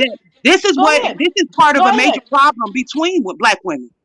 This is a major problem. I don't We like can hood black we can women, and I disagree. will We never can defend you disagree. guys again. I I'm don't sorry. like hood black women, I and I apologize on will behalf never of whatever defend you hood guys chick again. traumatized you. I Rumor. I'll apologize. say And that on her you Rumor. hood guys Tease chick, the did hood we chick. traumatize can go me. and That's what I'm find Tease them the saying and to we black the can help chat. you hood get your All lick the back. chicken We can and definitely all go and the find hot them and we can do fries the and big number all of on that. them. All the But oh my I'm not daddy, gonna. oh I my know this uncle is raped me. misdirected That anger. is I know this is not for traumatizing. me. Oh my I God, know I this is don't want not to for hear me. that.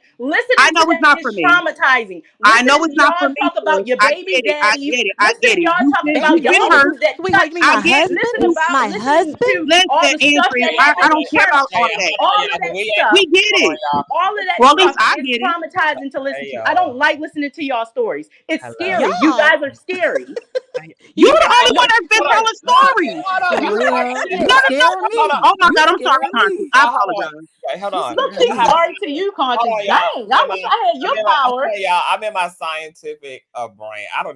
I'm so emotionally exhausted in general that I don't even have the capacity to react emotionally to anything. I just be having questions these days. So I have a few more questions. No. So like when you say like reach down into the hood or not bring women in the hood up, are you talking about like a mentality? Or are you talking about a literal environment? And the reason Like a hold on, mental, honestly, hold on, like a mentality in hold the environment. And Because the I on, know that, hold on. yeah. I asked that because since hood it can be said to be a location, it also obviously is a state of mind, and we have high valued women with a hood mentality. I mean, a lot of the rap girls can be considered to still be hood, even though they six-figure women. They're extremely successful and branded. Would you consider those women who are successful yet still have a hood mentality to still be down there, or are they absolved of the type of women that should be supported or reached back for, even though they're good? Those women I have respect for because I would never need to pull them up. They would never need me because their parents, some way along the line, taught them how to stand on their own, that they put value and instill value in them. I'm primarily talking about the black women that come to you and honestly make themselves victims, but they're putting themselves in that situation. I have sat down, I'm telling you, I've had so much compassion because I went to college with some of these girls and they're like, my boyfriend beat on me. Well, girl, leave him. And they'll look at you like the enemy. My uncle, this was 2 years ago. My friend, she's like no longer my friend. She said her uncle molested her. And I was like, this is exhausting. This is draining. Listening to this is traumatizing. Or women that have these horrible relationships with their moms. Like it was a Nigerian girl. Her mom threw her stuff out in the street, put oil on it, put it in a plastic bag. I don't like hearing these stories. You said you were emotionally draining. I used to believe that these were our sisters, no matter where they came from, and we need each other. But those hoes will bring you down. They will bring you down and won't bat an eye when you are down and out, and they suck the life out of you. They are dangerous. I'm going to say she is absolutely right. Big Mouth on the stage said that you were traumatized. I was traumatized by y'all pathetic stories and no more. But the women that are in those situations and have like a grandmother or a mother or even a father that was a good support system and they are ambitious, they would never have to pull on my energy. It's those hood girls that are vicious and dangerous and pull on your energy because they are energy vampires. I don't trust them, and that's who I'm talking about. Can I speak? Yes. Okay. Well, okay. Woo, I've been waiting a minute to get up in here. But it just seems to me it's like you're trying to make it seem like everybody that's from that circumstance is going to be that way. You can't just, as a whole, turn your back on a whole Didn't I community just say based. the ones that were ambitious Okay, wait a minute, and wait a minute, wait a minute. I waited so long to get Hold up in on. here picking and and speak. choosing? Yes, I hold on. waited so long to get up in here and speak. I was sitting back here so patient. I was in here for hours. Yes, yes. So can you please just let me speak? You didn't spoke this whole time. All right, respectfully. But anyway, like I was saying, it just seems like it's because of her personal experiences. That's what I've been hearing this whole time. She's been telling stories about what she's seen, what she's been through. Those are your experiences. Everybody that is from that side or the neighborhood that you're looking down on are not all like that. And I've grown up in low income communities. I've grown up in middle class communities because, you know, we made it up out that situation. And you want to say, oh, the suburbs or whatever, we were there too. And from what I've seen, no matter where you are, it's just a people thing. All the things that you're stating right now that could happen in any environment.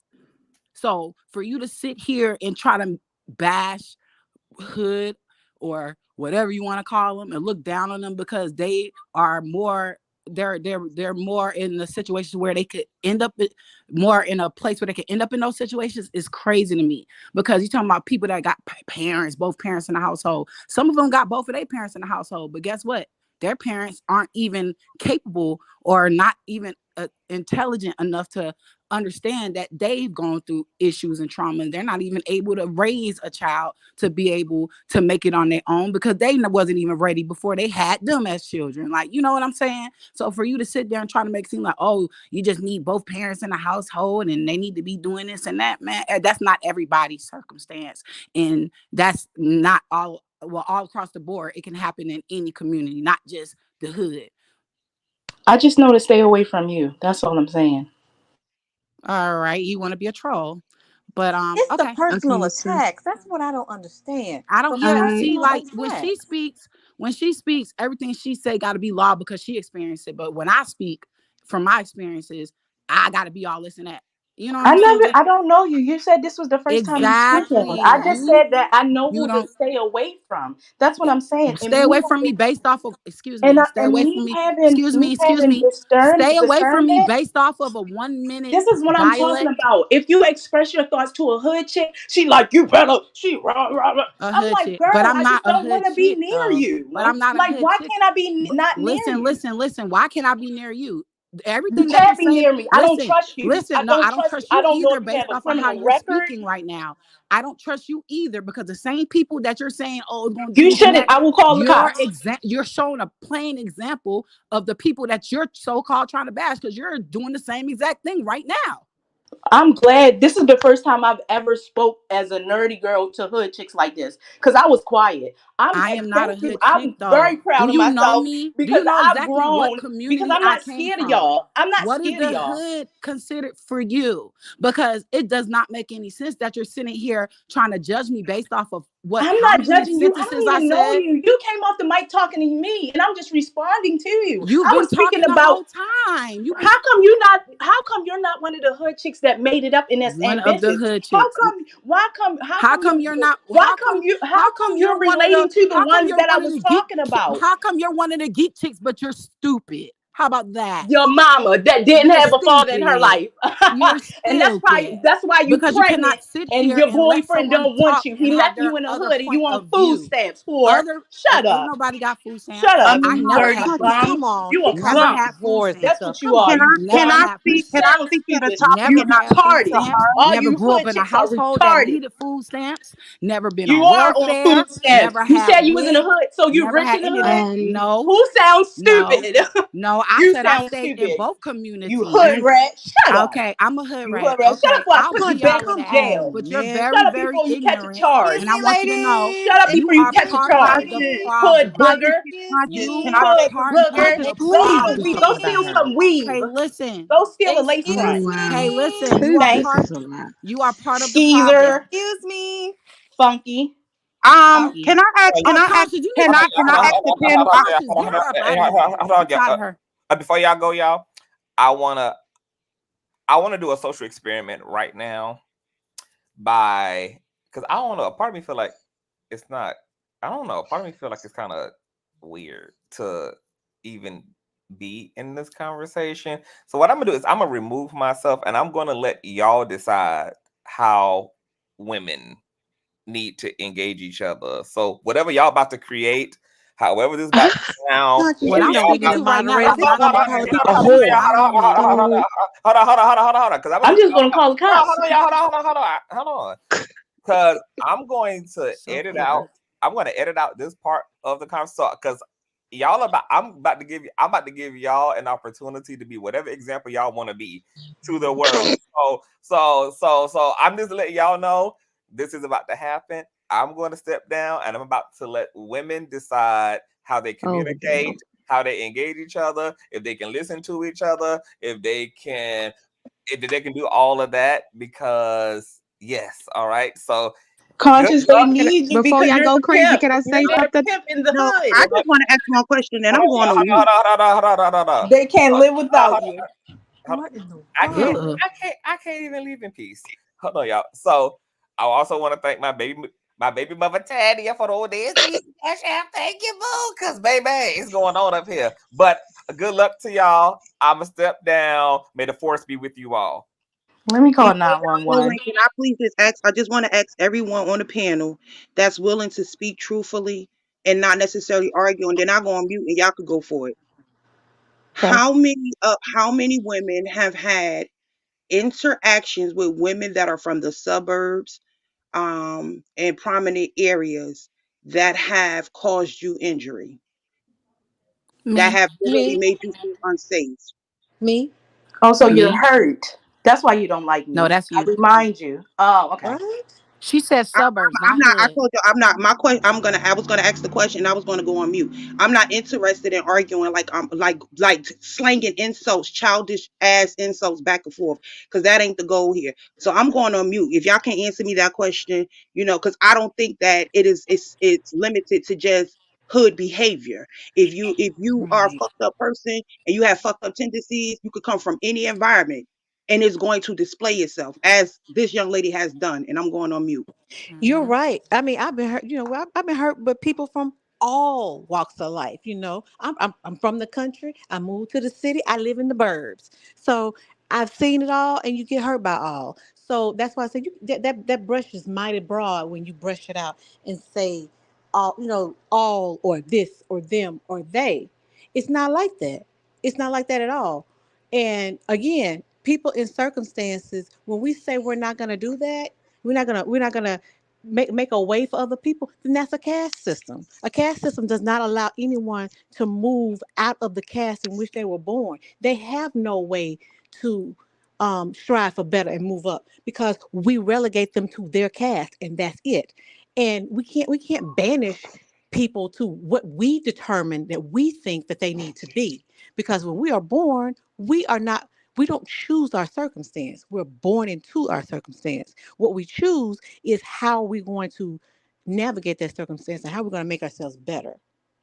We don't choose anything else other than that. So why? Also, not being silly. Why? Why do girls from urban areas hate girls that are not from urban areas? Like, Sweetheart, why do they hate our goofiness, our I'm silliness? baby. I was Our, a I straight A wasn't student, talking to and you. I was talking to I the was the one collective. talking. I I was the thought one you talking. were done. No, I thought you were asking me a question since I was the No, one I who was just said it. asking the collective, and I'm not trying to be rude. I'm trying to stay on topic and whatever we're doing here. But how come women from urban areas are very nasty towards black girls that are different and unique and maybe like very unique from them? Like, we don't listen to the same music, we don't like the same kind of guys, we don't eat the same kind of food, we don't have the same kind of conversations. Why do you guys target us sometimes? Wait, can I ask a question? Because I feel like this is going in a loop de loophole, and I'm trying to bring some peace to the conversation. If you guys don't Mhm. mind. Okay. Absolutely.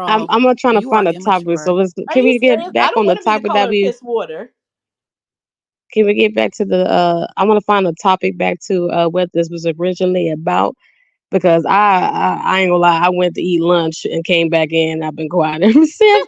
So I'm gonna just left off where I'm gonna just go back to where I left off before I came back here, where it came to uh how the, I guess you could say, quote unquote, sisterhood reacted towards Megan Thee Stallion and Kelsey compared to Tory Lanez in this situation, and how what Kelsey is doing now literally it means nothing, and it's just doing more damage to herself than anything else. And I feel like what CTV and the original, I think the last two ladies at the bottom who were here originally, what we were saying before about how, you know, we have to be honest at how the black community, period, if you can even call it a community, just to be honest, did not come to the fruition firsthand to Megan Thee Stallion's defense. I think we can all agree on that. If we want to be honest about it, no, they did not. They even afterwards, still to this day, the whole, like, if you go into Kelsey's interview, you look in the comment section, still to this day, you have people, I'm talking about hip hop moguls, biggest stars on the planet, defending this man after conviction, after witness statements, after basic evidence, and just common sense points towards this nigga being the demon that he's always been, plus his prior violent history and him breaking a restraining order twice. That's one thing that I have yet to hear anybody bring up, is that when it comes to defending this nigga, and how we have a bigger problem, like CTV and the original lady said up here before, that we cannot sit here and pretend like that this community is still mammified. It is still male centered. It is still all about the straight heterosexual black male. Whatever he says goes. We don't give a fuck what he does. We don't care if he shot a woman. We don't care if he beat children. We don't care if he beat his girlfriend or his baby mama, steal, kill, sell drugs. We don't care. And they Whatever always he says goes, and we better protect him at all costs. Even I people think your who are generation's changing that. multi-millionaires, billionaires, who literally putting their legacy on the line to say, I don't give a fuck what he did to that woman. I want him free so he can do that shit again. If you ask me, that's what the message was sent to Megan Thee Stallion. And that's another reason why I don't fucking like Kelsey, because like she knows this, and it's, you know, just She's plain riding with stupid, it, because we right? all know she, oh my bad, what you saying? I said she's riding with it. You're right. You're right. She knows it. She knows. She sees it. She's being affected by the same thing because these same people want to put it on her. So you're absolutely right. But I think your Exactly. generation I is agree. changing things. I think your But generation is she, changing things. I really do. yeah, I feel like it's slowly but surely. I like, we still gotta, we, you know, I'm gonna still say majority of my generation, even though we are younger, we do have, I feel like we have the social media at our advantage to really see through things and be like, look, this is not, it hasn't helped us this long. We gotta let that type of thing go, or at least have some integrity with it. Be like, look, this is wrong, and we gonna stand on that shit, that is wrong. He did what the fuck he did. He wanted to suffer the consequences. We're not going for that. Even though majority of them are still like, oh well, nah, well, it wasn't even that bad. It's like it is continuously moving the goalposts, which is very aggravating. But to me, I just be like, you know what? Like y'all said it before. At this point, it's expected for them to do that. Not saying that is right, but are we surprised? We know that they're gonna stand by these type of motherfuckers. We know they are. And you want to know what Unfortunately, gets that's on just my what they nerves when stand they for. That's say you want to know what gets on my nerves when you bring that up? yeah, They say, "Oh, she wasn't even shot." I'm like, it don't matter if she was fully shot, grazed. Oh, deadly firearm was pointed at her. It doesn't matter what went on. It was none it's under any Amen. circumstance where something like that should have exactly, taken place on an unarmed black woman. No exactly, circumstance. Like she was not and putting nobody's life in danger. Y'all did that over a petty argument. Really? yeah, So that's yeah, what I don't because understand. Oh, she wasn't even shot. She was back twerking a week later. I'm like, no, what do you no, mean? she was. And it was 6 weeks. Is 6 weeks. exactly. She was not back out twerking. They always say, so she was back work twerking the next day. Y'all know damn well she's not. They know she's not, but just to fuck with this girl, because I'm gonna Mm-hmm. tell you what it is. Megan Thee Stallion, she stands for everything the typical black community stands for. She's not very conservative, okay? She's not ashamed of her body, or she's not ashamed to be sexual, but like, yeah, I like to have sex, and what about it? Okay, she's not, she's responsible enough to not be a single mother. So that's another thing. They just can't dunk on her like, look, ain't nobody gonna ever love you. You just another baby mama. Boom. Can't say that. They can't say she's stupid because she's highly educated. They can't say she's a broke ass bitch, even though she is country because I am from the same area. They can't say those things about this girl. And then on top of that, she actually got justice. Whether she got them herself or not, the state got her justice. But in the grand scheme of things, she actually got justice. And I feel like that's one of the main reasons why she really pisses a lot of people off in the Black community. It's because she actually got what they said that a Black woman could not get. You cannot be this successful and put yourself first and be child free and be young and accept your sexuality, because she is bisexual. So she's very confident about it. Came from the She's very hood, didn't have talented. both parents. Yeah, she did. She did have both parents until she was 15 when her father passed away. So for a majority of her childhood, she did have, for a majority of her childhood, she did have both of her parents. But she's still authentic to herself. She's like, okay, and I still have this little twang to me. I'm still a country girl, period. And she actually was justified not only by the same system that most Black people would like to say, oh, it doesn't benefit. They always want a false claim thing. But that actual same system actually got a Black woman, not a Black man, not a Black little boy, okay? A Black woman actually got her justice for her. They started an investigation on their behalf, on her. Like, no, we're not gonna let this nigga get away. I don't give a fuck about that man shit you talking about. Oh, I just want to do it on my own terms. Because she really did not. Because that's one thing I just hate when they always try to make her seem like the villain. She really did not want any of this to get out. But the state swooped in. At first. And to she really did. She really did the mammy thing. It was trying to protect this nigga. And sadly, because she knew on the one thing, she was trying to protect, and she also knew but my career is just now jumping off. I'm just starting, get the traction. I know I can make it. They're gonna hate me. They're gonna turn on me. They're gonna try to ruin me. They're gonna try to destroy me. And they did try it. But because they don't want her. Because they don't want her to be looked at. Okay, because our own community, they look down upon you for telling the truth. They call it snitching. You can't tell if somebody did this to you or did that to you. Wow. So her first instinct from the how we was raised is to protect the person. You can't tell, you can't snitch, you just, you know what I'm saying? So she's thinking at it like, okay, I got shot by this man. I don't want to snitch on him. I don't want to tell on him or whatever, because as she knows, as soon as she do that, our community is going to turn against her, because there's a lot of Black men out there saying, oh, well, if she wasn't going to press charges, the state pressed charges. When she got to the courtroom, she should never said nothing. She should have kept quiet. She should have did this. And I'm like, y'all sound crazy, because but I don't think Megan, they sound stupid. I don't think she covered everything up to be a mammy. I think she covered everything up because she knew that in the end she wouldn't be supported by the Black community at large.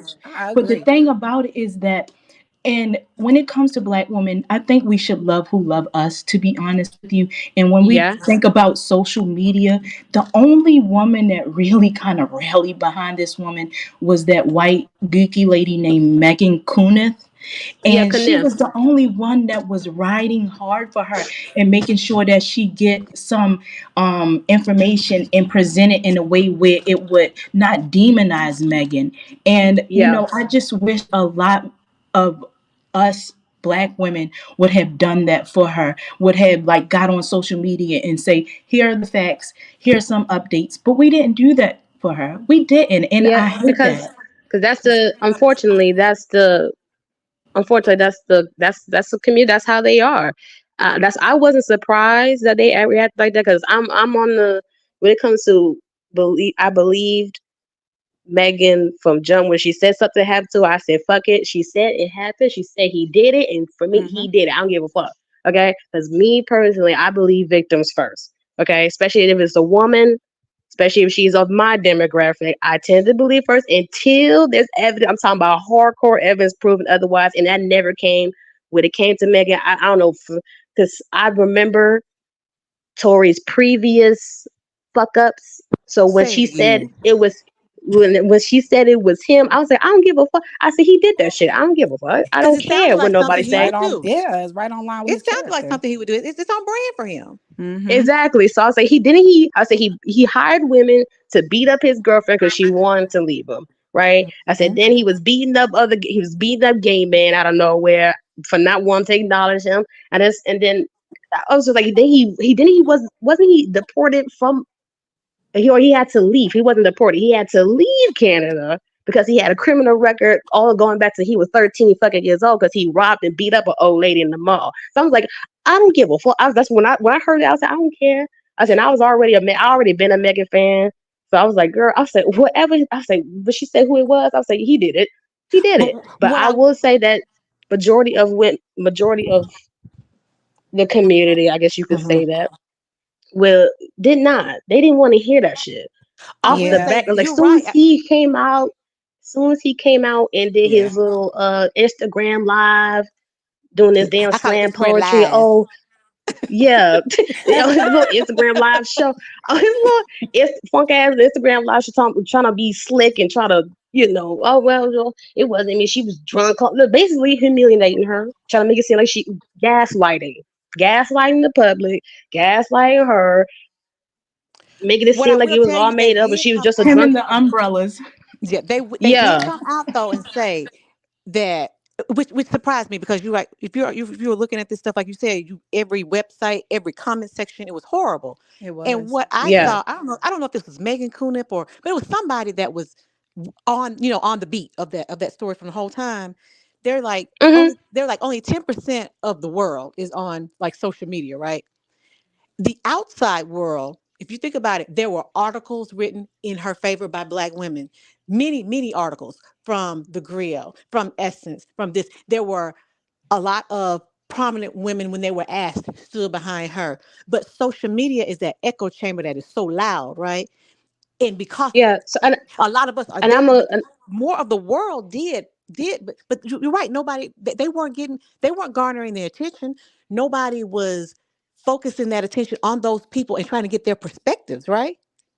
Yeah, and I would say this. You know what it was? You know what it was that really made them come out by it? Because I'm a still stick beside. But at first they were real quiet. They were real Mm-hmm. shaky. I could think about a couple celebrities that come off the top of my dome who was there off rip to say okay, and I'm gonna stick beside her is Keke Palmer, Yep. Cardi B, and Beyonce and Rihanna. I think those were the first ones that I know of And that that were Really, was like okay, they Beyonce? yes, she yeah, did. because they sent her flowers.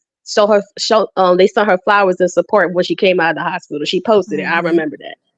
So And those were the ones. But what really made the articles come out in her defense and stuff like that. Besides the original few Black women that were on her side off rip, is after Drake came after her. That's when it really became 50-50 yeah, they're like, oh, instead wait a of. minute, you can't just sit back and Because let him. because you know why? Because himself has this weird streak of hating, just randomly hating on Black women, especially Yes, when they and it's a reject mean him streak and too. stuff. It's a So I mean feel like, streak. and he was already getting on everybody's nerves with the Yep. flop ass little albums he was making, just talking mad shit. So he was already getting on his, and which is stupid because the people who made him famous are Black women, because niggas wasn't, they still to this day Say don't it. really fuck with him for real. Say it. So Because they he saw him as knew, Aubrey in I the think that's wheelchair. exactly, and he had to get one of his little, who was it, Lil Uzi Vert, one of them little dreadhead ass bread niggas, Uzi Vert or Lil Vert, whatever his name is. He couldn't even be a man himself and try to clear up when he was taking shots at her after she didn't want to give him no pussy. Just gonna keep it what it is. That's what it Exactly. was. She didn't find him Yes, it cute, was Lil and Uzi Vert. You're right. It was Lil Uzi yeah, Vert. And it's crazy. yeah, one of them. Yeah, one of them, and he had to come out. He had to get another man. Uh, to Hmm. defend him and say no, he wasn't talking about her. Like, we fucking dumb, like, bro, you stupid, just shut up. That's when I But saw an uptick. Honestly, that's where I started to see the 50-50 when it came to, Right. okay, now this is getting weird. Why are all these grown ass men dogpiling on this girl? She didn't do shit to y'all, and it's And getting still weird. doing Now it let's till let's this pay attention. day. Still but doing it Yeah, to here's the this day. thing. Cause Yeah, I was watching yeah. the anime, it was like a award show that they I saw hold that. for the Crunchyroll. for the when they announced the Yeah. anime of the year and all that. She presented the award because me and my daughter we are really heavy on anime, so we like keeping up with that type of stuff. So yeah, so I went in the comment section under the video. All you see is, oh, she lied, free Tories. She lied, from women and men. And it's like a few of us in there, battling it out with them, But you all got trying to to take up for remember, her. he And I'm paid a just like, troll this is form. He traded. insane with all the evidence, phone calls, all this. And they are still. And it's just like to the point where it's just like, I don't even know what we can do about this anymore because But they just I want to feel be like ignorant. if it makes you feel they any better, just though, he did employ a bot farm, and so it amplified the bot, right, and it made it seem yeah. like that, like it was much louder and much deeper hatred than it really was, because that was part of his strategy. Though again, he should have listened to his lawyer when she told him to take a plea, but before she quit. But that's Mhm. neither here nor there. But she, the part that was one of the things that she kept trying to get him to stop doing, because he was trying to win the court of public opinion, and the court of Yeah. law was what he should have been doing. And that was one of his things. He was paying bloggers. So that's where all the favorable, if you would sit back and just use your Yeah. brain, none of the stuff that they were putting out made Exactly. any sense at all. But he also employed bot farms and troll farms. And these Exactly. were thousands. And so it looked like, and I think that also might be coloring how we're thinking about things too, and seeing it too, because he's still employing these people because he's trying to get an appeal. A lot of Yeah. these You know a what? lot of these hateful comments, they're not even real. I But then Mhm. wish people, we could Yeah. contribute it to piggyback bot. on those. I They wish we piggyback on could them. contribute it to bot farms or whatever it's called. But I really think a lot of them are real life people that feel this way, especially when it comes I to black males. A I lot of wish people that do, I but Megan's lawyers, they put out a thing on that. They put out it didn't get as much attention as all the stuff that he was doing, but they put a motion in, her lawyers, not the state, because they were threatening, lawsuits and this kind of other, and she had employed investigators, and they mm, found that a lot of this, it was a high percentage. It wasn't low. It was a high percentage, and what it was doing was they were trying to aggravate and agitate to get people, to get more people to say more vitriolic things against her. that makes And sense. but the Yeah. I most feel like, yeah, harshest ones, I'm gonna they say, traced it back to, I think they said maybe three different. It was only like three different bot farms, but they all had thousands. But I'm gonna yeah, they say traced I'm it And gonna back. she did say that in her I'm gonna diss say record, didn't she? 50-50. I'm gonna say 50-50 on both of y'all's. I feel like half of it was genuinely because just I'm gonna just say, let me say, black men, they hate black women and girls. That's just the I community think they that were we were too. born Yeah. in. They rallied them up. That's You're not. right. I would not be surprised, but I honestly feel like half of them probably didn't really give a fuck, so they had to I guess he had to hire bots to like just entice it more because, like you say, he was Yeah, so worried about he this was trying damn to little punk ass light. image. Yeah. Yeah, he was so worried about this little image that he barely even fucking got. Okay, Yeah, I can see so that. His I can he, see lawyer was that. so I feel like negotiating half of no it, time for him. Do you hear that? yeah, His lawyer was negotiating no, he was going to plead guilty to, I don't know what. They never said what, but it did come out. She was trying to negotiate no jail time for him. He would have to have a felony and all of that good stuff. And then she was like, then we can live on to fight the immigration. My understanding was she was trying to get him to do basically a mea culpa. You know, it took me a long time to accept that, whatever lie you want to come up with that sounds real good. Long time to accept what I did. I'm accepting my responsibility, blah, blah, blah, blah, blah. But it was going to accompany a guilty plea and no jail time. He was going to have a strict he couldn't have that. probation, all of that. His But ego. He he couldn't was have that. He's listening. a narc. He's a He was Yeah, listening to narcissist. these He could not people. have that shit. He was listening definitely. to these people out here that were saying what he wanted them to hear, and Yeah. thought that he would be able, because he was also not only attacking Megan, he was attacking the DA, and was Mhm. having people call and come up and threaten the DA's Yeah. office as well. So he was trying to put that pressure on them as well, because that came up in filings too. Wow.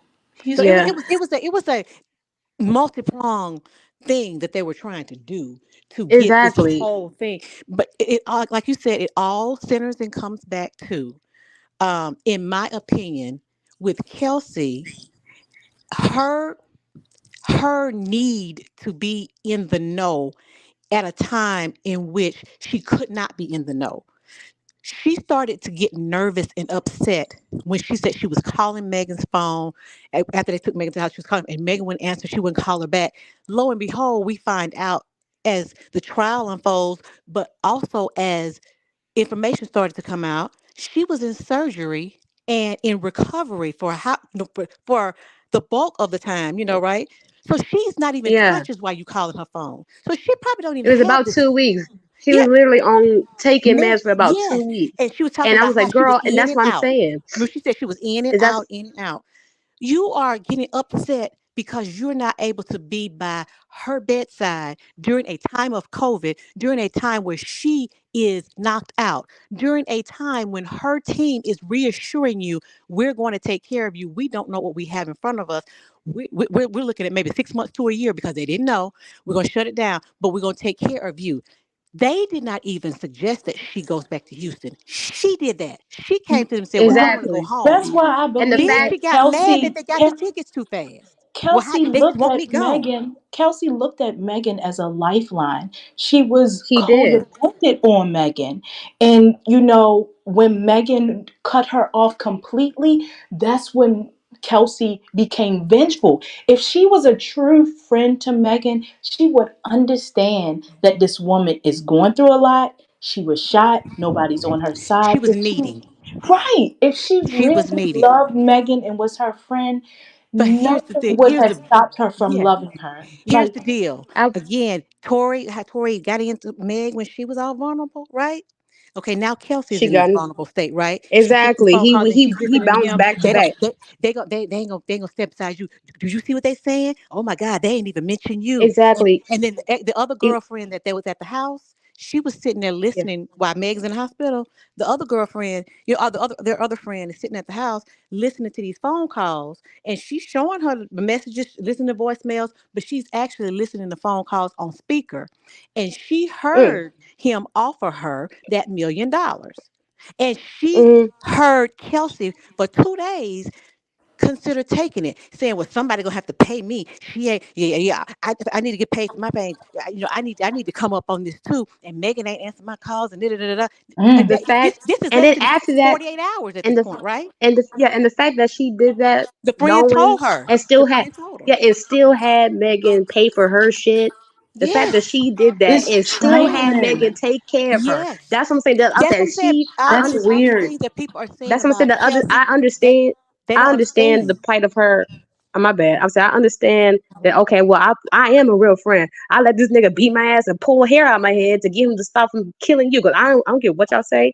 He was trying Yes, to kill that woman. You don't fucking yes. accidentally shoot at people 5 times. You pull that trigger 5 times, and it takes 8 pounds to pull Thank that you. damn And trigger. not You just was that. Mm. trying to kill that The woman, and she witness, was fighting. That's the Sean only reason Kelly why she was and fighting for her. Kelsey, they both Yeah, said she that he was. was shooting at her, not Yeah. the ground. To They be both Yeah, said so honest that. with you, that was the only time I actually felt bad for Kelsey, when she was like, she was fighting Tori, and she was like, I would have done anything for Megan. A part of me was like, I really believe that that she wanted a friendship with Meg, that she wanted to love Megan, especially in that moment. But I'm like, you just don't flip everything the afterwards switch. fucked it. Yeah, I'm Everything like, afterwards for fucked it. money. I feel like, because I feel like she was in love with Megan. To be honest with you, she was in love. I feel like Megan was her lover in a sense. I feel like they used to have. I feel like I they used heard to have that. a. I I heard feel that. because Megan, she's everybody knows she's bisexual at this point. If you don't, then you just wasn't paying attention. She said herself like about multiple times. I feel like she seen Megan as like, oh, this is my girl, like my as in like my girlfriend. He's trying to kill my girl. Okay, because she don't want to deal with your punk ass no more. And I'm up here instigating drunk as fuck. I'm instigating too, talking about y'all careers and how Megan is better than you, and you with your little short man syndrome. So I pound at my girlfriend. The fuck. Yeah. So of course I'm gonna fight you. Like when you tried to kill her, Yeah. and I'm guess I'm just going to have to go fist to cuffs. And I feel like I feel like within that time, I feel like Megan didn't have no problem. This is when we get out of this car. I feel like they went into because when when Kelsey was describing her and the people that were describing her inside of the ambulance, they were saying that she looked like a deer in headlights. So she basically went into Video survival came out mode. of her. She was looking straight ahead, Yeah, crying her eyes out. she went into survival mode, And they said, well, why would she go back in there? I said, if a motherfucker just shot at you 5 times And still and got the he wants them gun. to tell your ass, get your ass in this fucking car, I'm I'm getting gonna in. get in that car I'm and be like, getting okay, in. as soon as I get out of here, I'm gonna lose my shit. But she was so traumatized by that. They said by the time she got in there, all she did was started screaming and crying. And when you look at the video, you can hear Kelsey. She's like, "Oh my god, Megan!" Just calling her name over and over again. Are you okay? Because you hearing this woman, she's freaking the fuck out inside of this damn ambulance. And she Yeah. can't believe that this person, he really just tried to kill me and Exactly. tried to And I beat had to he hold it beat the shit out of together my and act like friend. I'm cool all the time. And I'm bleeding. I feel Exactly. like I'm bleeding out. You got This all my this thing with blood in the that. back seat. You got all this blood in the back seat. I Ooh. don't know if he done hit an artery or not. I don't know if I'm about to lose consciousness. And here come the helicopter. They telling me to walk out like Exactly. I'm the goddamn criminal. So now And I I'm got to getting limp on these there. same And they feet. all they saying they aggressive with me until I'm not, and I'm just gotta keep it all together. I don't want nobody to get in trouble. So it's like that instant, like I said, that mammy is that just it's like a I feel like it's like a hex or something. It's like it's so indoctrinated And into not most of just us. that A though. It's so curse. it's so What got me it's was so it's like y'all it's said, so she was Meg was there for her for the first few days of it, right? Hey, we're gonna take care of you. Her people, we're gonna take care of you. Hey, we gonna okay, you say you want to get to Houston within hours. Here's your ticket. We pay your rent for a year. We gonna pay your exactly. bills And you for a can year. imagine. But then Can you imagine? when her friend came and told her, like on day 4, hey, you need to know this chick been on his phone with him. He been texting her. He done offered her $1 million, and she talking about taking it, talking about something. She need to get some money from somewhere because she couldn't get you on the phone. I tried to tell her, you was out, out whatever, and they were trying to take care of everything, and she was flipping out because they wouldn't let her in. Now she thinking that you are pushing her away, and that was the whole thing. And then so the friend was like, you need to watch her because now she's for 2 days she's been open to hearing this crap that Tory Lanez has been telling her whatever it is, and then open to taking the money, open to doing this. And when she got up there on the stand, people were like, well, she took the money, so she was trying to figure out her way. No, that immunity that she wanted and talking about that was because she took the money, because that is obstruction of justice. That is against the Exactly. law. Kelsey That is is an not. Exactly. opportunist. Kelsey is an opportunist That's to me. obstruction of I justice. don't She care had what to ensure nobody that she say. wasn't gonna get her a felony. She is. And then you know what's crazy, Eric? But she literally sat there and let everything that she is be said about Megan for 4 years straight. Didn't want to debunk shit. And how many times Exactly. Megan has been on the internet multiple times. They still have the stories posted on all these blogs. She said, that woman did not shoot me. She did not put her fucking hands on me. I said who shot me, and that's why he's about to go to jail. That's why I got a restraining order on him. I was like, y'all, honestly, I feel like I'm gonna bring this part up because at this point we already know she ain't shit. We already know she ain't Right. shit. She's a fake ass friend. We all know this. At this point, she saw Megan as her ticket to Mm-hmm. fame and be right there next to her, like on some goddamn what's that nigga You name? DJ you're Khaled right. type shit. I don't got no real talent, but I'm gonna be around these famous people and I'm gonna get famous too. That's what she And I would basically never wanted have to do. nobody like And Kelsey around me at all because you want to know Thank something? you. Her loyalty can be bought, and I will never have nobody that's like that around me in my circle. I don't care what exactly. nobody Not And only can say. her instead of you loyalty be see how bought, we can she is so needy that she will open herself up to manipulative people who are trying to infiltrate your camp, trying to sabotage you. She will be the weak link because that's what happened here. The moment that she didn't exactly. have the proximity and Yeah. the availability to Megan, she starts flipping out and thinking that she's on the outside and she doesn't, why are they pushing me out? That's Instead what of I'm using her saying. common sense. So that's somebody that's too easily swayed. Exactly. Mm-hmm. You see how easy we could put that two and two together, but for some reason everybody else wanted to act stupid. This is the reason why I was talking about. So I was not surprised. I said, are we surprised? They did the same shit with R. Kelly. Everybody knew he was a fucking pedophile, but they Saw let the the shit slide because he video. had good music. So we I was like, I'm like, Exactly. at this point, I said it was just another case of that. And I'm Hmm. not surprised about all the industry people who still want to say free him. That's the only reason why I feel like Drake, with his flip flopping ass, the only reason why he said that free you shit, love letter, be my man Thank type of you. shit. I'm gonna stick beside him on goddamn Instagram. It's because she fucking Exactly. told the truth about him in his. Like, yeah, nigga, you Yes. got a BBL, you was a bad bitch, and you got a fake ass Exactly. accent. Period. But Okay. my so So here's my question too to you all. What do you all as far as with the Megan thing going on, and we all know, especially now, right? But those of us who believed everything from the beginning and followed everything and read the true stuff and not all the rumor stuff. what do you believe? What do you think is the reason that we so easily, we as a community, I'm saying, will go and fall for conspiracy theories, even when they are not, they're so thinly wrapped together? Because this was a thinly wrapped together conspiracy theory that 1 to 2 questions to yourself could have resolved for you. Really, you didn't shoot her, why didn't you say it? Really, you didn't shoot her, why didn't you testify? If you didn't shoot her, why did you say she didn't shoot her too? Did she shoot herself? You know what I'm saying? Now, Because it's now all they're both about the falling for myself. protection. It's all about the black male worship. That is the only reason why. We already know what the answer to that is. It's because if that's a black man or a And boy, they're we giving don't you get, a reason especially to if we believe know, what you wanted to believe. Yep. is it guilty or not? We have to protect this nigga. I don't care what he done. I don't care what he said. I don't care what he did to other people. All we know is that we gotta make sure he can commit his crimes in peace. God damn it. What was the Okay. question?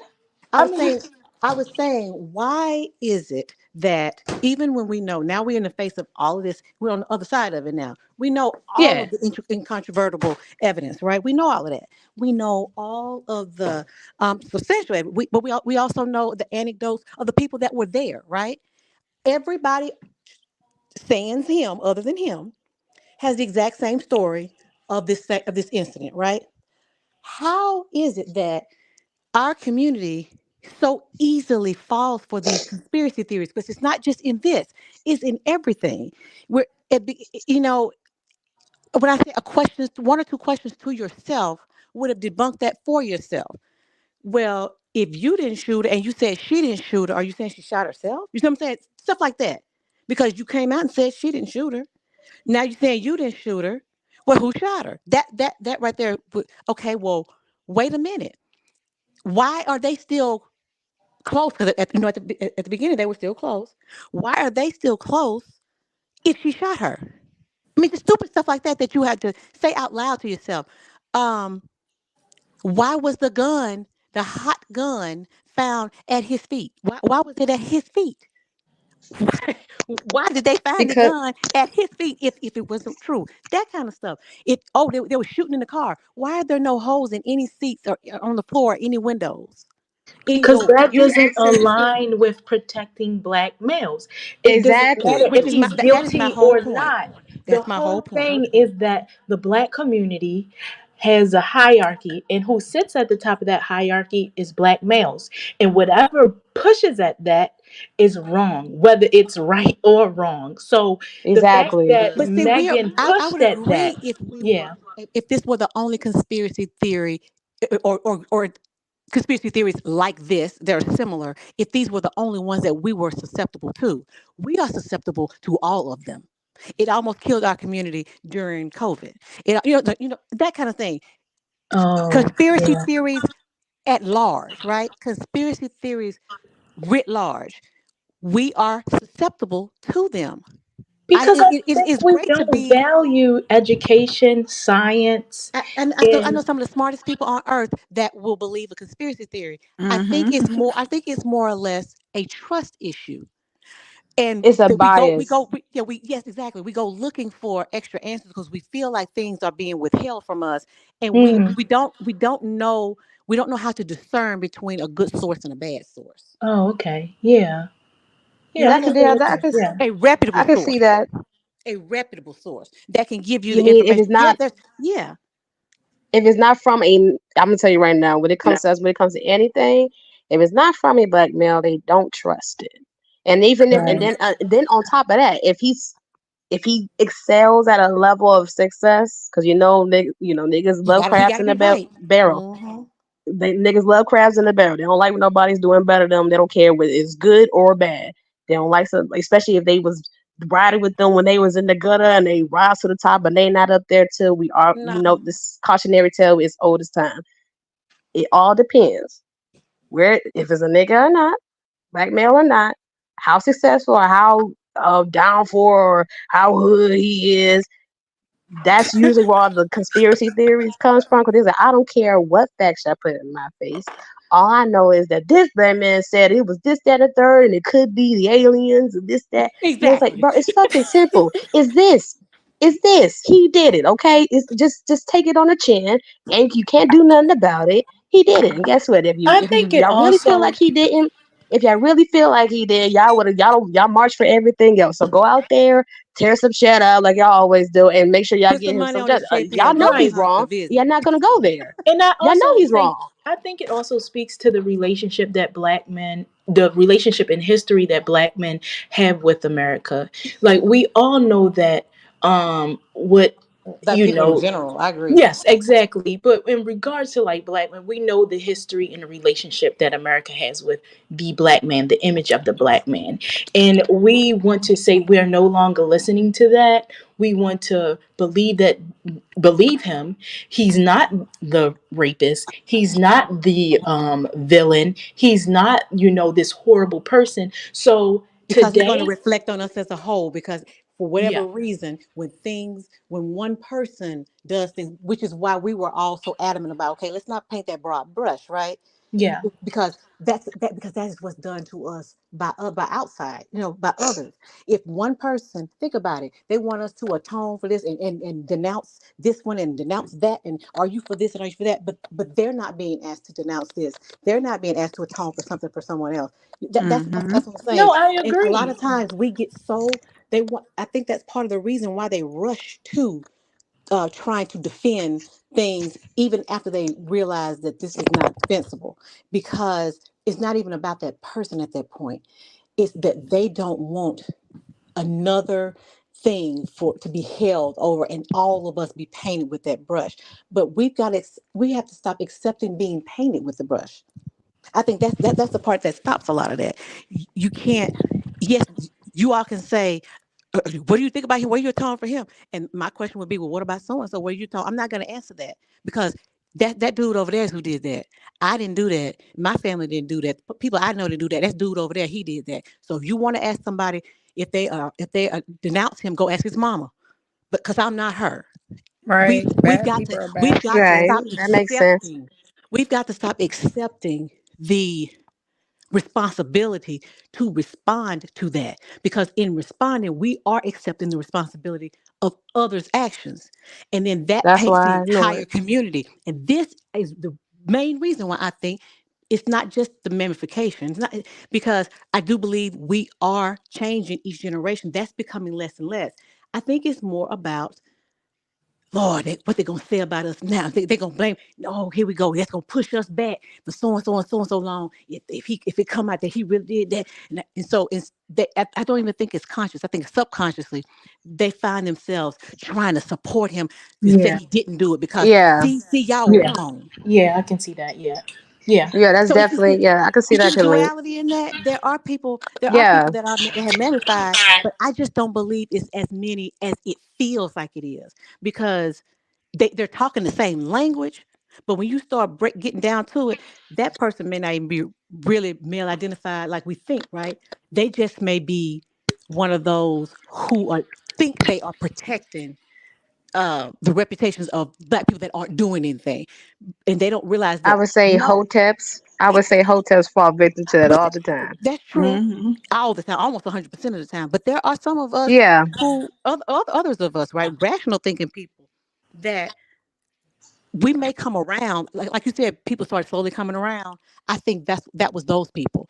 That was those people who had a knee jerk reaction into defending and saying it's not, because they knew what that was going to mean. A rapper is out drinking and shot this woman, and they're sleeping around. You see what I'm saying? And not realizing that you could have flipped the narrative and you could have had the support for the black woman. It would have been less about who he was and if he was a black man or not. It would have been about supporting her. But they were to erase the entire thing, the entire scenario of Exactly. it That's being a black person doing it. It's mostly with exactly. black That's men, but it is with black women too sometimes when they do some atrocious things. exactly. She could never have done that That's to her just child. A black mother wouldn't do that. And you realize that she did. She held him under the water and drowned him. You know what I'm saying? yeah, exactly. That's just a community Mm-hmm. that it is. Accountability is a motherfucker when it comes to And wanting to hold us accountable for things that we should not be held accountable for.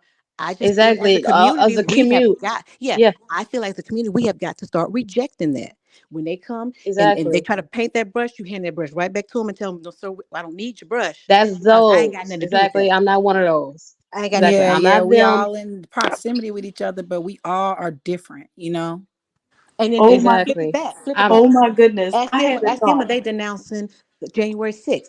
Ask them, are they denouncing, all of these mass shooters? Ask them, are they denouncing these religious cults, and these religious people that are the Catholics and now the Southern Baptists that are coming out where they were molesting children? Ask them, do you denounce all of that? If they say, well, that has I nothing don't to do ask with them like me. Well, my thing is, that's the point. That has nothing to do with me. Well, I don't have, that ain't got nothing to do with me. That was Tory Lanez. Go ask him and his mama or him and his Okay. I daddy. don't even engage in that kind of conversation unless it's around other women like I am right now. On a daily basis, I don't give a fuck what they got going on. I don't care about what they talking about unless it comes pertaining to my demographic, which Ebonesian American black women. So honestly, I get what you're saying, but as a whole, yeah, we have to start to like, hey, look, I don't identify with that. I don't stand for none of that. I don't know why the fuck you talking to me about that. You need to go on somewhere and ask them. So I Hold 100% on, Exactly. did get you what Send you're them say in saying. that. Send Ebonesian them in that Black direction. American Don't women? hold that. Would you say Yeah. Ebonesian? I love that. Yeah, that's why I tell them. I was like, when they say y'all niggas, I said when every time they say y'all niggas, I said I don't know who you talking to. I'm Ebonesian America. I don't know what the I fuck you know. talking to. But don't you guys think it was weird? Do you think this was like a strategy of Tory Lanez when he was like, I love Megan. I don't want to hurt her. I would never hurt her. Like, why was he saying that, but then like pestering her and Sympathy. showing up at events where she was at and he was supposed to stay away because of the restraining order? Like, why Sympathy. would, Yeah. Because he was living out that because we're gonna keep it. Black men like to see black women and girls terrified. They like to see Mhm. them traumatized. So we know what he was doing. He was stalking her. He was harassing her on a global scale in front of everybody. But they bashed her about it. If you go, because they still got them on the shade rooms, they still got them on the Hollywood Lives. If you look at those conversations, see if they haven't already deleted them, you would see like, oh well, this is second time breaking that restraining order. He's following her again. You would see like, oh, why she had to go tell on him? He probably just wanted to say hi to. He probably just wanted to apologize. I was like, are y'all fucking And insane? He and that literally just attacked another. yes. I And think He that part of was his going You to think he strategy was trying to? apologize, was, really? that's why he did the I but love her. I I think love part you. of his strategy was also to try to antagonize her, to push her, Exactly. for her to, Not testify. become the angry typical, the stereotypical angry black woman, so that he could look, see, anything to deflect and show her in a negative light. You know what I mean? That this wasn't going, give, even if the possibility that he did do it. Yeah, you know what I mean? Because look Mhm. how they spoke on her and Kelsey's fight. And like how people were saying how she was acting and things of that nature. You know And what it I mean? turns But out it was deflecting. Kelsey and him. Yeah, They and even just said that but she kicked out the deflecting. window with her feet. I was like, what? Yeah, they were really Yeah. like legitimately trying to make her seem like she was an angry, black, violent black woman. You know what I mean? Which is the go-to when it comes to, you know what I mean, especially dark-skinned black Mm-hmm. women. That's the go-to for them to be the angry, black, aggressive black woman. So anything that's done to her is justified. Exactly. And I feel like the You have reason to why they were getting dehumanize people. angrier, Yeah, you have to I feel dehumanize like them first, exactly, I feel like so they was nobody will getting care. angry because she wasn't giving them the reaction that they wanted. Yes, like that, like Mm-hmm. her staying like no, like basically like get him away from me. Like I'm not trying to fight with him. I want him to get the fuck away from me. I want him to go to jail. Like we going through this conversation. I don't even want to talk about this. To them, it kept pissing them off. It's like, girl, you want to cuss him out, right? You want to fight him, right? Like why you not trying to Right. fucking go I toe to think toe Yeah, it's with him? even. I think I it's even more agree with nuanced that. than that. I think it's even more. It's more devious than that. That's why he did the "I'm sorry" first. I love her. Da da da da da first, because now he's got to tell them that, and now she's got to look even worse by rejecting him Yeah. over Oh, Exactly. something she caused, over something that she did. She hit him. Remember, first he put out she hit him, and she jumped on him, and she was so much bigger that he had to shoot. right. It was all these Right. different narratives. It was what So he he can be put. like, see, Yeah, look at he her. was Yeah. putting Mm-hmm. those stories Yeah, out that's there to Right. true. see what those feelers Look out there to at see the which one women of them getting was going to. along. Yeah, Look at the women CTV. involved. Look at that.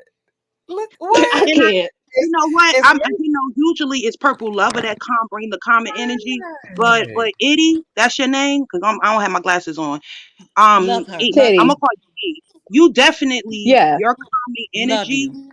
helped facilitate us to get to this point, and I thank you because I did not want us to Uh, leave this conversation She without is the accomplishing black something. women's This is whisperer. beautiful. She's the This is black woman's beautiful. whisperer, honey.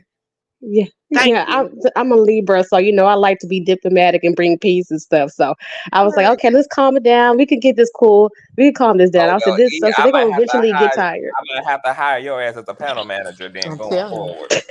But I do. I I would think. I love think that. you were dead right on all fronts. He had to. That's how they do us. That's how they do black people. Think about it. When young black men, Trayvon Martin, okay, you have to Yeah. dehumanize him so that It can get him down justify to the lowest level. So the sympathy of him as a human being, as one of the, you and the had to stop them from justification of the identifying crime with him. committed against them. Yeah. Yeah. They had to stop them from identifying with him as he could be their child. So what they had to do was they had to demonize and turn him into this villain who caused his own death.